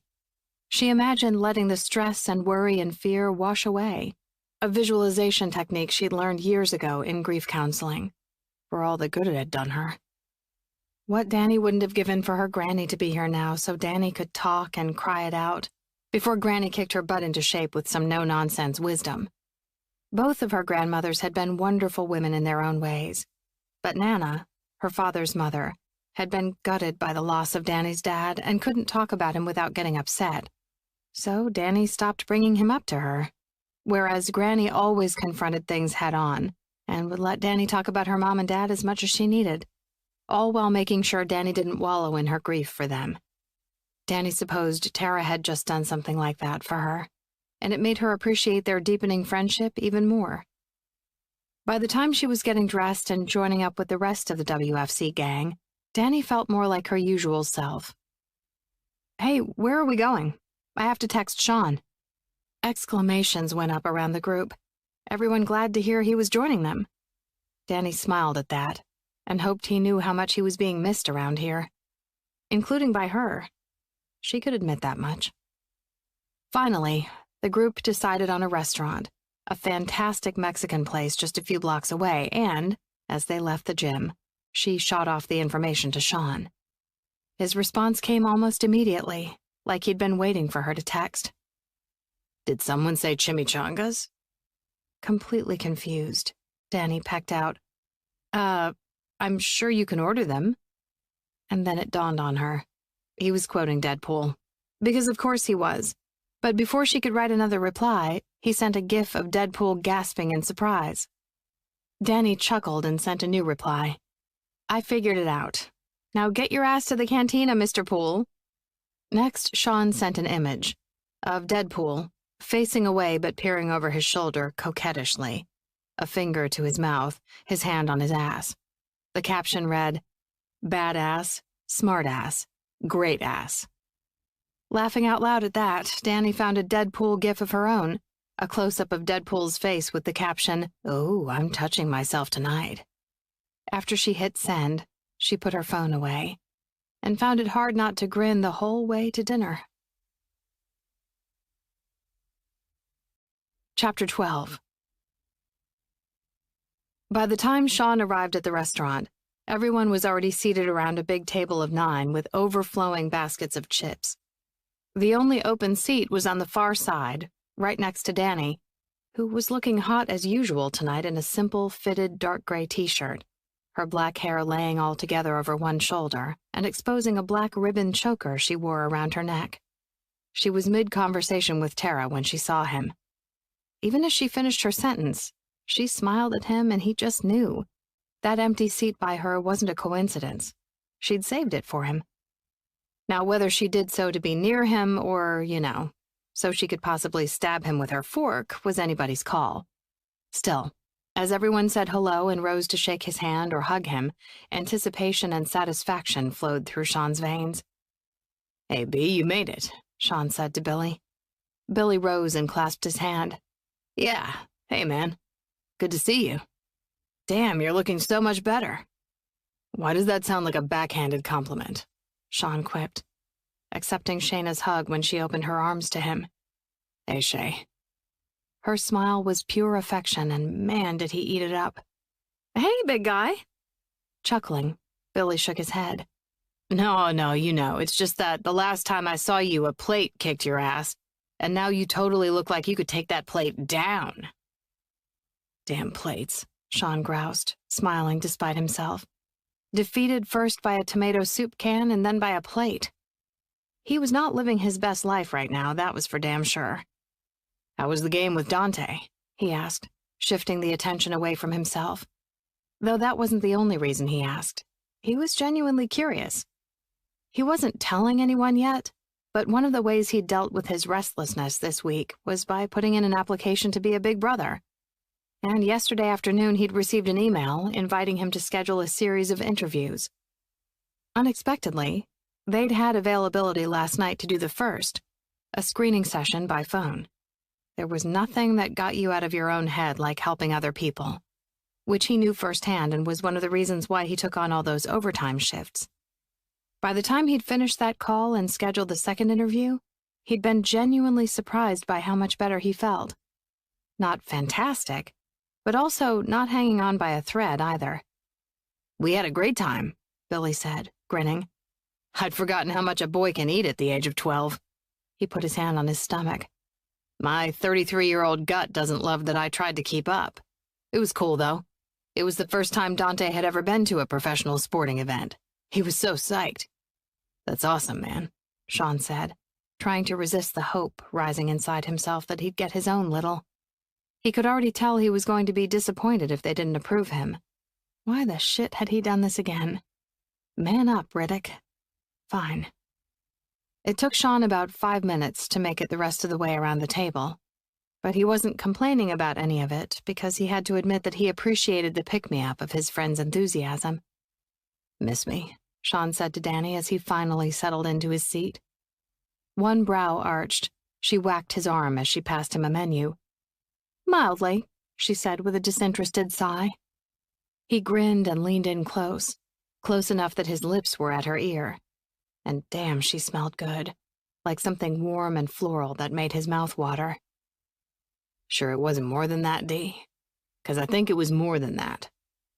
He didn't think he imagined the slight shiver that ran down her neck, and that also left him feeling pretty fucking satisfied as he sat back in his chair and flipped open his menu. "You're irritating," she said as she sipped at a margarita. Sean chuckled. Once, her little barbs would have had him biting back irritation. But since Danny had spent the day sending him ridiculous Deadpool-inspired texts, he knew this was just part of the game. And maybe it was more than that, too, because her texts had been a big part of what allowed him to drag himself out of the suck, after the day before had kicked his ass and left his body restless and his sleep fitful. The ass-kicking hadn't been physical, of course. In fact, his chest was feeling better even though it still looked like hell, and the ache from the cut near his eye had dulled into nothing more than a nagging annoyance. No, the ass-kicking had been all inside his mind where he had no fucking defense. The waiter arrived and began taking orders, temporarily halting conversations all around the table. Sean got busy figuring out what he wanted to put in his pie hole, but the words printed on the laminated page sort of faded away as his mind drifted. It had surprised Sean how much missing out on working that fire with the rest of the guys had left him feeling like shit, like he was letting them down. From there, it apparently hadn't been a big jump for his brain to make to the nightmare. The first time he'd jolted awake, he hadn't known why. Sitting upright in bed, all he knew was the terror surging through him. Warily, he'd fallen back to sleep. And then came the one he'd had many times before. The one based on the real-life horror he'd caused. It started the way it always did, with an explosion. Out of nowhere, a chip sailed over his menu and hit him in the face. "What the shit?" he said, flinching. Judd's laughter marked him as the culprit. Sean flipped him off even as his ears tuned back into his surroundings, making him realize that someone had been saying his name.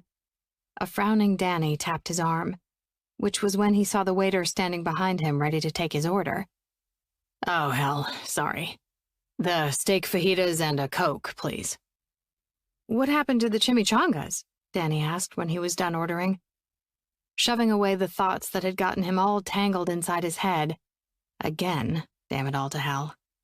He found himself seriously appreciating the topic change, especially when Danny's frown made it clear she knew something was up. "It rocks that you understand my Deadpool references now."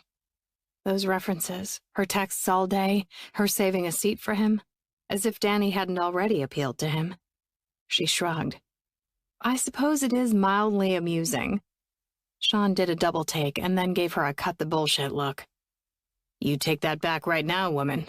You might feel mildly towards me, but I heard you laughing. Maybe you forget that I was there.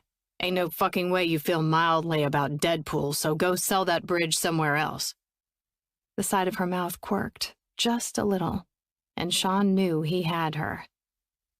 "You seem very serious about your appreciation for Deadpool," Tara said from across the table. He arched a single eyebrow. "Have you seen it?" When she shook her head, that began a rowdy conversation that lasted through much of the meal and covered everything from movies to comics to books. But not fighting, Not work, not Sean's fucking injuries. Thank you very much. That was until Mo said, "So, I've got an announcement to make." When the table quieted down and the big guy had everyone's attention, he continued, "Billy and I are going into business together." Sitting across the table from each other, the two men were both grinning as Mo spilled the beans that Sean had been privy to a few days earlier. "We're calling it the Griffin Security Consulting Group. Personal security, security consulting, private investigation, that sort of thing. With a priority on hiring vets." Exclamations rose up all around. "No shit," Noah said, smiling and clapping Billy on the back. He reached across the table and shook hands with Mo. "Congratulations." "Wow," Danny said, sitting between Sean and Mo. She twisted in her seat to give Mo a hug. "I'm so happy for you. I know you've been wanting to find a new mission, and now you have." "Amen to that," Mo said in his deep voice. Sean raised his glass. "To Mo and Billy kicking ass and taking names." "Hear, hear," everyone said, following suit. Raucous conversation followed until, finally, Jesse rose and said, "Hey, everyone, I have an announcement, too." When the table quieted down, he smiled down at Tara. "Actually, we have an announcement." The look Tara gave Jesse nearly sucker-punched Sean, because in his entire sorry life, no one had ever looked at him with that kind of utter, soul-deep, unconditional love. And had Sean ever seen more peace and contentment on that guy's face? He'd only known Jesse for about 6 months, but he didn't think so. Jesse urged Tara to stand up next to him. "I asked Tara to marry me, and she said yes."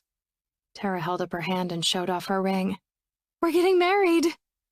"Holy shit," Judd said, standing up next to Jesse to shake his hand. They exchanged a one-armed hug. "Huge fucking congrats." Next, Judd went around to sweep Tara into his arms. "Happy for you, Tara." When Danny rose beside him, Sean blinked out of his thoughts. He followed her and joined just about everyone else who'd gotten up to shake hands and give hugs. Waiting to get up closer to Jesse and Tara, Sean noticed for the first time that Danny was wearing a short black denim skirt and a pair of black Converse, and his hands fucking ached with the desire to touch all that gorgeous exposed skin. Finally, he made it to Tara. "Congratulations, T. You deserve this." She beamed up at him. "Thanks, Sean." He switched places with Danny and shook hands with Jesse next. "New job. Getting married? Damn, Jesse. You're killing it, man." Jesse laughed as he returned the shake. "Somehow I got really fucking lucky is all." Sean turned to make room for Danny to get to Tara and just caught Danny's expression. For a split second, she looked utterly wrecked, and then she smiled and hugged Tara tight. "Wow, I'm so happy for you guys. Now, how long have you two been keeping this from us?" Danny teased Tara. Tara gave a coy grin. "I know, I'm sorry. We were going to share after WFC last week, but then the accident happened." "Fine," Danny said teasingly, then gestured at Tara's hand. "Let me see this gorgeousness." Tara held out the hand with the diamond. "Isn't it amazing?" Danny grinned. "So amazing. You obviously have great taste, Jesse, in rings and women." The man nodded and pulled Tara in against him. "All I know is there's no one else for me." Sean felt like a total observer as this conversation unfolded. Normally, he would have rushed in to apologize that his unluckiness had interrupted the sharing of their happy moment, but he was still laser-focused on what Danny's expression had meant, especially when she held up her cell phone and said, "Oh shit, I'm sorry. Hospital." Except, from where he stood behind her, Sean saw that the screen remained blank. She hadn't received any calls or texts. He watched as she quickly threaded her way through the restaurant toward the bathrooms, his gut suddenly in knots for worrying about what was going on with her. Not that it was his place, but fuck, he couldn't help it. When the waiter dropped off their checks, Danny still hadn't returned, so he paid for both of theirs. Noah and Christina reminded everyone of the details of next weekend's July 4th festivities, and then everyone was saying their goodbyes. Afterwards, Sean went back to the bathrooms. Not sure what else to do, he knocked on the women's room door. Danny. The door flew open, and there Danny stood, a total knockout in that little skirt and Converse. What the hell are you doing? Looking for you. Everyone's leaving. You okay? He studied her face. Beautiful as always, but something was off with her eyes, like she'd hung shutters in front of them and they didn't shine quite as bright. Yeah, of course. Just hospital bullshit. Let me go say goodbye. Sean nodded and followed Danny back through the restaurant, but his internal bullshit alarm was blaring.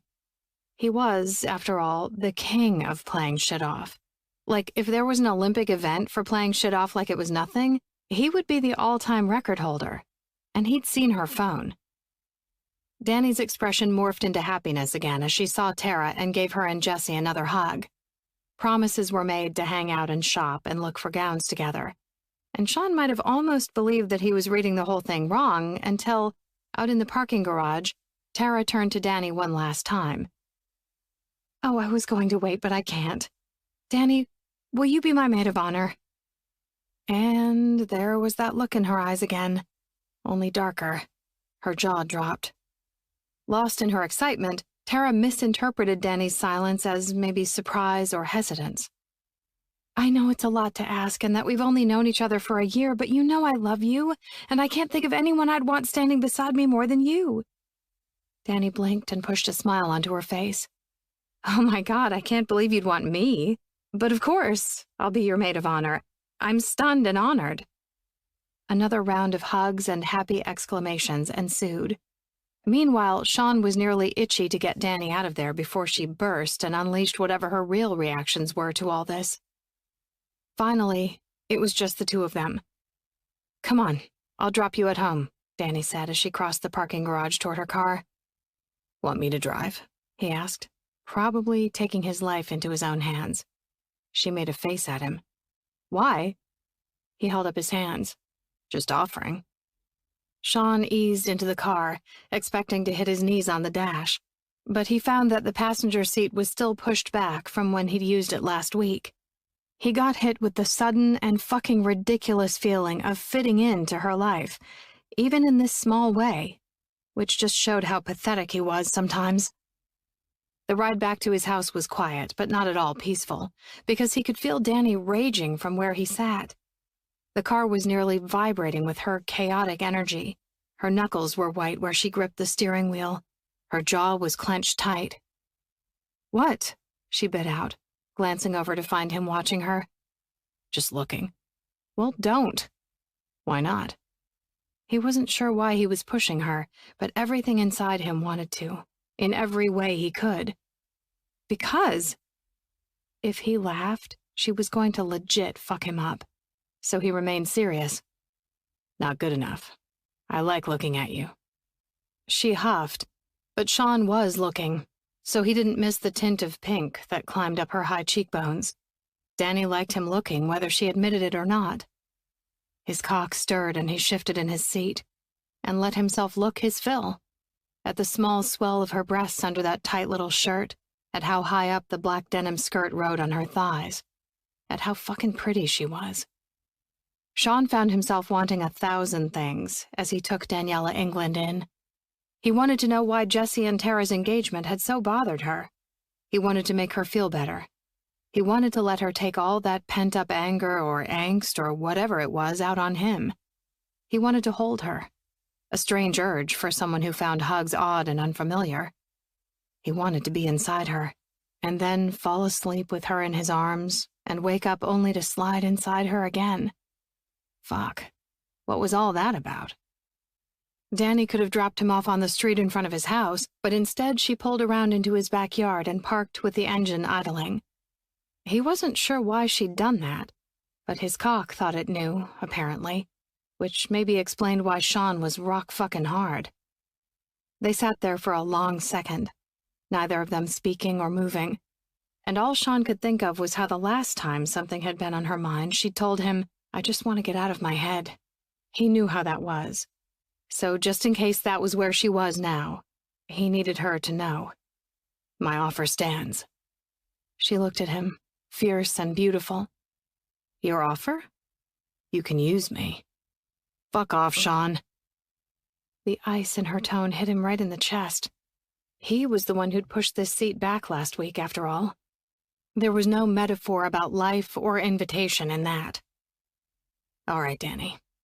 He pushed the door open and heaved himself out. Without looking back, he made for the house. Whatever she needed, she clearly didn't need it from him. Sean wasn't sure why he'd expected anything else. His firefighting abilities aside, he'd rarely been anyone's solution to a problem.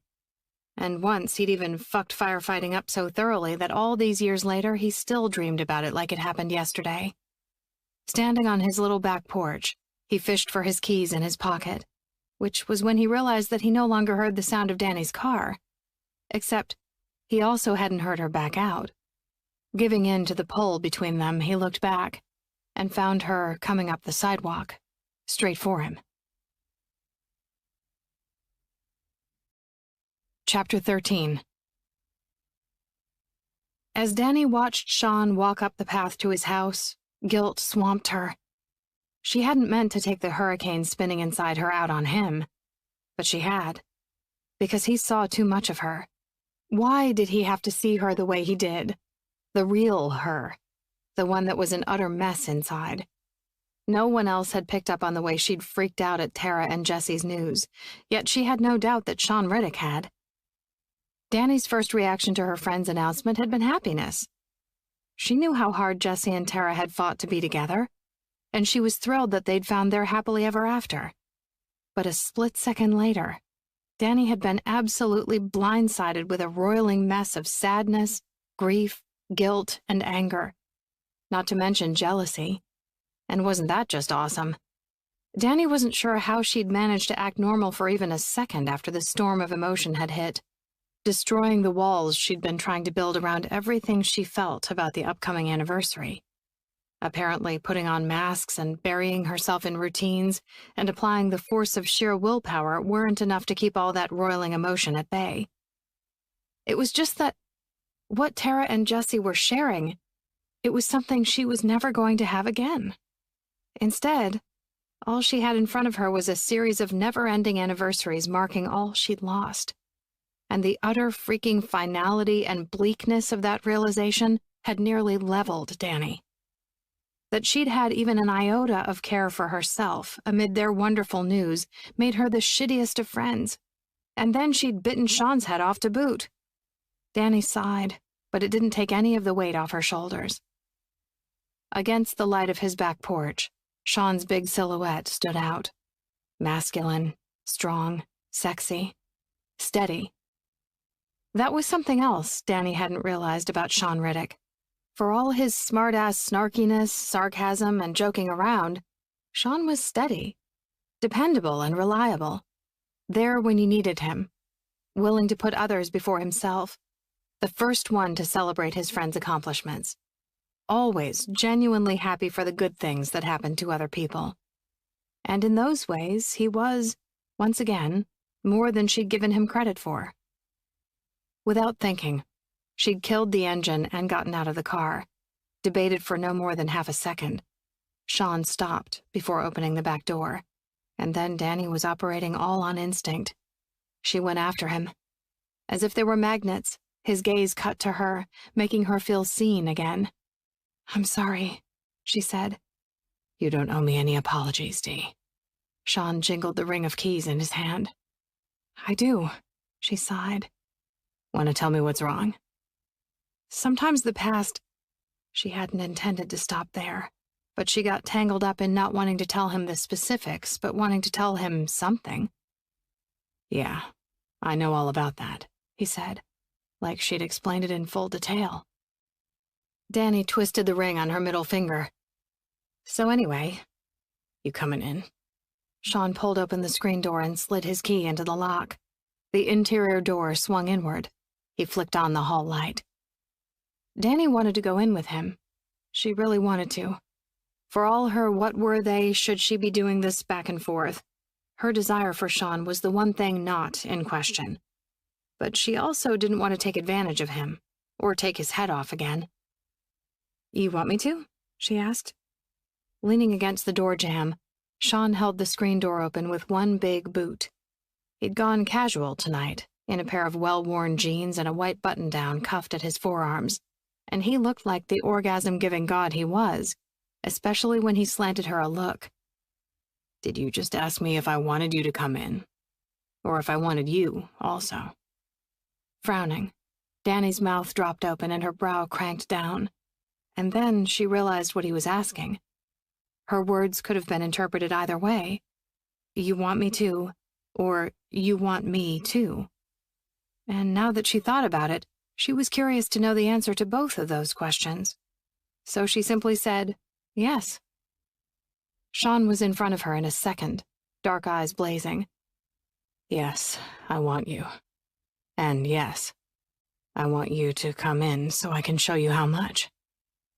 Danny's heart was a sudden staccato drumbeat in her chest.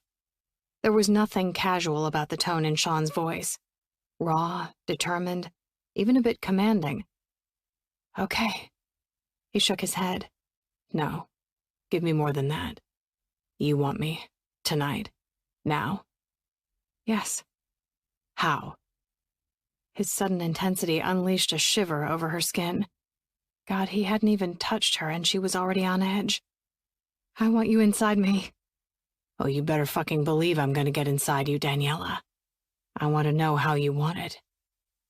An image came to mind, and she gave voice to it before she second-guessed herself. "Pull my skirt up and take me from behind."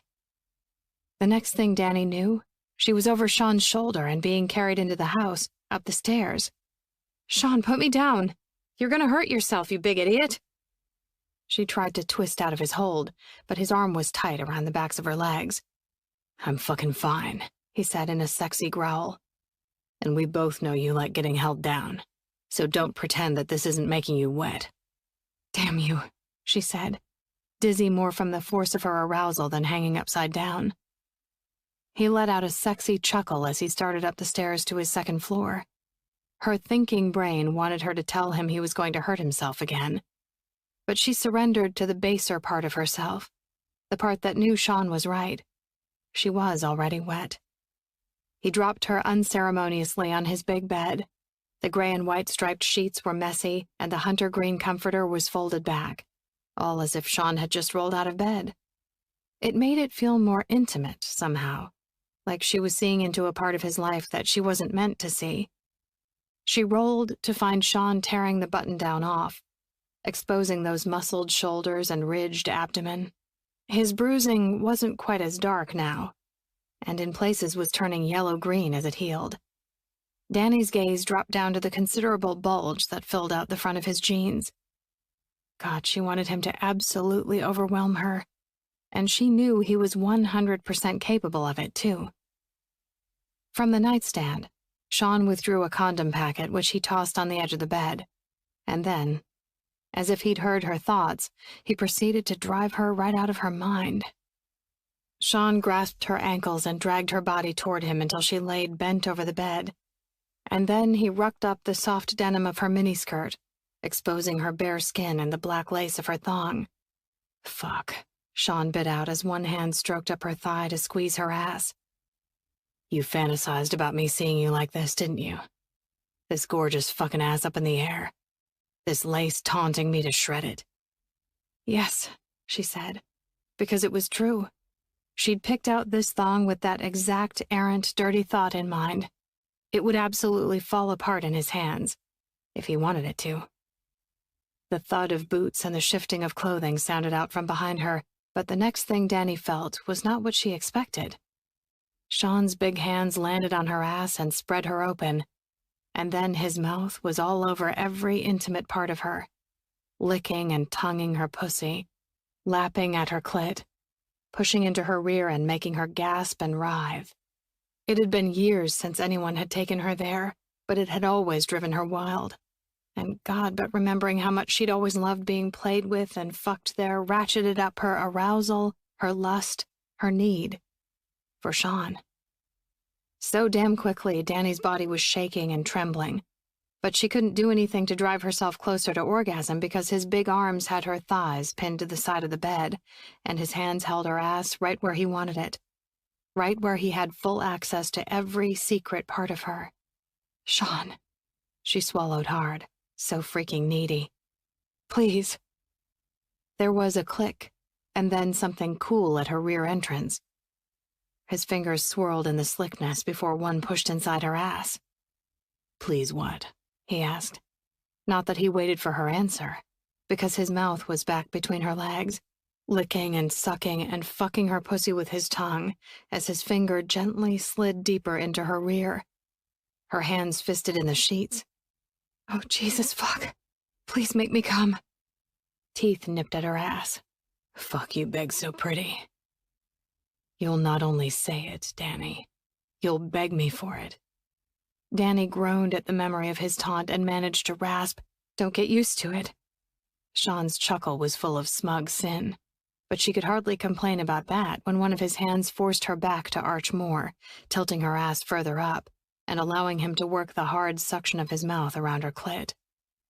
As he sucked her off, he flicked his tongue against her clit in a fast, maddening rhythm that had her holding her breath and straining. But it was him fucking her ass with that finger in a sudden, fast in and out that had her tensing, then coming and coming, releasing a muffled scream against his bed that left her dizzy and floating. She'd barely come down from the exquisite, soaring high of her orgasm before Sean was easing his finger from her. A wrapper crinkled, and then the head of his cock was at her pussy, teasing and tormenting her as he let his length slide through the wetness he'd worked out of her. I fucking love the sound of you coming, Daniela. It makes me so hard. His cock penetrated her, letting her feel just how hard he was, and so thick that not a single part of her felt empty. Not a single one. And she could have cried from the goodness of it, the rightness of it, the I've missed this so much of it. And she could have kissed him when he didn't give her a chance to think about those thoughts, because just then he grasped the now bunched-up miniskirt around her waist and used it to pull her back to meet his demanding thrusts. Sean didn't build up to fucking her. No. He fucked her like he somehow knew she needed to be fucked. Hard, demanding, deep. Overwhelming in the most perfect of ways. All Danny could do was moan at the sheer pleasure coursing through her. Hands at your lower back, he growled, his hips slapping against her ass. Electricity danced down Danny's spine as she did what he said. Anticipation flooded through her as one of his big hands pinned her wrists. She was well and truly held down, totally under Sean's control, and it was freaking glorious. Danny was the one using Sean, but she felt used in return. Not in a way that took advantage, but in a way that was about two people finding something they needed in someone else. Which was when Danny realized that she wanted Sean to find pleasure in her. Solace if he could. Distraction if that was what he needed. All of it. She wanted him to find that in her. With her. His thrusts filled her and rocked her body roughly against the messy covers, creating a delicious friction against her nipples and clit. She gave herself over to the pleasure and moaned at how good Sean felt, his hands at her wrists and using the skirt as if he was riding her, his big thighs colliding with the backs of her legs, his heat setting off a fire inside her. When Danny could manage to think at all, she had flashes of their night, of the way Sean had looked when he'd arrived at the restaurant. On the surface, he'd been his usual smiling, outgoing self, but exhaustion hung around his eyes, and he'd tuned so far out when they were ordering that he hadn't heard three of them saying his name. An hour ago, she'd felt like utter spiraling shit, and somehow he'd managed to make her laugh, bring her comfort and understanding, and help her escape all the mess, making it so that all she felt now was euphoria, sheer and complete. Oh, fucking hell, Daniela, Sean groaned, the deep rumble of it licking up her spine. God, she liked knowing that she wrecked him, too. You gonna come inside me, Sean? She said, peering over her shoulder. As soon as their gazes met, Sean fell forward on top of her, his strong arms shifting her up the bed so that she was lying flat on her stomach, and he was covering her from face to toes. Fuck, Danny. Take everything I got, he said, face to face with her, eye to eye. Sensation tightened between her legs. But her reaction was even greater than that, because something in his words had her stomach fluttering too. Like maybe he didn't just mean his orgasm. Like he meant something more. "Did you just ask me if I wanted you to come in? Or if I wanted you, also?" He wanted her. He wants me. The fundamental truth of that cracked her right open. She moaned as the orgasm rolled through her, and then lost her breath to his thoroughly claiming kiss. She didn't mind, though, because just then he groaned out her name and gripped her tight. She felt the jerk of his orgasm and the clench of his muscles everywhere. They shared panting breaths, lurid, drawn-out kisses, and lingering stares. Danny didn't think she was imagining the raw emotion in Sean's eyes. The desire, the invitation, the hope. And it was the hope that reached inside Danny's own chest and lit a spark that had been dark for years, that she thought would never bloom into embers or flames again, could never even get ignited again. Yet, as they lay there panting, his massive body still holding her down and making it hard to breathe, she couldn't find it in herself to smother that little flicker of light, or to feel bad, for the first time in forever. "Shit, sorry," he said, sliding to the side of her, but not so far that they weren't still touching. She shook her head against the sheets. "Don't apologize. Felt good." A smile played around his lips and lit up those dark eyes. God, it took so little to please him, which made her realize how much he fed off of the smallest bits of praise. It made something squeeze in her chest, and maybe that was why she suggested it. "Should we continue the movie marathon?" Sean's expression morphed from lazy, masculine satisfaction to boyish delight in about 2 seconds. "Seriously? Hell yes." He slid off the bed and stood in all his naked glory, one hand cupping at the condom and the other scratching at his bruised chest. "We're up to the second Thor movie." Danny grinned and scooted to the edge of the bed. "Ooh, Thor." He smirked and made for the bathroom, and she took full advantage of watching that ass in motion. Jesus. "Do you only like these movies for Captain America's ass and Thor's hammer?" he asked from the bathroom doorway. She retrieved her thong from the floor and made a show of sliding it back up her legs before she put her skirt to rights again. "I mean, that doesn't hurt. But really, why would I need them when I have you right here in person?" He stalked toward her, his expression so damn satisfied. "Is that right?" His hand settled possessively on her hips, and an arrogant smirk painted his lips, one that before might have irked her as much as it attracted her. Now she knew it was just a part of their give and take, and that there was a whole lot more beneath the mask of arrogance that Sean Riddick sometimes wore. "Of course," she said, feeling too soft and satisfied and uninhibited to hold anything back. "These movies are awesome, Sean, but you're the real thing." Chapter 14. A week ago, Sean had been body slammed by a truck, and his world had been turned upside down. But standing there with Danny's praise hanging in the air between them, Sean felt like he'd been body slammed again. In a good way, but one that still turned his world upside down. Because he wasn't used to people thinking the best of him. Sure, he knew people liked him, and why not? He was a smart-ass motherfucker who knew how to have a good time and make people laugh. But that wasn't the same as being thought of as a fundamentally good person. As being the real thing. Especially after what he'd done. Sean swallowed as he tried to think of a comeback. But Danny might as well have cold-cocked him for how tongue-tied he was. "Gotta use the bathroom. Meet you downstairs?" she asked, totally casual-like. But his gut told him she was also giving him a graceful out from this moment. "Yeah," he managed, not letting go of her until he'd planted a kiss on her forehead. "Thank you," he thought. But what he said was, "I'll go foraging for snacks." She chuckled as she made for the bathroom. He retrieved his boxers and jeans, liking the sound of Danny in his space. The vast majority of the time when he'd been with a woman, it was at her place. Only rarely had he brought someone home. And he couldn't even remember the last time. Sean hadn't thought he'd avoided that on purpose, but now he wondered. Maybe if he opened the door to having someone here, it would feel worse when he was alone again? Because having Danny here now, Hearing her moving around and sharing his space, it felt good. And he knew it was going to suck when he got better and she wasn't coming around as much anymore. Well, maybe you should put yourself out there and let her know you like her to come around even after all this is over. Fuck. Standing there staring off into space, he scrubbed a hand over his face. Finally, he pulled an old, comfy t-shirt from a drawer and tugged it over his head, grimacing as his chest protested the movements. Danny hadn't been wrong. It had hurt to carry her up the steps, but the fact that she'd let him get away with doing it had been too fun for him to care. He'd withstand pain for her every fucking day if it meant that she'd be with him like this.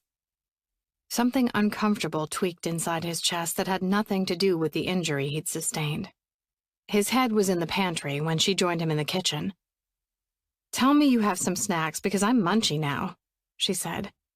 "Oh, I got snacks all right," he said, pulling things out and setting them on the counter. "Pretzels, chips, some cheese popcorn, but no more caramel." He held up a container of cashews. "These nuts." Danny chuckled. And fuck, she looked beautiful standing in his kitchen, her cheeks still a little flush, her lips soft and puffy from their kisses. "Yes to all of it." "Good choice," he winked. "I made you work up an appetite, I see." She rolled her eyes. "Whatever, Riddick. Sometimes a woman just needs snacks." Sean grinned. No way was he buying that. "Uh-huh. Sure. Whatever you need to tell yourself, Dee." Without missing a beat, she threw the container of nuts at him, and he burst out laughing despite the fact that he barely caught it before it nailed him in the chest. Her eyes went wide. "Oh my God, Sean, I'm so sorry. I wasn't thinking." "You've got a fucking arm on you," he said, still chuckling and having no idea why she was apologizing.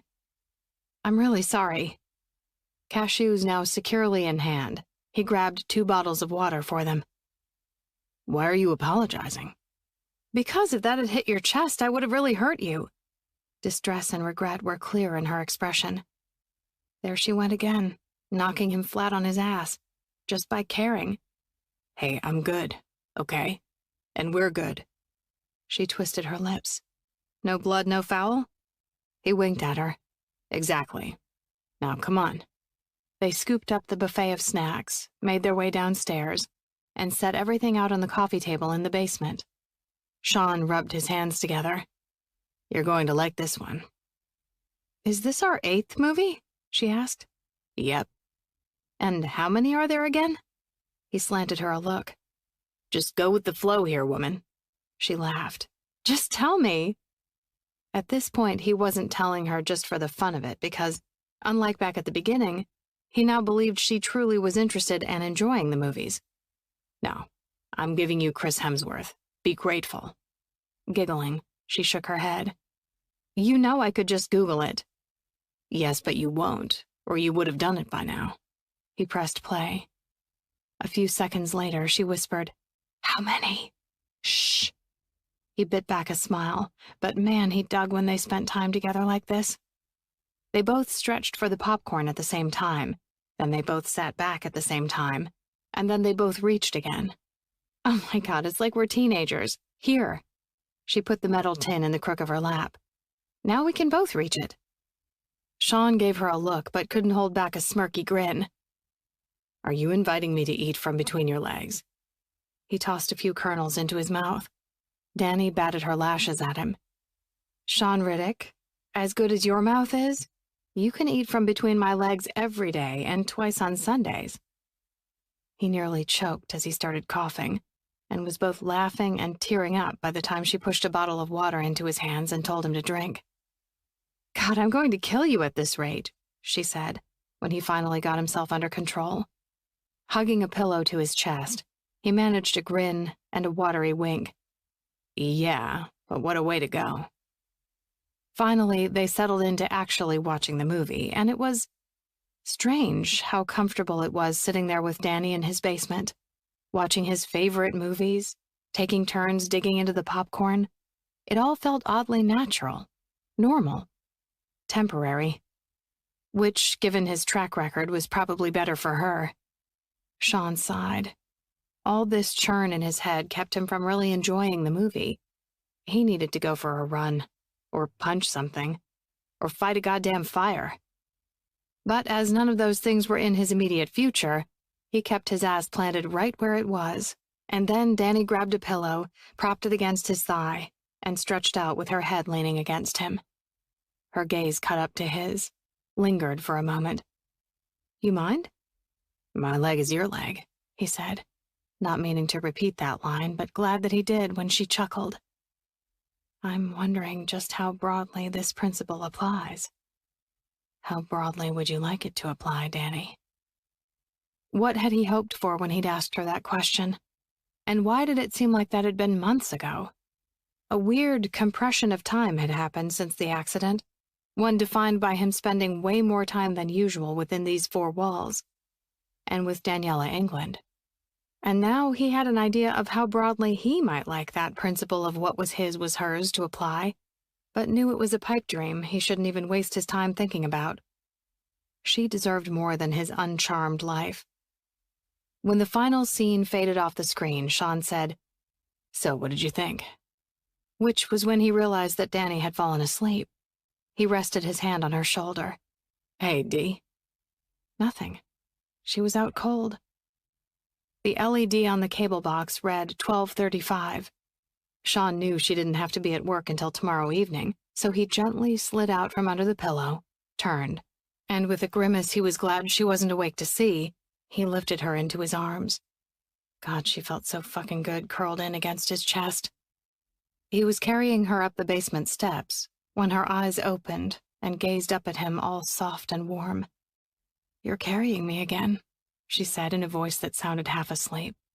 "Yep." "Put me down," she said, her eyelids sagging. He chuckled. "Okay." "Mean it." "I know." By the time he'd made it back up to his bedroom, his chest was a 3-alarm fire, but it was worth it when he laid her down on his bed. She stretched. "I can go home." Stay, he thought, liking the thought of her sleeping in his bed. Maybe too much. "It's late. Might as well sleep here." "'Kay." Her hands went to the button on her miniskirt, and then she was clumsily pushing the denim over her hips. Damn it all to hell, but he found it appealing not just because of how fucking gorgeous she was, but because the action wasn't sexual. It was just her getting comfortable for bed, and somehow that struck him as even more intimate. He helped pull the covers up over her, then ducked into the bathroom. When he was finished there, he made for the door. "Night." Danny pushed up onto an elbow. "Wait, where are you going?" "Oh, downstairs. I figured the couch." "Stay." She flipped back the covers and scooted to the far side of his big bed. Satisfaction jolted through Sean's gut. The repetition of the word he'd just thought had him crossing the room and getting into bed until they were laying on their sides facing each other, staring at each other, just an arm's reach apart. "Can I ask you a question?" he said. For a moment, hesitation played around those striking black eyes, but she finally nodded. "Sure." "Why did you say you wished you'd known about superheroes when you were a kid?" Two reactions coursed through Danny. Relief that he hadn't asked why she'd been so upset at the restaurant, and uncertainty about how much to share in answer to the question he had asked. A third reaction followed close behind. Appreciation. Appreciation that Sean had remembered what she'd said. Appreciation for the sincerity in his gaze as he lay there looking at her. Appreciation of the fact that something was happening between them, whether she knew what to do with that or not. Life hadn't surprised her in a good way in a lot of years, and a part of her was opening to something she didn't truly understand. It made her feel good. It made her feel better. But why did feeling better have to come at once with a sort of shame, like doing better was an affront to Anthony's memory? So, fine, she wouldn't talk about Anthony. Not with another man. Not in that man's bed. Certainly not when she was so raw where her first love was concerned right now. "Well," she finally began, "because it would have been nice to have been able to imagine there being heroes around who could save all the people I lost," she said. outside of her family, Anthony was the only other person who ever knew all this about Danny, who knew how loss had shaped so much of her life. Sean reached out, bridging the short distance between them and clasping Danny's hand in his. In her mind's eye, this man was always larger than life. His job, his usually gregarious personality, his sexuality and swagger. Who knew this sweet, soft, quiet side to him existed as well? And it made it easier for her to keep talking. My mom died when I was only 2 weeks old from complications of my birth, so I grew up with my dad and his parents, my Nana and Pap. I missed having a mom, but I also had a lot of love in my life. And I had Granny, my mom's mother, to tell me who my mama was and keep me connected to that whole side of the family. That was really important because my dad and his family were white, but my mama's people were members of the Kiowa tribe, and without Granny, I wouldn't have really had a way to learn about or be a part of that community. It keeps happening, Sean said, swallowing. What? Finding things that we have in common. My mom died when I was really young, too. I was 5, but my memories of her are pretty vague. More impressions or feelings than fully formed memories, if that makes sense. It does, she said, surprised to hear that Sean had apparently been noting all those commonalities just like she had. And this answered her question about what his mother had been like, given that he'd described his dad as a shit father. 5 is so young. I'm sorry. And you're right, it does keep happening, doesn't it? He nodded. Tell me more. Danny adjusted her head on the pillow and took a deep breath, because she really hadn't told him anything yet. Granny knew everyone. She knew their business, and she knew how to get shit done. She made sure people had food if they needed it. She made arrangements for people to go to the doctor if they needed to. She volunteered for everything, and she was impossible to say no to, which made her highly effective at recruiting volunteers for absolutely everything. She sounds like a badass like you. Danny grinned. She definitely was. I come by my ball-busting naturally. She winked and loved that it made Sean chuckle. She took me along to help out on everything she did. I served at the elders' Christmas dinner, sold raffle tickets at the annual summer festival, and helped deliver meals to people who couldn't get out and about. She took me to all the powwows and made sure I attended the youth language and culture camps. My favorite thing, though, was the Black Leggings Warrior Society ceremonial, a dance that recognizes the role of warriors and soldiers in the tribe and honors their contributions to the country. To young me, it was so inspiring, because these were people who'd devoted their lives to serving other people. And that's what I wanted, too. It's part of what made me want to join the army. And what made you want to be a nurse? Sean asked, like he was absolutely fascinated. Danny's gaze dropped to where his thumb was lazily stroking across her knuckles. That little bit of connection felt so good. It was exactly the kind of thing she'd been missing for so long. Is this okay? He asked, squeezing her hand. Yeah. Is this too weird? He asked. Us being serious and talking about real stuff. There was a vulnerability in his eyes that told her how much this was meaning to him. And it made her realize it meant something to her, too. Whatever this was, they were in it together. If it's weird at all, it's good weird. He quirked a lopsided grin. Good weird kind of describes us, don't you think? Your crazy matches my crazy. Big time. She laughed at the line from Deadpool. Apparently so, she said, squeezing his hand. And then she sighed, because she was at the hard part of her story now.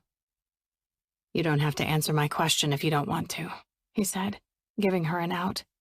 But she wanted to tell him. No, it's okay. I haven't talked about any of this in a really long time, and it's nice. I became a nurse because my father died in a construction accident when I was 8. It took the ambulance 20 minutes to arrive. I was with Granny when we heard about it, and we were close enough that she drove us there. She knew the foreman, and he took one look at me and wouldn't let us get closer. My dad was bleeding out, no matter what they did, and he didn't want me to see him that way. But I wanted nothing more than to go to him, to help him. And that was the day I decided, whatever I did with my life, I would help people. Sean frowned, and the concern was plain in his gaze. What happened to you after your dad died? My dad and I had lived with his parents my whole life already, so my grandparents raised me. I had it better than a lot of kids in that situation. I still had family. Doesn't mean it was easy, I bet, he said, his voice gentle. No, she said. After that, it was seeing my granny struggle with her diabetes that made me wish even more that I had medical knowledge. And it wasn't just her either. Diabetes is basically an epidemic among Native communities. Granny died from complications of it when I was 15. With her gone, I lost a lot of my connection to the tribe because Nana and Pap weren't very able to get around and take me places. And my ancestry didn't qualify me for official enrollment in the tribe anyway. All of that made high school interesting. It was hard sometimes to figure out who I was and who I wanted to be with my parents gone and my feet partly in two worlds. So I just buried my nose in books and put all my focus into doing well in school so I could get a ROTC scholarship for the nurse training program. Sean gave her a good long look. That's a lot of loss for such a young person. No wonder you're so damn strong. At once, Danny felt warmed by the praise, and like such a fake because, well, I don't feel so damn strong. Nobody feels strong all the time, right? But the fact that they put one foot in front of the other and keep fucking going is what matters. That's strength personified. She blinked at his choice of words, and then she held up her left hand to show him the tattoo on her finger. What the shit? He said, chuckling. Oh, I thought you were flipping me off for a sec there. He took her hand in his much bigger one. KFG. Look at that. See? It's in your very skin, Dee. You're a good guy, Sean, was all Danny could say to that, because there was suddenly a lump in her throat. One that wasn't so much about grief as it was about feeling seen for the first time in so long. Damn him. He winked. Don't tell anyone. She smirked. I won't. I'm glad you stayed, Daniela, he said, piercing into her with those dark eyes. So am I. Should we get some sleep? It was the first time she'd talked about any of this in years, and it had left her lighter, but exhausted. I guess we should. 'Kay.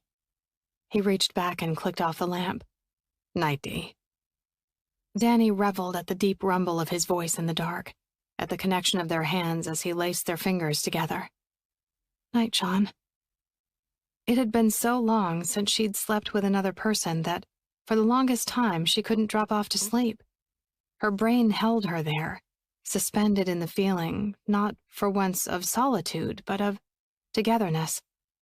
And Sean Riddick, of all people, had given that to her after so very long. Danny waited for the feeling of shame to wash over her for so enjoying it, but it didn't come. And then she was able, finally, to fall asleep. Chapter 15. It started the way it always did, with the bells. Sean hadn't been asleep for more than 15 minutes. He'd just racked out after a 14-hour shift when the constant buzzing went off and he was up again. But that's how it was when you were a damage controlman. There wasn't anyone else, and it was your home that was burning down. Fire was one of the biggest threats sailors faced at sea, which made firefighting, just one of the controlman's jobs, among the most important. The question was, what kind of fire waited for him? He wouldn't know that until they were standing in front of the beast itself, heat blasting them in the face, smoke threatening to crawl down their throats. The haze of it already hung in the air. In less than a minute, he was in the DC unit locker room and gearing up. As the fire marshal, Senior Chief Ortez had already donned his bunker gear and protective equipment. Tonight, Chief Riddick is our on-scene leader and Petty Officer Roberts our team leader. I'll see you down there, he said, heading out first to make an initial assessment. Did you feel it? Emerson asked when the senior chief departed. Sean frowned as everyone began recounting what they felt and what they'd been doing when they felt it. The long and short of it was that a big-ass shudder had rocked through the destroyer seconds before the bells sounded. Shit, seriously. I was out cold, Sean said. Damn, Chief. You could sleep through World War III, Westover said. Hey, it takes a lot of shut-eye to look this good, Sean retorted, glad for the joking and camaraderie. Tension was clear on the faces of the new guys who had joined them only 3 weeks before. Of course, they'd been trained within an inch of their lives and had run countless drills, but you never knew how anyone would react until they were in front of the fire with flames shooting out at them. Even with all the training, you couldn't fully know the heat of the real thing until you were in front of it, and you couldn't know who might panic when the chips were down. Petty Officers First Class Roberts and Kahn double-checked that all the newbies were kitted up correctly and gave Sean a nod when they were satisfied. Good. Now let's go put the wet stuff on the hot stuff, boys and girls, he said, before securing the face shield to his oxygen-breathing apparatus. They double-timed it through the ship's narrow decks and hatches, the general announcing system blaring a warning about the fire, until they finally reached the aft engine rooms. And that's where they found the enemy. Sean's mind cleared of everything except fighting the fire. He turned to his team. It's showtime, people, he said through the voice amplifier on his mask. We find and evacuate victims, analyze the nature and spread of the fire, remove any combustibles, and get it nice and wet. Heads in the game. Let's go. He and his team poured into one of several connected compartments where the main propulsion systems, boilers, generators, and auxiliary machinery were located. The first of the DC men fanning out to conduct search and rescue, the ones coming in next continuing on. The smoke was thicker here, but at least the fire hadn't spread this far. Leaving a few of the others to complete a sweep of that space, he led a group into the next compartment. Sean nearly tripped over a sailor sprawled across the floor. We've got a Vic here, he called, stepping out of the way so that the others could clear a hatch while he knelt to assess the sailor, who had burns on his face, arms, and hands. At Sean's touch, the guy's eyes rolled open and he mumbled something Sean couldn't make out. Hang in there, Seaman. Sean peered over his shoulder. Keaton, over here. Flames crawled through the far hatch and up the bulkhead. Ah, so there it was, the boundary of the fire. Now they just needed to keep it there. I'm coming for you, motherfucker, he thought. What do you need, Chief? Keaton asked. He was one of the newbies and assigned to first aid for this incident. Get him out to the passageway, Sean said, waving over another of the men on first aid duty. Sean hustled further in, passing 2 more victims who were already being assisted, and crossed into the fire zone in the 3rd compartment, which was where things got dicey. They had a Bravo fire on their hands, which referred to the combustible liquid fire roaring in front of them from what appeared to be leaking fuel oil. The heat was so intense he could feel it through his gear. Taking a further moment to assess the extent of the fire, he rounded the wreckage of equipment to see a gaping hole pouring out thick smoke and flames into the room. This was likely the source of the shudder that apparently everyone else on the ship had felt except him. And what he saw here was bad news. Leaks were spraying out and catching fire, turning into a spray fire that meant, fuck a duck, that this mofo wanted to spread. Get 2 lines going, he shouted to his team leader, who directed the nozzle men and hose men into position. When they had the hoses manned and pumping water into the heart of it, Sean kept a close eye on the teams and stepped in to advise the nozzle men working the spray fire on where to best focus to try to rein this bitch in. The last thing they wanted was to lose control of it, and Bravo fires were notoriously volatile. Using his wireless comms, he called in an initial report regarding the location and nature of the damage to the Fire Marshal and Damage Control Central. Beneath some debris, Sean spotted another victim. Carefully, he lifted off pieces of metal to free the man. Suddenly, Keaton was right by his side and lending a hand. And then they were joined by Jackson, one of his most experienced control men. The unconscious sailor had burns all down his front, but what worried Sean was the impact injuries they couldn't see. I'll go get a spine board, Keaton called out over the roar of the hoses and the flames. But before Sean could respond, he was already taking off. Sean appreciated the kid's quick response and initiative because his gut was telling him they might not have much time. Jackson gave him a look that said she knew it too. I can handle this from here, Chief. Nodding, He made for the guys manning the hose. Their efforts were just barely keeping the fire on the liquid pool side under control. But despite all the water they were shooting at this sucker, the spray fire appeared pretty damn close to a lost cause. He watched them work for a few more minutes when the smoke and flames cleared just long enough for him to spot several oil drums lined up against the far bulkhead. And that was when he decided that shit was about to get critical. They had a major combustible risk. It was time to pull out. He went to both teams and gestured toward the door. "Pull out. We're initiating the halon system." They evacuated the compartment and backtracked the way they'd entered, the boundary men spraying down the bulkheads as they went, and securing each of the hatches to create an airtight seal. Back in the cooler passageway, Sean made sure everyone was out before the final door was closed. Then he met the senior chief at the actuation station and advised him of the situation. His superior agreed with Sean's assessment and immediately engaged the switch that shut down the ventilation fans to the affected compartments and initiated the halon system, which used a combination of liquids and gases to suppress fire. A warning horn sounded immediately, and a 60-second countdown began that gave anyone in harm's way time to evacuate. It should have all been good from there, but instead, it was where shit started to go sideways. Just then, word came through Sean's earpiece that the initial explosion had apparently ignited an electrical fire in the maintenance compartment below where they'd been working. "How do you want to handle it, Chief Riddick?" his senior chief asked. He appreciated the trust and confidence the question represented, so Sean continued to take charge. Using his wireless comms, he called for backup personnel and then divided his team into two until that backup arrived. "Keaton, Westover, you're on reflash watch," Sean said to two of his newbies before issuing commands to others that he no longer remembered, because those turned out to be the only two that mattered.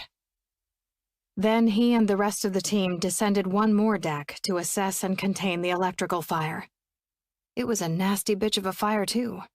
Charlie fires always were, and it was already threatening to get out of control. Luckily, no one had been injured here. So after assessing the fire, the extent of the damage, and in consultation with one of the electrical specialists, he made the call to engage the halon system here, too. He was just feeling good about getting things under control in relatively short order, when another explosion rattled the ship.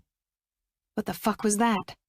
The public address system crackled on, announcing the locations of the fires and directing all hands to their stations. Then DC Central was in his ear, with the news that would change his life. There had been a massive reflash event on the deck above, resulting in multiple casualties. Sean hauled ass up the ladder and through the passageways, the weight of his gear and the air tank on his back making him feel like he was running through molasses. One refrain ran through his mind: "Don't let it be Keaton and Westover. Oh, Jesus, don't let it be my guys." Chapter 16. "No! No, no, no!" The mournful shout jolted Danny awake. Blinking into the darkness, she was disoriented. But then Sean's pained voice reminded her where she was. And, oh God, she'd never heard him in so much pain, not even once after he got hit. His whole body shuddered. Danny moved closer and laid a hand on Sean's chest. Beneath her palm, his t-shirt was damp, and his heart was pounding so hard it was as if he were running. "Sean," she said, gently shaking him, which wasn't easy given how tense every muscle in his body was. "Sean, hey, wake up." "God, no," he rasped. The sound of his voice made Danny's heart ache. In the hospital, she'd written off the bad dream he'd had as being a result of the accident. But this seemed like something else altogether. "Sean, it's me, Danny. Wake up." His head jolted off the pillow. "What? What's wrong?" "Hey, it's okay. You were having a nightmare. I'm sorry I woke you, but it seemed bad." She couldn't make out his expression as he dropped his head heavily and scrubbed a hand over his face. But with the other hand, he covered hers where it rested on his chest. On a long sigh, he released a single word: "Fuck." Danny wasn't sure whether or not to push. But he'd been there for her earlier in the night when she talked about all her losses. Okay, well, not Anthony, but all the rest. She could be here for him for whatever this was. So into the quiet of the room, she asked, "Want to tell me about it?" A long moment passed before he finally said, "Give me a sec." Then he slid off the bed and padded to the bathroom. The light of the bathroom made her realize he still wore his jeans, and then the door clicked shut behind him. It seemed a long time before he returned, now wearing a pair of boxers and a different t-shirt. He sat on the edge of the bed with his head hanging on his shoulders. Danny hated the defeated cast of his body language. Whatever this was, he needed to fight it, and something inside her said he needed her help to do it, which was why she closed the distance between them and hugged him from behind, her knees on either side of his hips, her body fitted against his back, her head on his shoulder, and her arms gently wrapped around him. "I'm listening if you need to vomit out whatever that dream was about." There was a soft rumble that was almost a chuckle. "Vomit is about right." "I'm worried about you. I'd hug you harder, but I don't want to hurt you," she said, the darkness making it easier to voice the affection she felt towards him. The protectiveness. Exactly when had those feelings started? "That's okay. I've never been much of a hugger anyway." "Oh," she said, loosening her grip. "Should I?" "No." He caught her arms and encouraged her to hug him again. "I like this. It's not that I'm not into hugs. It's just that..." Danny's belly had a sinking sensation because it seemed like whatever he was trying to say was rough, and she really wanted him to finish that thought. "I guess it's just that, well, I didn't grow up with anyone ever hugging me, so it's a sensation I'm not used to is all. Shit." He groaned low in his throat. Now her belly did a full-on freefall. No one ever hugged him? What a fucking asshole his father was. She had half a mind to drive to Philly and tell the elder Riddick to go fuck himself with a cactus. "That's a real fucking sexy thing to admit, huh?" he said, his voice low in the darkness. Danny snuggled in against his back and moved her mouth closer to his ear. God, he felt really damn good, all big and muscular against her. Sean Riddick had no problems where being sexy was concerned, but she decided to play this another way. "Look, I just want to get to know the real you, not the short, two-dimensional sex object peddled by Hollywood." If his chuckle was anything to go by, the Deadpool line worked. "How do you know so many quotes from the movie already?" Oh boy, he was going to love this. "Well, I Googled funny lines so I could text them to you the other day, and then I got myself hooked and had to watch it again." He peered at her over his shoulder. "You watched Deadpool again already? Without me?" "Guilty," she said, hiding her grin against his muscled shoulder. "On the one hand, respect. On the other, from now on, that's an us thing." The tone in his voice was all teasing, but Danny's mind threatened to get all spun up on the idea of anything being reserved as an us thing. Even though, damn it, she was a contradictory mess. It was kind of sweet at the same time. "Think so, huh?" "No so," he said, facing away again. He shook his head. "Watching Deadpool without me." She couldn't help but smile. More than that, Sean made it easy to smile. When was the last time she could say that about anyone or anything? It wasn't like Danny walked around unhappy all the time. It wasn't that at all. It was that Sean... Well, it was like he turned up the dial on her life, making everything brighter and bolder and funnier and sexier. And that realization made a headache bloom behind her eyes. The damn anniversary was only 3 days away now, or it would be come morning, and she clearly needed to take some time to deal with her feelings around that whole situation. In her gut, she knew what the problem was. A letter she'd had in her possession for 6 years but never opened. Come July, every year, she had to grapple with whether or not this would be the year she read what was inside of it. And the weight of that decision after all this time lanced dread through her veins. "So the nightmare," Sean said, pulling Danny from her spiraling thoughts. She lightly rubbed his chest to let him know she was listening. It's pretty much the same one every time, which makes sense since it's not so much a nightmare as it is a memory. A memory of the biggest mistake of my life, one that ended up killing 2 good men. What happened? For the next 10 minutes, he spoke in a monotone, describing how he was the leader of a firefighting team battling a shipboard machinery explosion that spread to neighboring compartments and then erupted into a raging inferno when part of the fire reignited. It took us 7 hours to contain and finally suppress the fire, Sean said. 2 died. 11 were injured. The damage was so extensive that the ship was forced to return to port in order to complete repairs. And a fuck ton of that, including those deaths, was my fault. So, no superhero over here, in case that much wasn't already crystal fucking clear. Danny really wished she could see his face, so that he could read the sincerity on hers. But she stayed right where she was. That's a terrible tragedy, Sean. I'm really sorry that happened. But how could a machinery explosion be your fault? He shook his head. Not that part. Thank fuck for small favors. But it was my call to station 2 newbies who'd been on the job a grand total of 3 weeks on reflash watch. Somehow, there was confusion about how long had passed since the fire suppression system had been deployed, and someone opened the sealed door to the compartment too soon and without running all the necessary safety checks. That made the still-hot materials reignite in a massive fireball that killed my guys instantly. Somewhere along the way, I fucked up in preparing them to do their jobs. Maybe I joked around with my team too much, and somehow communicated that people didn't need to take things seriously. I don't know. Andrew Keaton and Billy Westover were their names. 19 and 21 years old. They were fucking kids. Jesus, Sean, I'm sorry. That's so damn young. But I know enough about damage control men to know your training is really extensive. You were right to trust them to be able to handle the job. A sound like a growl rumbled in his throat. Obviously, I wasn't. Do you know why someone went back in that compartment the way they did? She asked. He heaved a breath. All the investigation could find out was that Westover opened the door at 18 minutes past deployment of the halon system. 20 to 30 is standard minimum. Keaton was phoning in a message that got cut off when the explosion happened.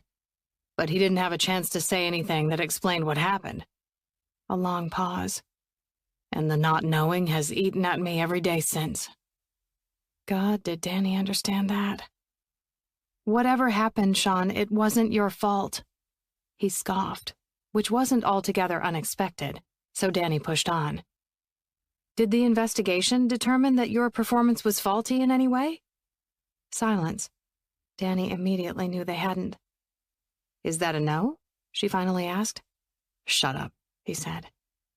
The quick retort made her smile, but it slipped back off her face as fast as it had come, because it was entirely clear now that Sean used humor to distract from hard or painful things.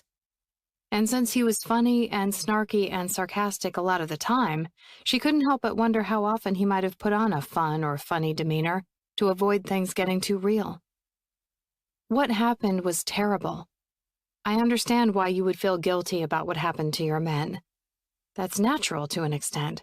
And trust me that I understand questioning why you survive when people around you die. But feeling bad or sad isn't the same thing as being at fault. You didn't kill those men, Sean. The fire did. An unfortunate mistake did. A young sailor who didn't follow protocol did. But not you. Danny waited for him to push back again. Instead, he turned in her arms, both of them shifting until they sat facing each other. After sitting and talking for so long, her eyes had adjusted to the darkness, and she could make out the contours of his ruggedly handsome face. How had she so badly missed the depths of this beautiful man? You don't think less of me for knowing what happened? Because I don't think too much of myself for it. I seem to have a shitty track record of hurting people I care about. My guys, my mother, you. Danny was nearly dizzy with all the things that needed unpacked in that sentence. Or maybe it was just the headache making her feel that way. Of course I don't think less of you. What I just heard is that you were a skilled, trusted, and well-liked leader with a deep sense of duty, who really cared about the men and women who worked under him. And what I see of the man sitting in front of me is someone who is compassionate and sensitive, who has somehow been made to feel like he has to shoulder the blame for things that weren't ever his fault. We already dealt with the question of you hurting me. You didn't. I wasn't paying enough attention, lifted my elbow away from protecting my side, and didn't defend myself the way I should have. So that settles that. Now, how are you supposed to have hurt your mother before you were even 5 years old? You're tough, you know that. Damn straight, now spill. Sean chuffed out a small laugh and smirked. Ballbuster, he murmured under his breath. She rolled her eyes, and then his expression got serious again. My father said it was my fault that she had depression and drank. Neither started until after I was born, apparently, which made them my fault. And then she died of alcohol poisoning, which my father— Your shitty father, Danny interrupted, seething at the abuse that man had heaped on little Sean. Yeah, definitely shitty. He said I killed her, that she was fine before I was born, that they were fine before I was born. And then I ruined it all, just by, existing. Danny gasped, and she felt heat crawl up her face. What a fucking abusive asshole. Seriously, a cactus might be too good for him. Sean tilted his head. A cactus? She waved a hand.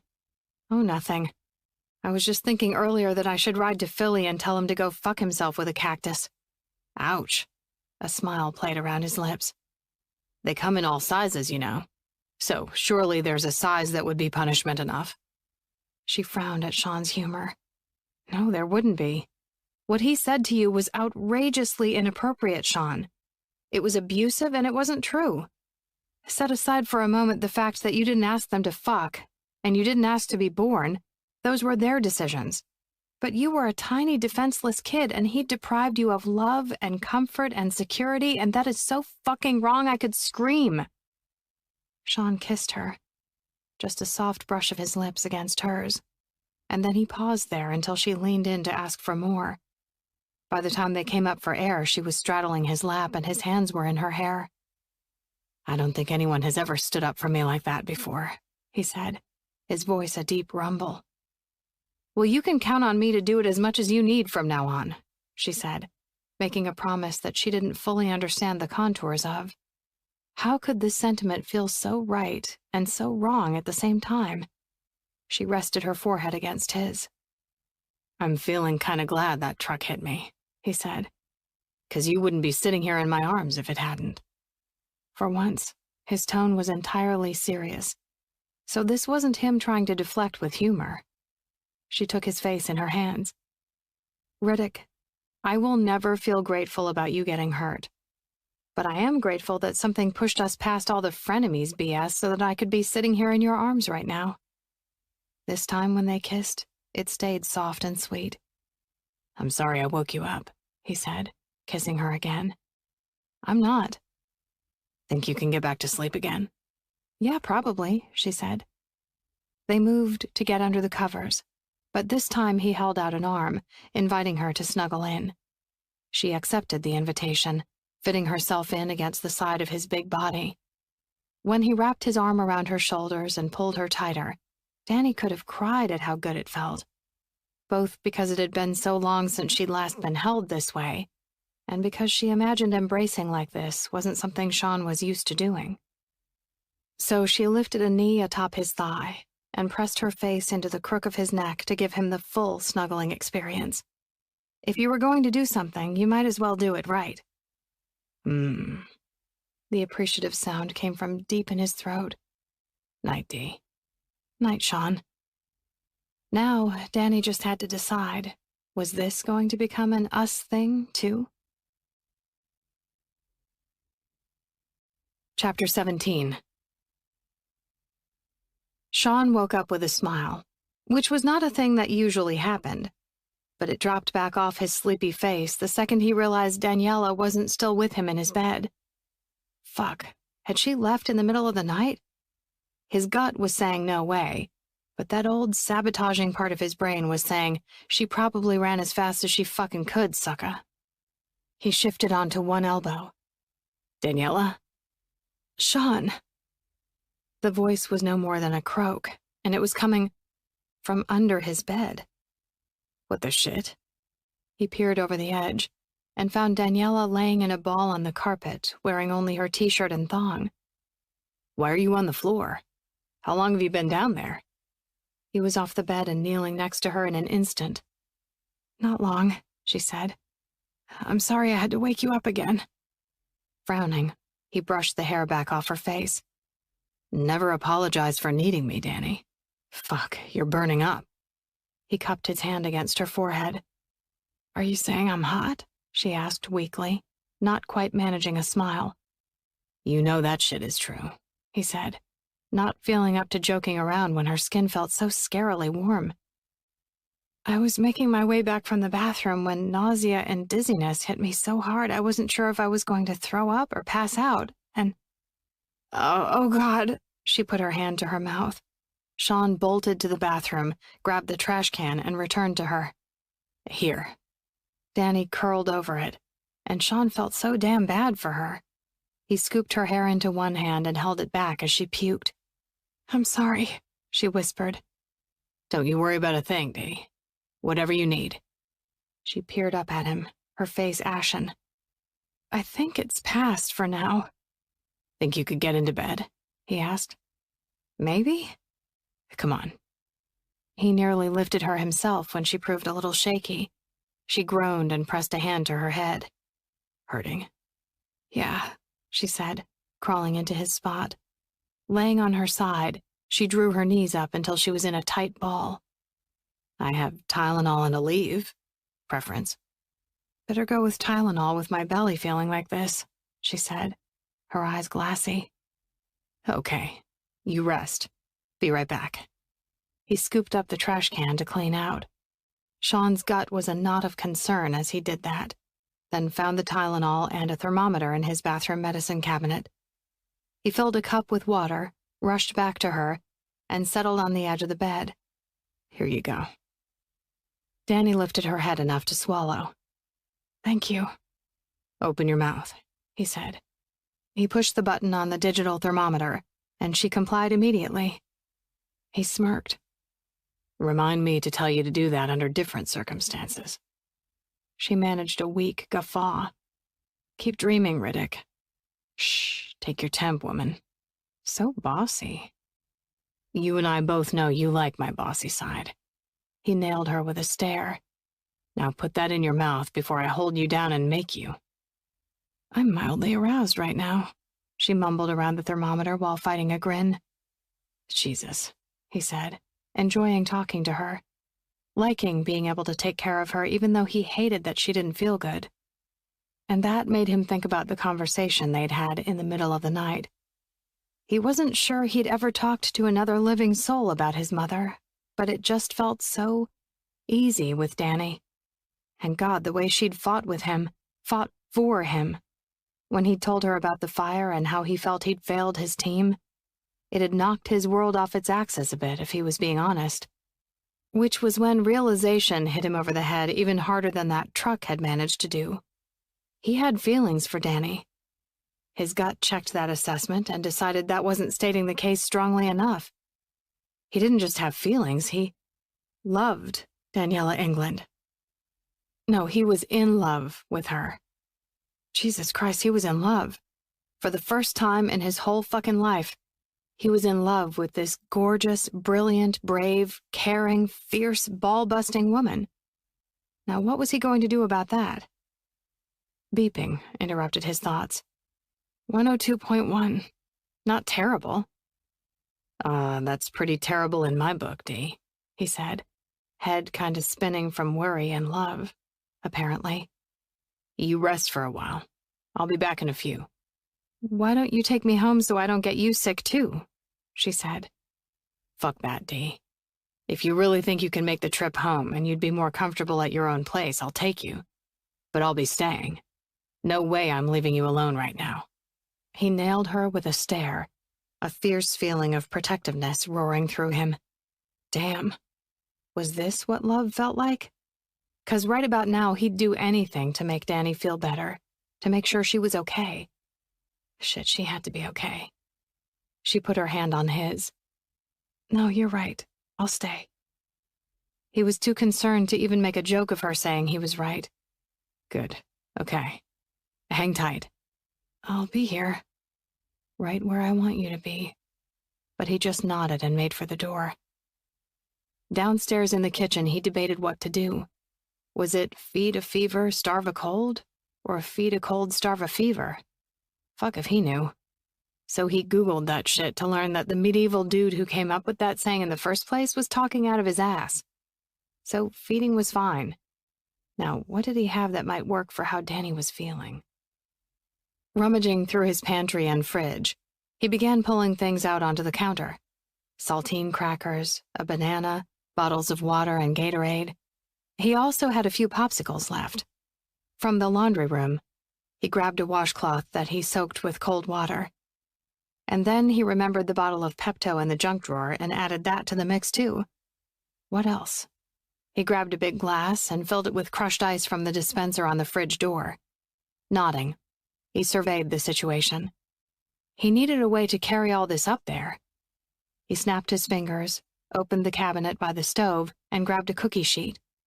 When it was loaded up, he made his way upstairs. Back in the bedroom, he moved as quietly as he could, even though cookie sheets seemed to amplify every fucking little noise.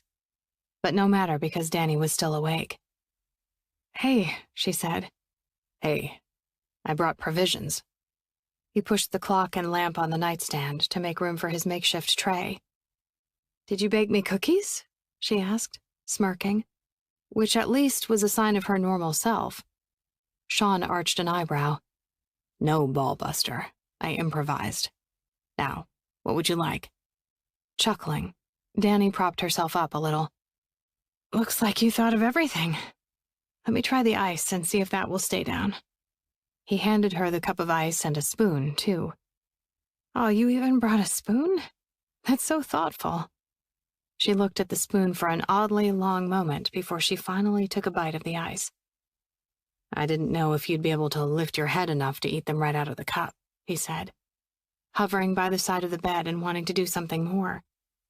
Sit down with me. He grabbed the cold washcloth and sat. I brought this for your forehead. And there's Pepto if you think that'll help.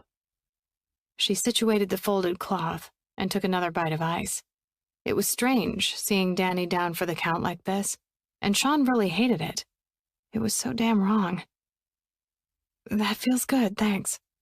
Hey, what flavor are the popsicles? Red and orange, he said. She laughed weakly. Red isn't a flavor. He smirked. Red is too a flavor, and it happens to be my second favorite, so you should feel honored. What's your first favorite? Danny asked around another bite of ice.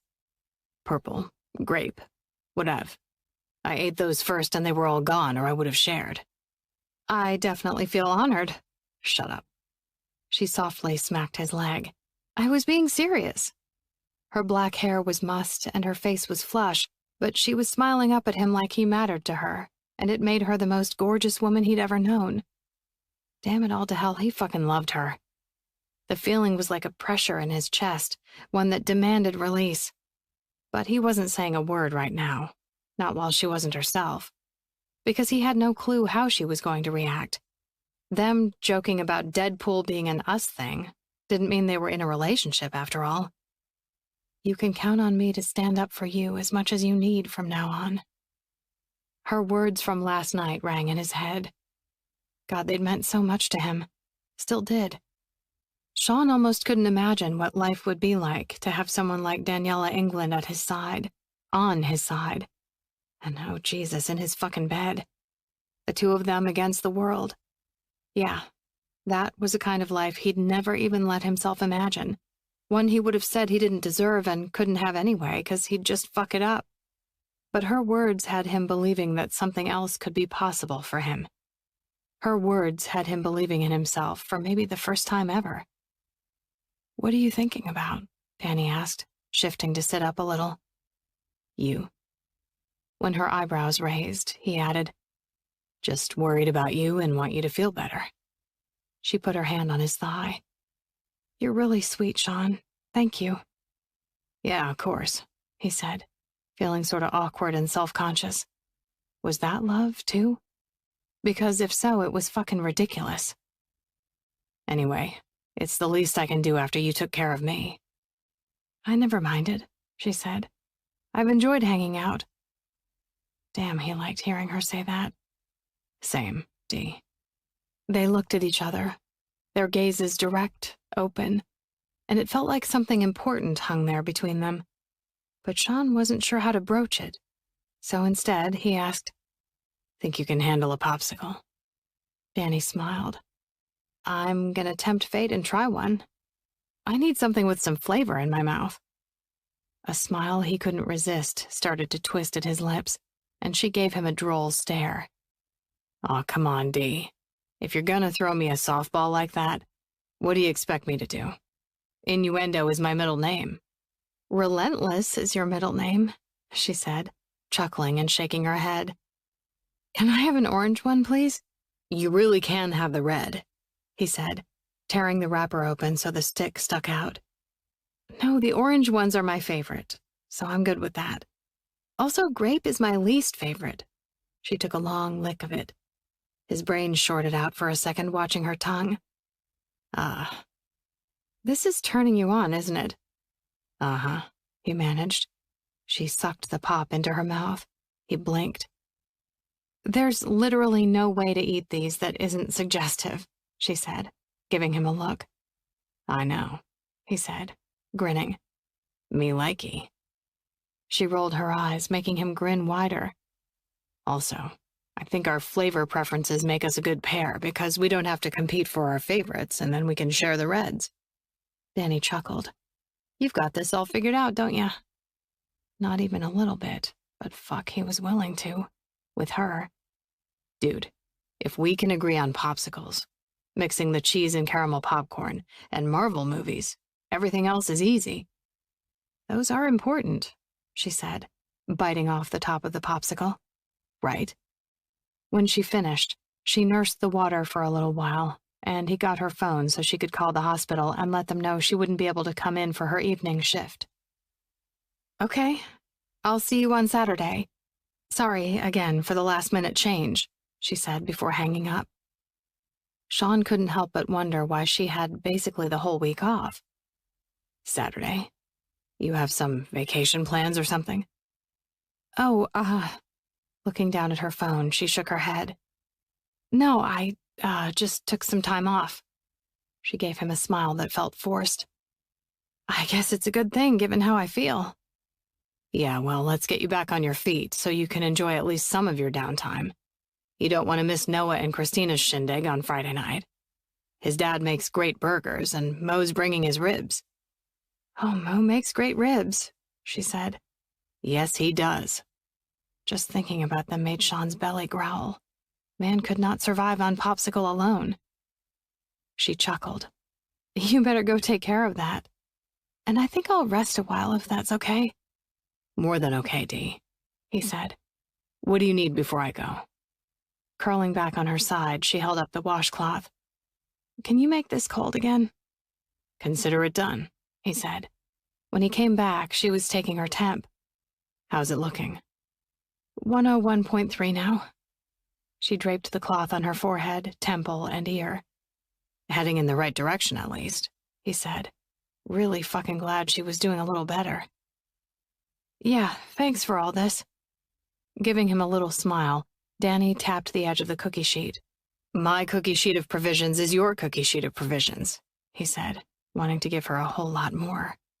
Wanting to give her everything. Chapter 18. Danny slept on and off for 2 whole days. Between the fever, the nausea, and the headaches, she rarely got out of Sean's bed. But he was right there whenever she needed him. Not just with food or medicine, but with companionship, making her smile and laugh, anticipating her needs, telling her stories.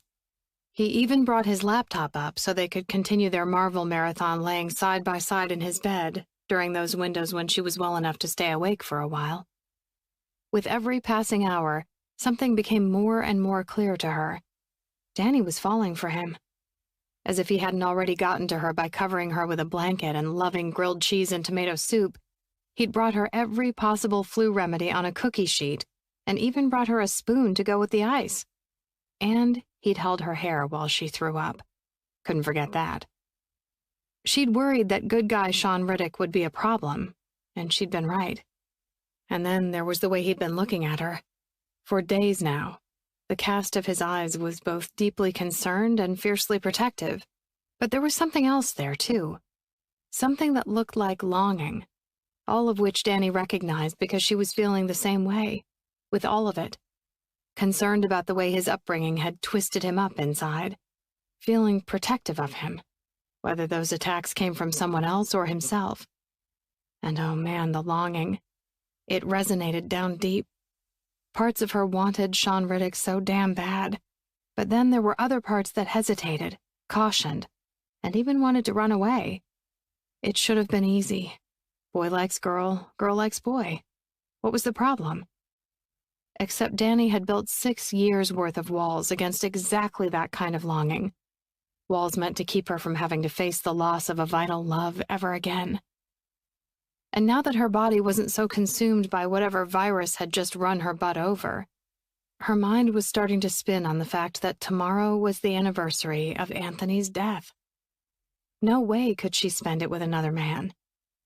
Which was why she pulled herself out of bed and dragged said butt into the shower. Being clean felt glorious after being so sick, even though the simple act of showering took almost every ounce of her energy. So worth it. Now came the problem of clean clothes. With a towel wrapped around her, she stepped out into Sean's bedroom and debated, and then opened a few drawers until she found what she needed, a pair of black boxers and a too-long t-shirt. She nodded at her hip. She didn't feel too bad about rummaging through his things when he'd invited her just yesterday to help herself to whatever she needed. My clothes are your clothes. The memory made her smile, as so much about Sean Riddick did these days. She was almost surprised he hadn't come upstairs when she heard his voice from downstairs. As she'd been just about to go down, she went out to the banister to listen for a moment in case he had company, in which case she'd hide out here until they were gone. She was already worried enough that Sean was going to get sick from how much time they'd spent together. She didn't want to infect somebody else. It only took her a few minutes to realize he was on the phone. He seemed to be pacing between the dining room and the kitchen as he spoke, as his voice kept sounding louder and then softer and then louder again. And she heard him say something that made her stop in her tracks. I know it sounds kind of corny, but I grew up watching Mr. Rogers, and him saying to look for the helpers when things are scary left a big impression on me. It's part of the reason I became a firefighter and went into the military. I wanted to be that for other people. There was a long pause, and then he continued. Well, I'm really excited to be considered, to be honest with you. I think I'd get as much out of this as I hope a kid would hanging out with me. Another pause. Okay, tomorrow at 11 works. When he signed off, Danny dashed back into his room. She hadn't meant to eavesdrop, but it was just that she could hardly believe she'd just heard Sean Riddick reference Mr. Rogers. Not because there was anything wrong with that, of course, but because that was something her granny had said to her, beginning on that day 26 years ago when her father died. Granny, are you trying to tell me something? Danny jokingly thought to herself. And, hand to God, Granny answered, Live where you fear to live, Danny. That's where you'll find true joy. Danny heard Granny's voice plain as day. She would have sworn she did. Stunned, Danny sat heavily on the edge of the bed and pressed a hand to her forehead. The fever had broken, so she couldn't blame delirium for what she'd just heard. Words she'd long forgotten her granny saying to her maybe a few months before she'd died. Danny had already become set on joining the military, and Nana didn't love the idea. Danny had gone to Granny to share that she was afraid Nana would be mad at, and disappointed in her if she didn't drop the idea. And Granny had sat her down. Pay attention to the things that scare you, Danny. They're important. Sometimes they scare you because they're a true threat, but sometimes they scare you because they're the things you want and need so much you know it'll hurt if you don't get them. In those instances, live where you fear to live, Danny. That's where you'll find true joy. Little in life is worse than regret that you weren't brave enough to go after what you wanted. It had been classic Granny, and it had made Danny brave enough to sit down with Nana and Pap and tell them why the Army was so important to her, not just because affording college otherwise would be tough for them, but also because she wanted to be a warrior, just like the men she'd seen honored at the Black Leggings Warrior Society ceremonial. It felt like it was part of her roots. She'd won them over. She'd faced her fear about talking to them, and not only were they not mad, but she'd earned their approval. How had Danny forgotten that advice? And why was she hearing it now? The reason came walking into the room, all 6'2" of him, looking hot as usual in a pair of jeans and a worn black t-shirt. Hey, whoa, look at you. Showered and dressed, you're cooking with gas, Sean said, grinning at her. Yeah, I feel slightly more human today, she managed, her head still whirling a little bit as she struggled to make sense of the feeling that something really, really important had just happened. You okay? Sean asked, crouching in front of her. He rested his big hands on her thighs. I think so. I just had the weirdest thing happen, she said, twisting the ring on her finger. I thought I heard my grandmother's voice. Your granny's or your nana's? She blinked, at the fact that he was just accepting what she'd said at face value, and at the fact that he'd listened so carefully to her stories that he knew what she called her grandmother's. It was Granny's voice, she waved a hand. I mean, I'm sure it was just a really pronounced memory, or déjà vu or something. Or maybe it was really her, Sean said, shrugging one big shoulder. What did she say? Wait, you really believe that? Danny asked. I mean, maybe. Firefighters can be superstitious types, and more than a few of the guys I know believe in ghosts, so. He shrugged again. Why not? His open-mindedness made him even sexier. Wow, okay. Well, she told me to live where I fear to live, which was something she said to me a long time ago. Do the thing that scares you, he said. Basically, yeah. She looked into his dark eyes and saw nothing but understanding and acceptance, and it made him feel like such a kindred spirit. Damn if all of this didn't give her something else to think about. For the record, Granny, I heard you. But she wasn't ready to take her grandmother's advice. Not yet. Not where Sean was concerned. So before he potentially asked what scared her, she blurted, Hey, by the way, who were you talking to? Danny's question caught Sean off guard, not only because it felt like an abrupt change of subject, but also because he hadn't realized she'd heard him on the phone. I mean, if you don't mind my asking. I wasn't trying to listen in, I was just making sure you didn't have company before I came downstairs. Oh. He smiled and ducked his chin. Shit, he was busted. Welp, here went nothing. It was an interview. She gave him a funny look, clearly picking up on his sheepishness. For what? After everything else he'd told her, this seemed like such a small thing to keep secret, even though he was going to feel like shit if they turned him down. So he laid it all out there. Well, I applied to be a big brother. He shifted to sit on the bed beside her. Danny frowned, and for a split second, his gut dropped to the ground thinking she disapproved. But then her eyes went wide and so did her smile. Wait, what? Sean, this is awesome. God, she was beautiful, sitting there wearing his clothes, her hair up in a sleek ponytail, looking at him like she believed in him. Satisfaction filled his gut, but he shrugged it off and played it down. I mean, they haven't approved me yet. They're coming to do a home inspection tomorrow. Which had him making a list of things he should think about doing around here before that happened. His grass needed cut. The spring on his front storm door needed repaired. But most importantly, he wanted to spiff up his currently super basic guest bedroom, in case his little ever just needed a place to crash or just hang out alone. Another safe place in the world that he could call his own. Something Sean never had. Danny grinned. Sean, they are totally going to approve you.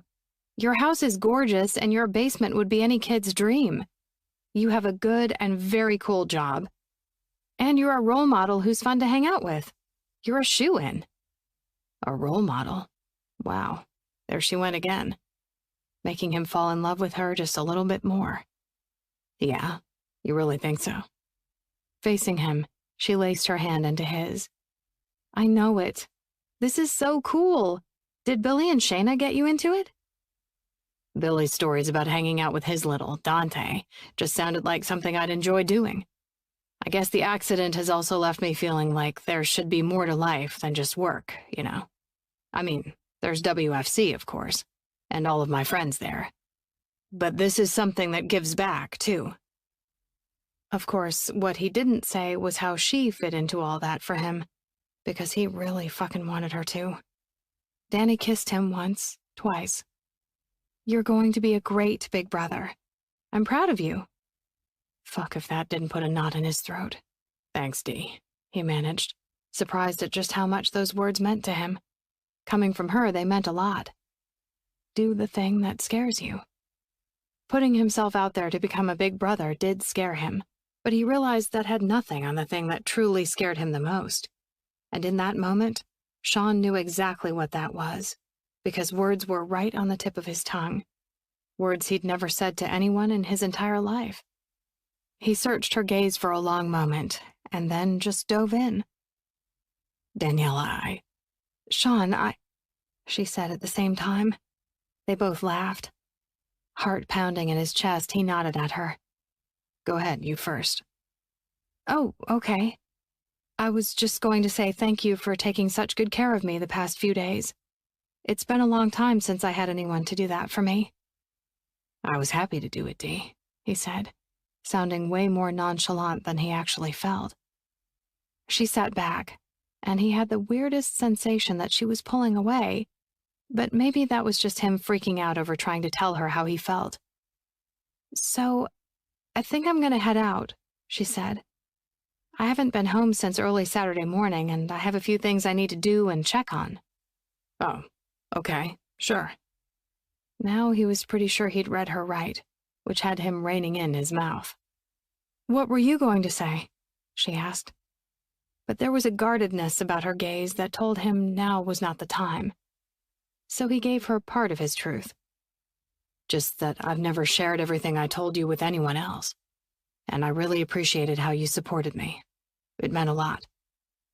There was a warmth in the smile she gave him, and when she leaned close and kissed him, there was heat in the way she touched him. Those were reassuring, at least. I feel the same way, she said. All he could think was, do you, Danny? Because I feel it all with you. But what he said was, I'll walk you out. 15 minutes later, his phone beeped an incoming text, and it was her. I'm home. Thanks again, Sean. Anything you need, Danny. Anytime. Always. She didn't reply, and it didn't exactly surprise him given that he had the distinct feeling that something had spooked her. Maybe it had something to do with what she'd thought she heard her granny say, or maybe it had to do with him. So he didn't push her any further than that, for now. What did surprise him was that she didn't respond to his texts for the rest of the day. Not when he asked her opinion on 2 comforter sets he was considering at Target for the guest bedroom. Not when he texted her a photo of his freezer newly stocked with popsicles. And not when he sent her a Deadpool meme that read, If your left leg is Thanksgiving and your right leg is Christmas, can I visit you between the holidays? But most surprising of all was that she didn't respond when he texted her after the home inspection the next day. It went fucking fantastic. The man who came was laid back and outgoing and totally put Sean at ease. The guy loved Sean's basement and thought kids would flip out to get to spend time there. He didn't see any problems and thought they'd be in touch with him next week, given that tomorrow was the 4th. He thought for sure Danny would respond to that news. When she didn't, he called her and got her voicemail. Sean had no idea how to read any of that, but what he did know was that something felt very, very wrong, and he wasn't sure what to do about it. Chapter 19. Danny had been sitting on her living room couch since midnight the night before. She was halfway through the 6th anniversary of Anthony's death. Her comfiest blanket piled on her lap. Danny had spent a lot of that last 13 hours staring at an envelope. The envelope that contained Anthony's just-in-case letter. They'd both written one. Neither had ever expected for theirs to be read. Hers never had because she'd survived. But his hadn't been read either, because Danny had felt so guilty for not being at Anthony's side, for not even knowing he'd died until hours later, that she hadn't felt entitled to whatever comfort his last words to her might have offered. Survivor's guilt was a bitch. It got its talons deep into your skull and whispered all kinds of insidious little lies into your heart. If you hadn't insisted on doing aeromedical evac, you might have been there for him when it mattered most. He would be disappointed in you for not being brave enough to face what he had to say. It should have been you. Every year, she'd revisited those feelings and found them still present in her mind and her heart. Sometimes they got quiet enough that she thought maybe they were finally gone, but July 3rd always came around to prove that they were still very much there. Which was why, 6 years later, she still had the envelope. Worn now from her handling it year after year. One piece of the back unsealed from when she'd almost worked up the courage to open it last year. "I'm sorry I haven't been braver, Anthony," she whispered, tears forming a knot in her throat. From where her cell was charging in her bedroom, she heard another incoming text message. She'd finally moved it to the charger in there instead of keeping it within hand's reach out here on the couch, because Sean had been texting her on and off. And she'd just needed the space to work through all of this without being tempted to chat with him or laugh at his jokes or confront the fact that Danny had way stronger than friendly feelings towards him. How strong was the part she couldn't deal with just then. It didn't help that Danny still wasn't feeling good. No more fever or vomiting, fortunately, but she was still headachy and sometimes nauseous, and she hadn't eaten since the night before, which probably wasn't helping since it was well after lunchtime. Yeah, I should probably eat, she thought, staying right where she was, her brain half on autopilot whether or not her body needed fuel. She smoothed her hand over the plain white envelope. The only thing on the outside was her name in Anthony's slanted handwriting. She imagined that she could feel his touch through the envelope, through something he'd once touched. It was such a nice thought. But when her mind attempted to conjure up what that touch would feel like, it was Sean's much bigger hand that she felt against her thighs, her wrists, her shoulders. It was Sean's touch, still fresh from all the time they'd just spent together, that now had the power to set her senses afire. She burst into tears. Hugging the envelope to her chest, she sobbed, "I'm sorry, I'm sorry, I'm sorry." This had happened before on this day. But in her heart of hearts, Danny suspected something was different.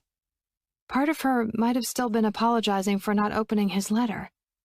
Part of her might have still been apologizing for getting to live while Anthony didn't. The tears came harder until her throat was so strained she barely made any noise at all. She just rocked herself with a shaking hand to her mouth, while tears streamed down her face. Because this year, if she was being honest with herself, she knew something was different. Part of her was also apologizing for falling in love with another man. And as much as that was a beginning, it was also an ending that meant it was finally time to let Anthony go. Danny cried so hard and for so long that she crumpled over until she was lying in a ball against one armrest, tears finally drained along with every bit of her energy. Blessedly, she fell asleep. Knock, knock, knock. She startled awake and had no idea what day or time it was. The blackness on the other side of her windows told her she'd been asleep for hours. Knock, knock, knock. "I'm coming," she tried to call, but her voice was little more than a froggy croak, She untangled herself from the blanket and tossed it aside, and then she stumbled to the door in the darkness. She had just enough presence of mind to peer through the peephole, and it was Sean she found standing on the other side. Still disoriented, Danny opened the door. Sean? His gaze did a complete once-over of her, making her realize she had no recollection of what she was even wearing. She looked down at herself. Oh, right. An old gray army t-shirt that just barely covered her underwear, and nothing else. She raked a hand through the rat's nest of her hair. Come in, she said, leaving him standing in the doorway as she retreated into her apartment and turned on the lamp next to the couch. She grimaced at the stack of used tissue that littered the coffee table. A few had tumbled to the carpet, but as he was already surveying the scene, it didn't make a lot of sense to try to hide the evidence of her sob fest now. Sit down if you like, she said, increasingly aware that he hadn't said a word yet. Let me just, She thumbed over her shoulder. Just give me a minute. He nodded. Take your time, Dee. She gave him a look long enough to take in just how freaking hot he was, even wearing just a pair of cargo shorts and a plain white t-shirt that highlighted the bulk of his shoulders and the muscle of his thighs. And did that man ever give good forearm? But she really didn't want to be thinking about Sean Riddick's hotness, or his arm porn. Not today of all damn days. Danny closed herself inside her bedroom and heaved a deep breath. She pulled on a pair of sleep shorts, and then grabbed her phone off the nightstand. In the adjoining bathroom, she flicked on the light and made a face at her own reflection, because the way she looked right now had to be in the dictionary next to hot mess. Jesus. Her eyes were puffy and her skin was blotchy and her hair was all over the place. She brushed her hair and teeth and held several handfuls of cold water against her eyes, but there was really no help for the bags hanging under them. For the time being, this was as good as she was gonna get. Taking one last moment to collect herself, Danny woke up her phone to check her messages. The lock screen read, 12:04 a.m., Friday, July 4th. She gasped. The anniversary was over. Competing reactions coursed through her. First, that she'd survived this day she so dreaded for another year. Second, that she felt less awkward having Sean here, and ogling all his hot-as-fuckness, now that it wasn't the anniversary. And third, well, fuck. Third was that Danny felt a little disappointed in herself for not opening Anthony's letter. It was time. She wouldn't even beat herself up by saying it was long past time. Grief wasn't a state, it was a process. For better or worse, all of this had been her process. And it was a process that ultimately led to her being able to fall in love again. Something insisted, she'd never again do.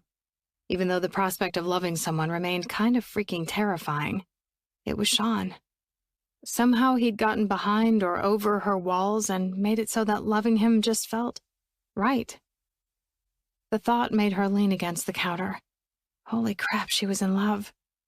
In love with the sexiest, bravest, funniest, snarkiest, dorkiest, most infuriating and most caring man she knew. Live where you fear to live, Danny.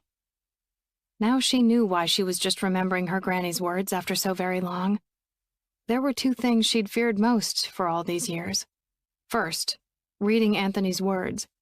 And second, the possibility of falling in love again, and of losing that love. And both of those fears were waiting to be faced on the other side of her bedroom door. It didn't matter that the anniversary was over. It was time to read Anthony's letter. More than that, she couldn't wait to see what he'd written. But first there was Sean. Taking a deep breath, she opened her bedroom door and went back out to the living room. She found Sean sitting on the couch. He looked up at her, eyes wide, head shaking. "I didn't mean it," he said. Her gaze flashed down to his hand, to Anthony's envelope, which was torn open, the lined paper inside partly sticking out. She could hardly believe what she was seeing. She'd waited literal years to open this letter, and here he'd gone and done it. Rage absolutely roared through her. "What the fuck do you think you're doing?" she said, swiping it from his hand. "This was private. You had no fucking right." Sean rose, palms raised. "I didn't mean to, Danny. I swear, I'm sorry." "I can't believe you. You come over here uninvited in the middle of the night and what?" she sputtered. "You just thought you'd read something addressed to someone else?" "Danny, I barely know what to say to you right now, Riddick." He stepped closer and reached out for her. "Daniela." Danny reared back. "No," she said, backing away even further. "You have no idea what you've done. You just came Kool-Aid Manning into my life and—" Shaking her head, she said, "You know what? I can't do this right now. My brain is literally on fire. I'm so angry at you. I need you to go." His expression went stony, and he gave a single nod. "If that's what you want." She crossed her arms, trying to hold herself together. "It is." Another nod. He made for the door. It seemed odd that someone so big could move so quietly, but he didn't make a sound until he put his hand on the doorknob. "For the record," he said in a low, rough voice, "I didn't read it." "Okay," she whispered, swiping at a single tear suddenly spilling from the corner of her eye. He left, and Danny was alone.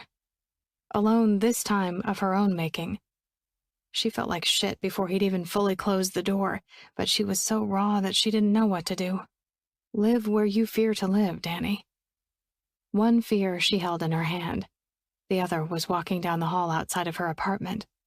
She looked down at the letter and saw the slant of Anthony's handwriting on the ruled pieces of loose-leaf paper. She'd possibly never felt more torn in her whole life. Danny bolted to the door, wrenched it open, stepped out into the hall. Sean was already gone. A rock dropped into her gut. She debated calling him to come back, but maybe this was fate saying to finish one book before she started another.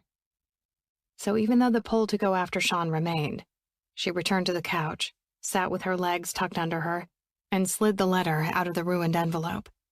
Unfolding it made her heart trip into a sprint, and then all there was to do was read it.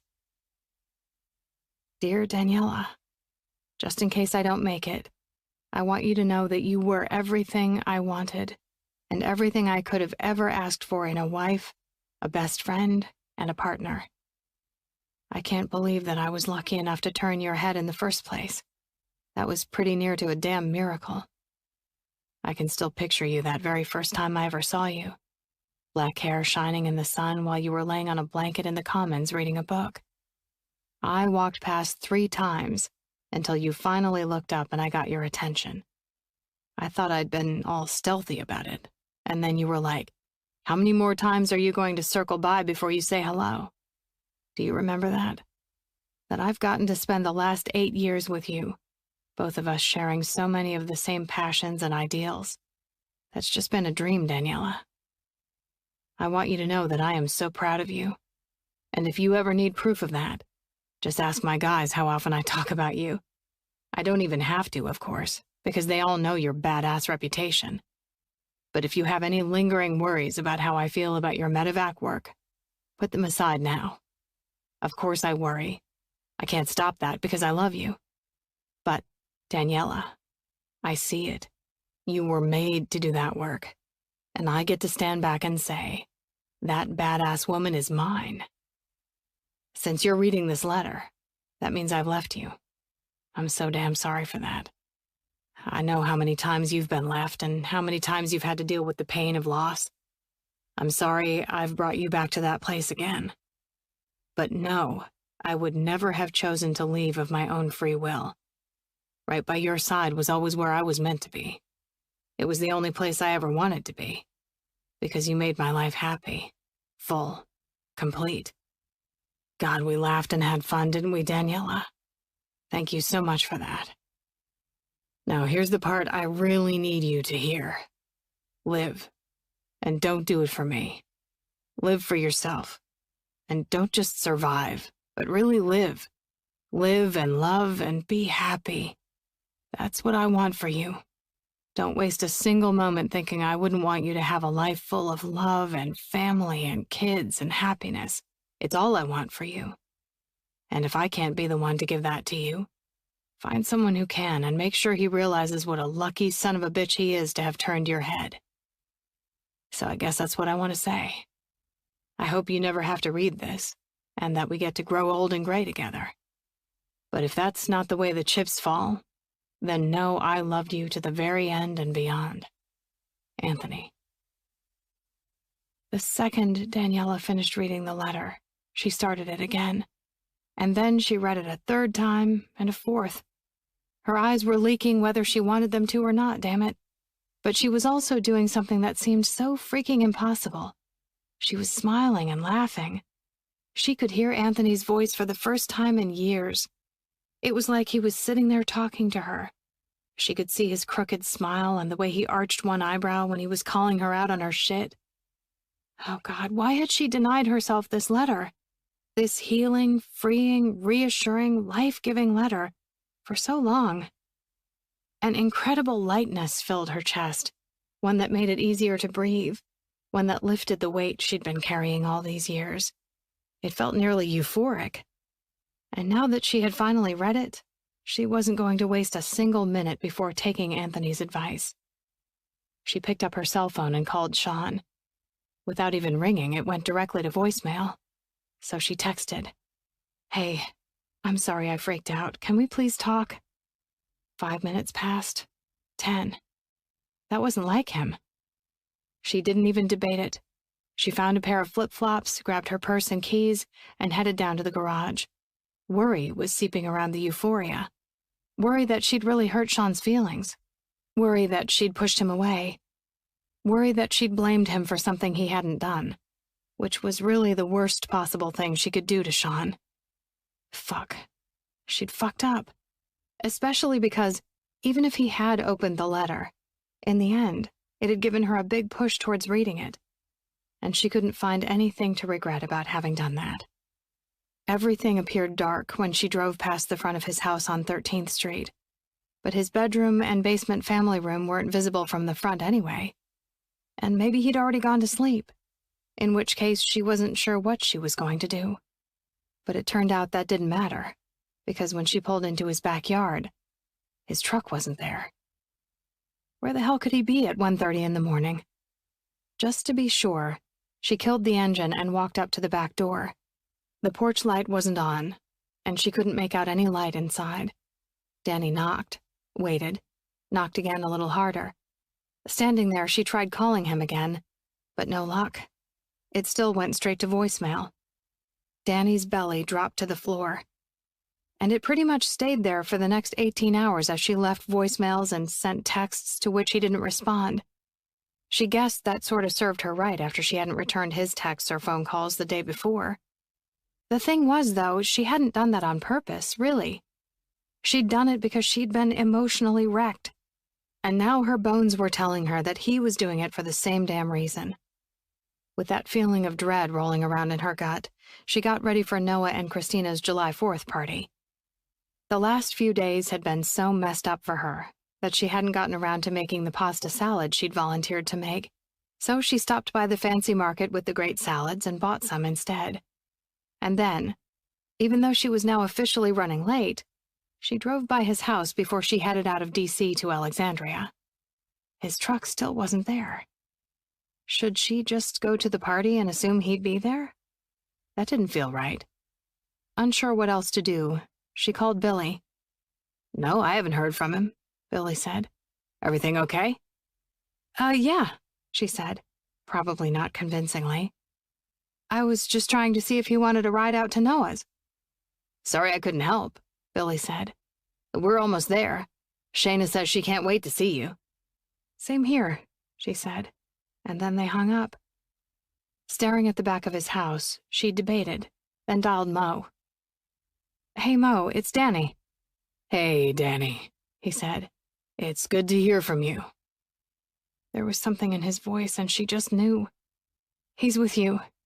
"Yeah, and he's not in a good way." His words filled her with both relief and sadness.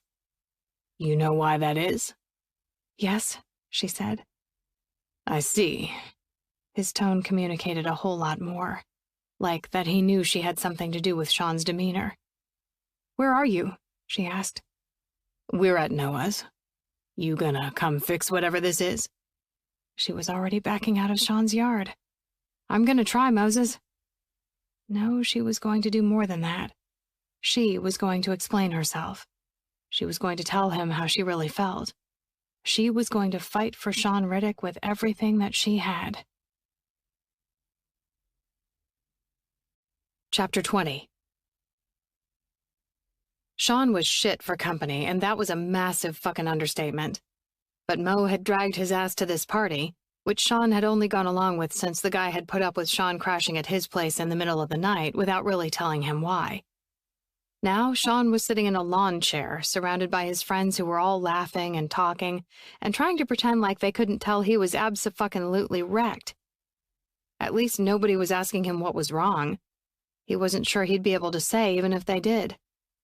Because, Jesus, he couldn't get the devastated look on Danny's face out of his head. His gut was a noxious mess because of it. And his brain was right back to that old place. You always, always hurt the people you care about, Riddick. This time you messed up spectacularly and hurt the woman you love. And now you may never get to tell her that you love her in the first place. He really hadn't meant to open that damn letter. He'd been nervously wandering her living room, looking at her pictures. He'd been to her place a few times before for different WFC get-togethers, but he hadn't ever paid too close attention to her pictures. Now, though, he knew who these people were. There was a picture of Danny in a cap and gown with an older couple who were probably her father's parents. There was young Danny with a man who she strongly resembled. He had to be her dad. There was another with her as a teenager at what looked like some kind of festival, with an older lady who he guessed was Granny. And then there was one of her and a good-looking guy, both of them in army uniforms. Sean leaned in for a closer look. Both of them had the name England on their patches. Her husband.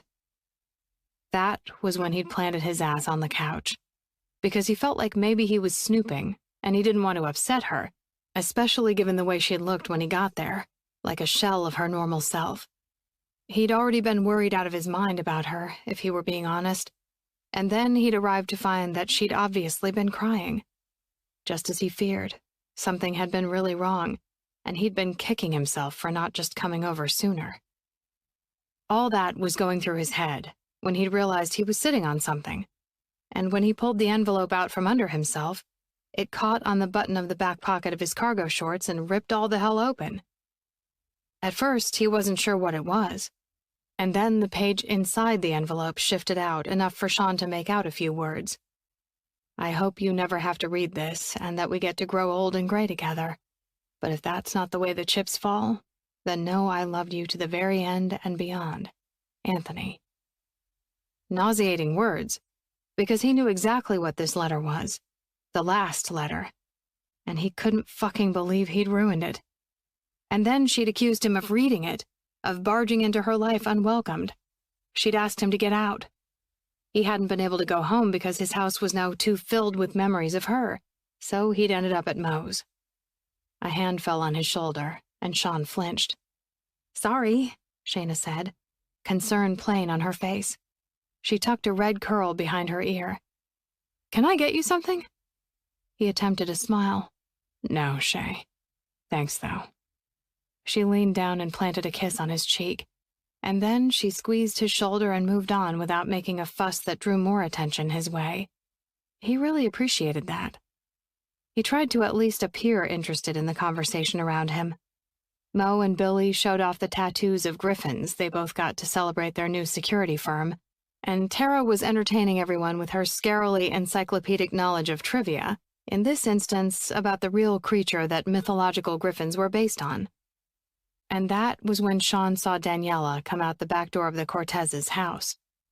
Wearing a little black dress that looked kinda like a long t-shirt and those black Converse and dark sunglasses, her hair slicked back in a ponytail. God, she was sexy and gorgeous and really fucking angry at him. She stood on the back deck and surveyed the partygoers, a mix of Noah's WFC friends and his parents' friends and neighbors, and Sean knew it the instant her gaze landed on him. Not just because she started heading his way, but because he felt it. Whatever that magnetism was between them remained, despite the fact that he'd royally fucked up. Danny said quick hellos as people noticed and stopped her, but she didn't linger in any of those conversations. She just kept moving in his direction, and he had no clue exactly what was coming at him, nor was he sure he wanted to find out in front of all these fine people. No superhero here, and all that. So he got up and started threading around the outside of their group, and still she made for him. And then she was right there in front of him. "Can we talk?" He hesitated. She lifted her sunglasses on top of her head. Her eyes weren't swollen and red like they'd been last night, but that wasn't to say that she looked good exactly. She still looked upset, which made that boulder in his gut even heavier. "Please?" I don't know, Danny," he said, moving away from the group, not really wanting everyone to hear what a shitty thing he'd done, not wanting her to hand him his ass at that particular moment, after he'd been doing such a stellar job kicking it himself. "Now's probably not the best time." "When, then? I've been calling and texting." She had.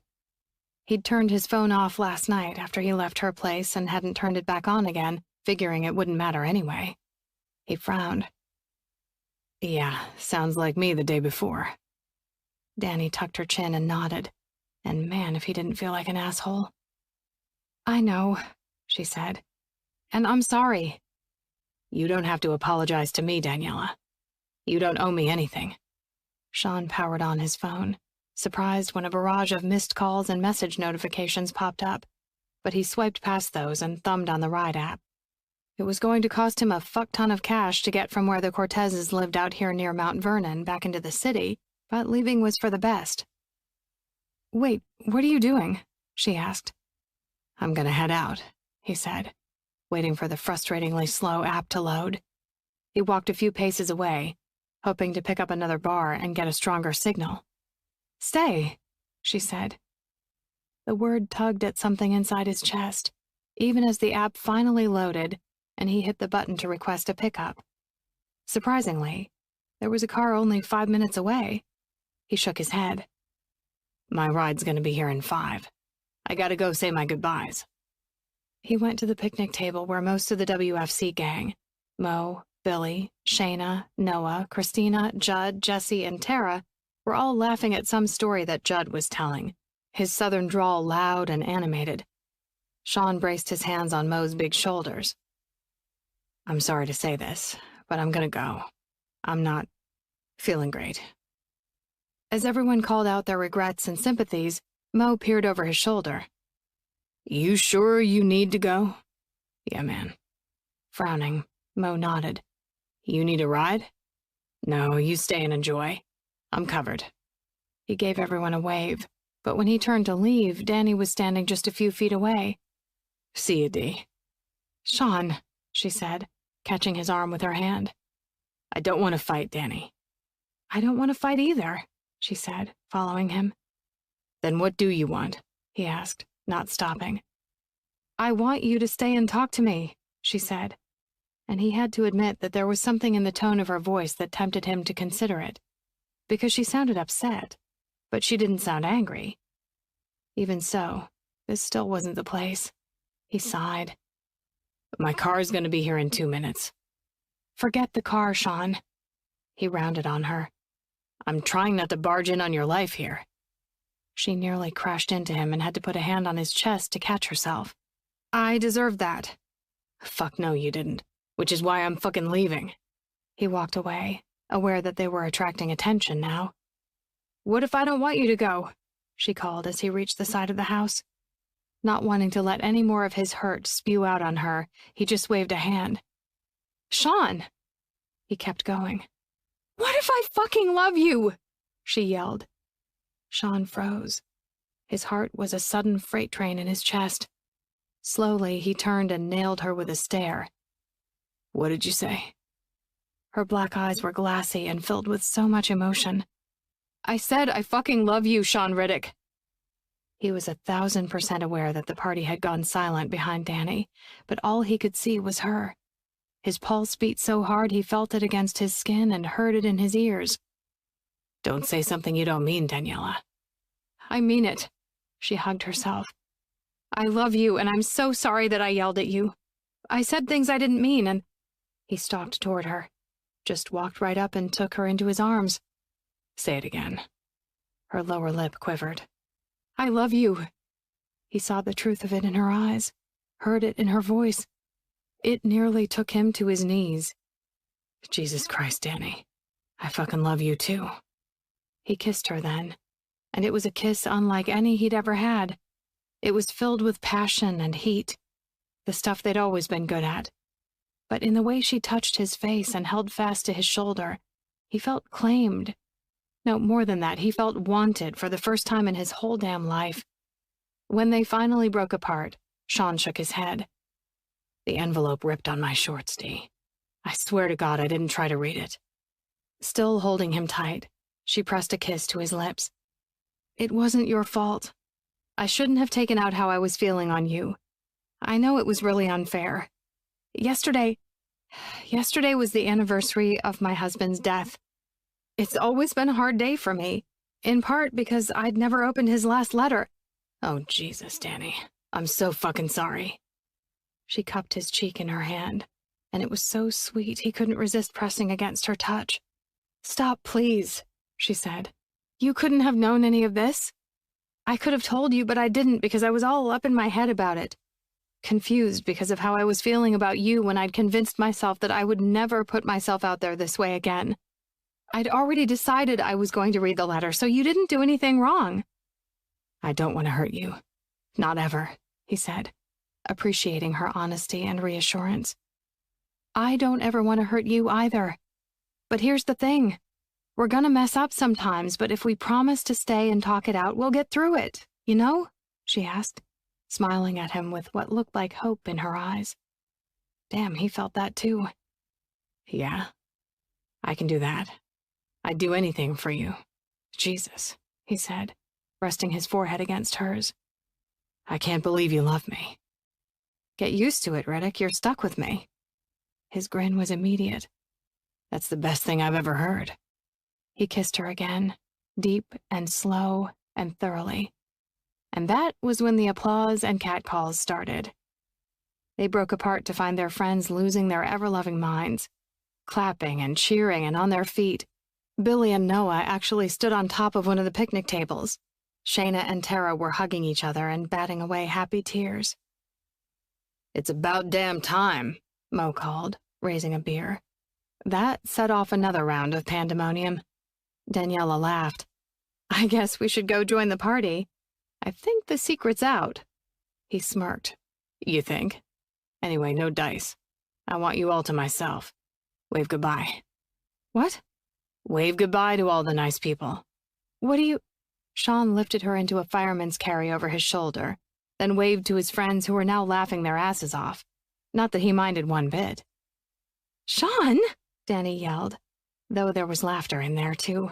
Put me down! Not a chance, Dee, he said, feeling better than he'd felt maybe ever. He couldn't believe what was happening, but he wasn't wasting a minute questioning it. Not when he had everything he wanted right here in his arms. But what about the fireworks? She said. We should at least stay for the fireworks. He guffawed. Oh, there'll be fireworks, all right, Daniela. I guarantee it. You just tell me how many fireworks you want and I'll make sure you have them. An SUV was waiting in the driveway. Perfect timing. As he approached it, Danny smacked his butt. Geez, wait a sec. What about my car? Sean stopped in his tracks. Oh, shit. I didn't think of that. He went up to the passenger window of the SUV and gestured for the guy to put down the window. Hey, sorry, man, my bad. I don't need the ride anymore, but hang on. Oh my God, put me down, Danny said, humor and murder plain in her voice. He retrieved his wallet from his back pocket and pulled out a couple of 20s.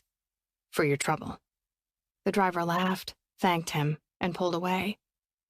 I can't believe you just talked to that dude while carrying me around like a damn caveman, Danny said.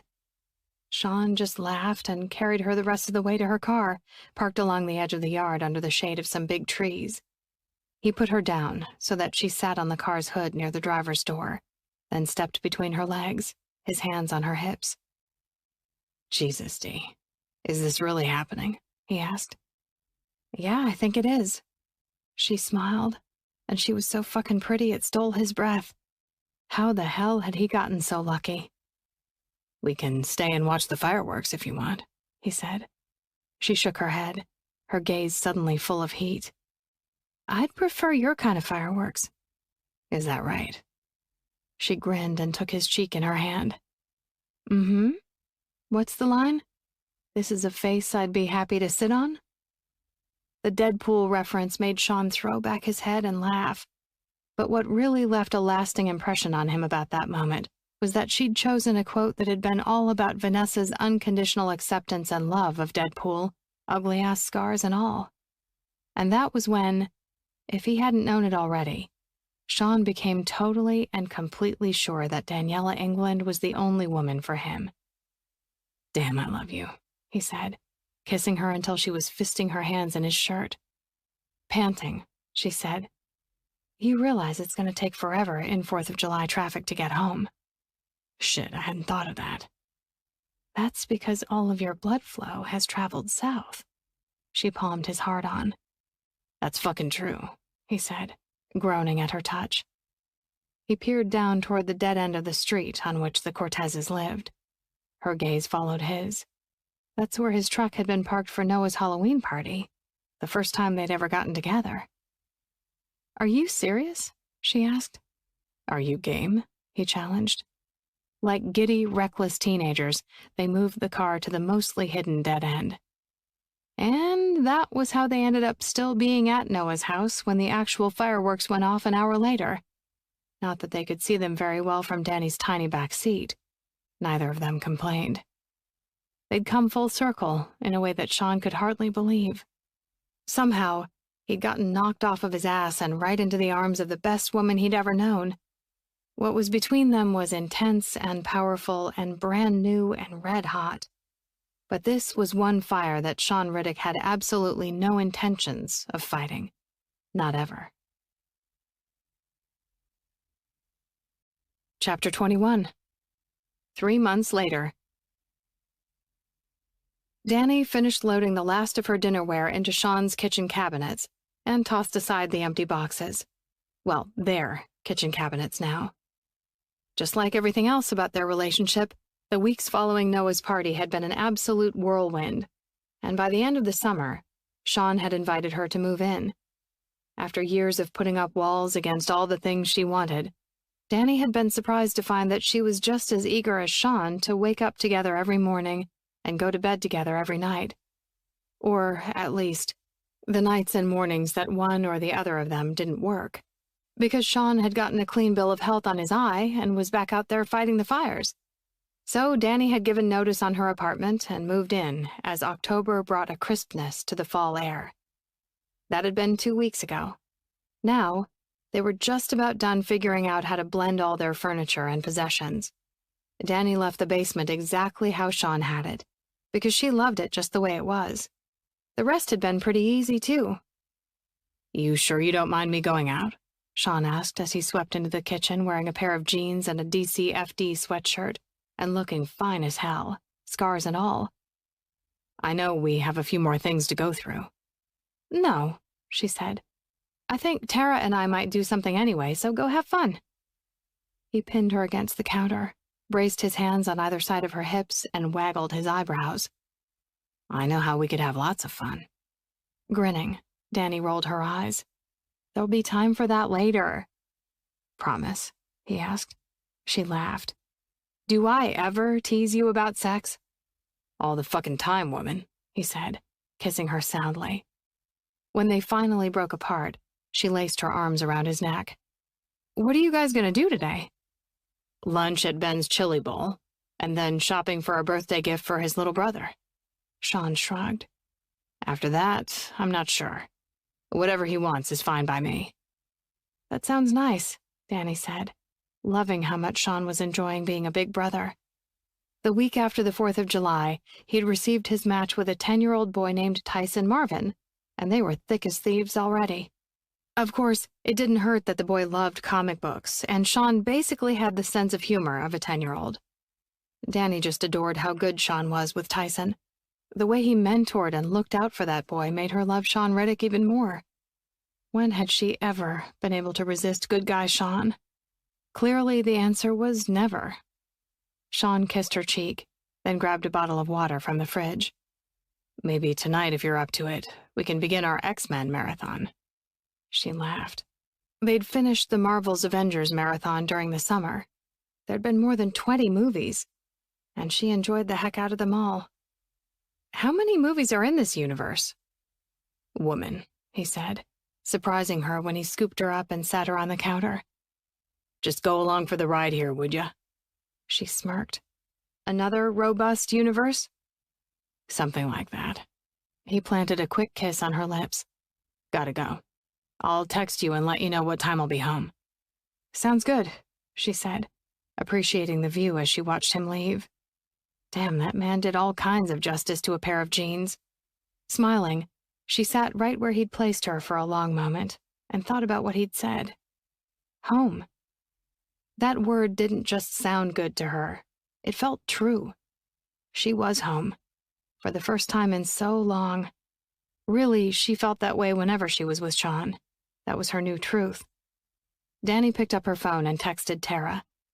"Hey, the boys are off playing, so I am free for maid of honor duties all day long." Tara responded right away. "Oh, I am totally taking you up on that." Smiling as they made a plan, Danny realized how far she'd come these past few months. Her happiness for her friend was genuine and easy now. The pain she'd carried for so long was gone. It wasn't that she never missed Anthony, but it was different now. The happy memories had become comforting to remember, and she could talk about Anthony in a way she hadn't for years. It was like finding a part of herself again. To that end, she'd emailed the Kiowa tribe's enrollment office, which kept records related to all its members, to see if it had any genealogical information about Granny's family. These days,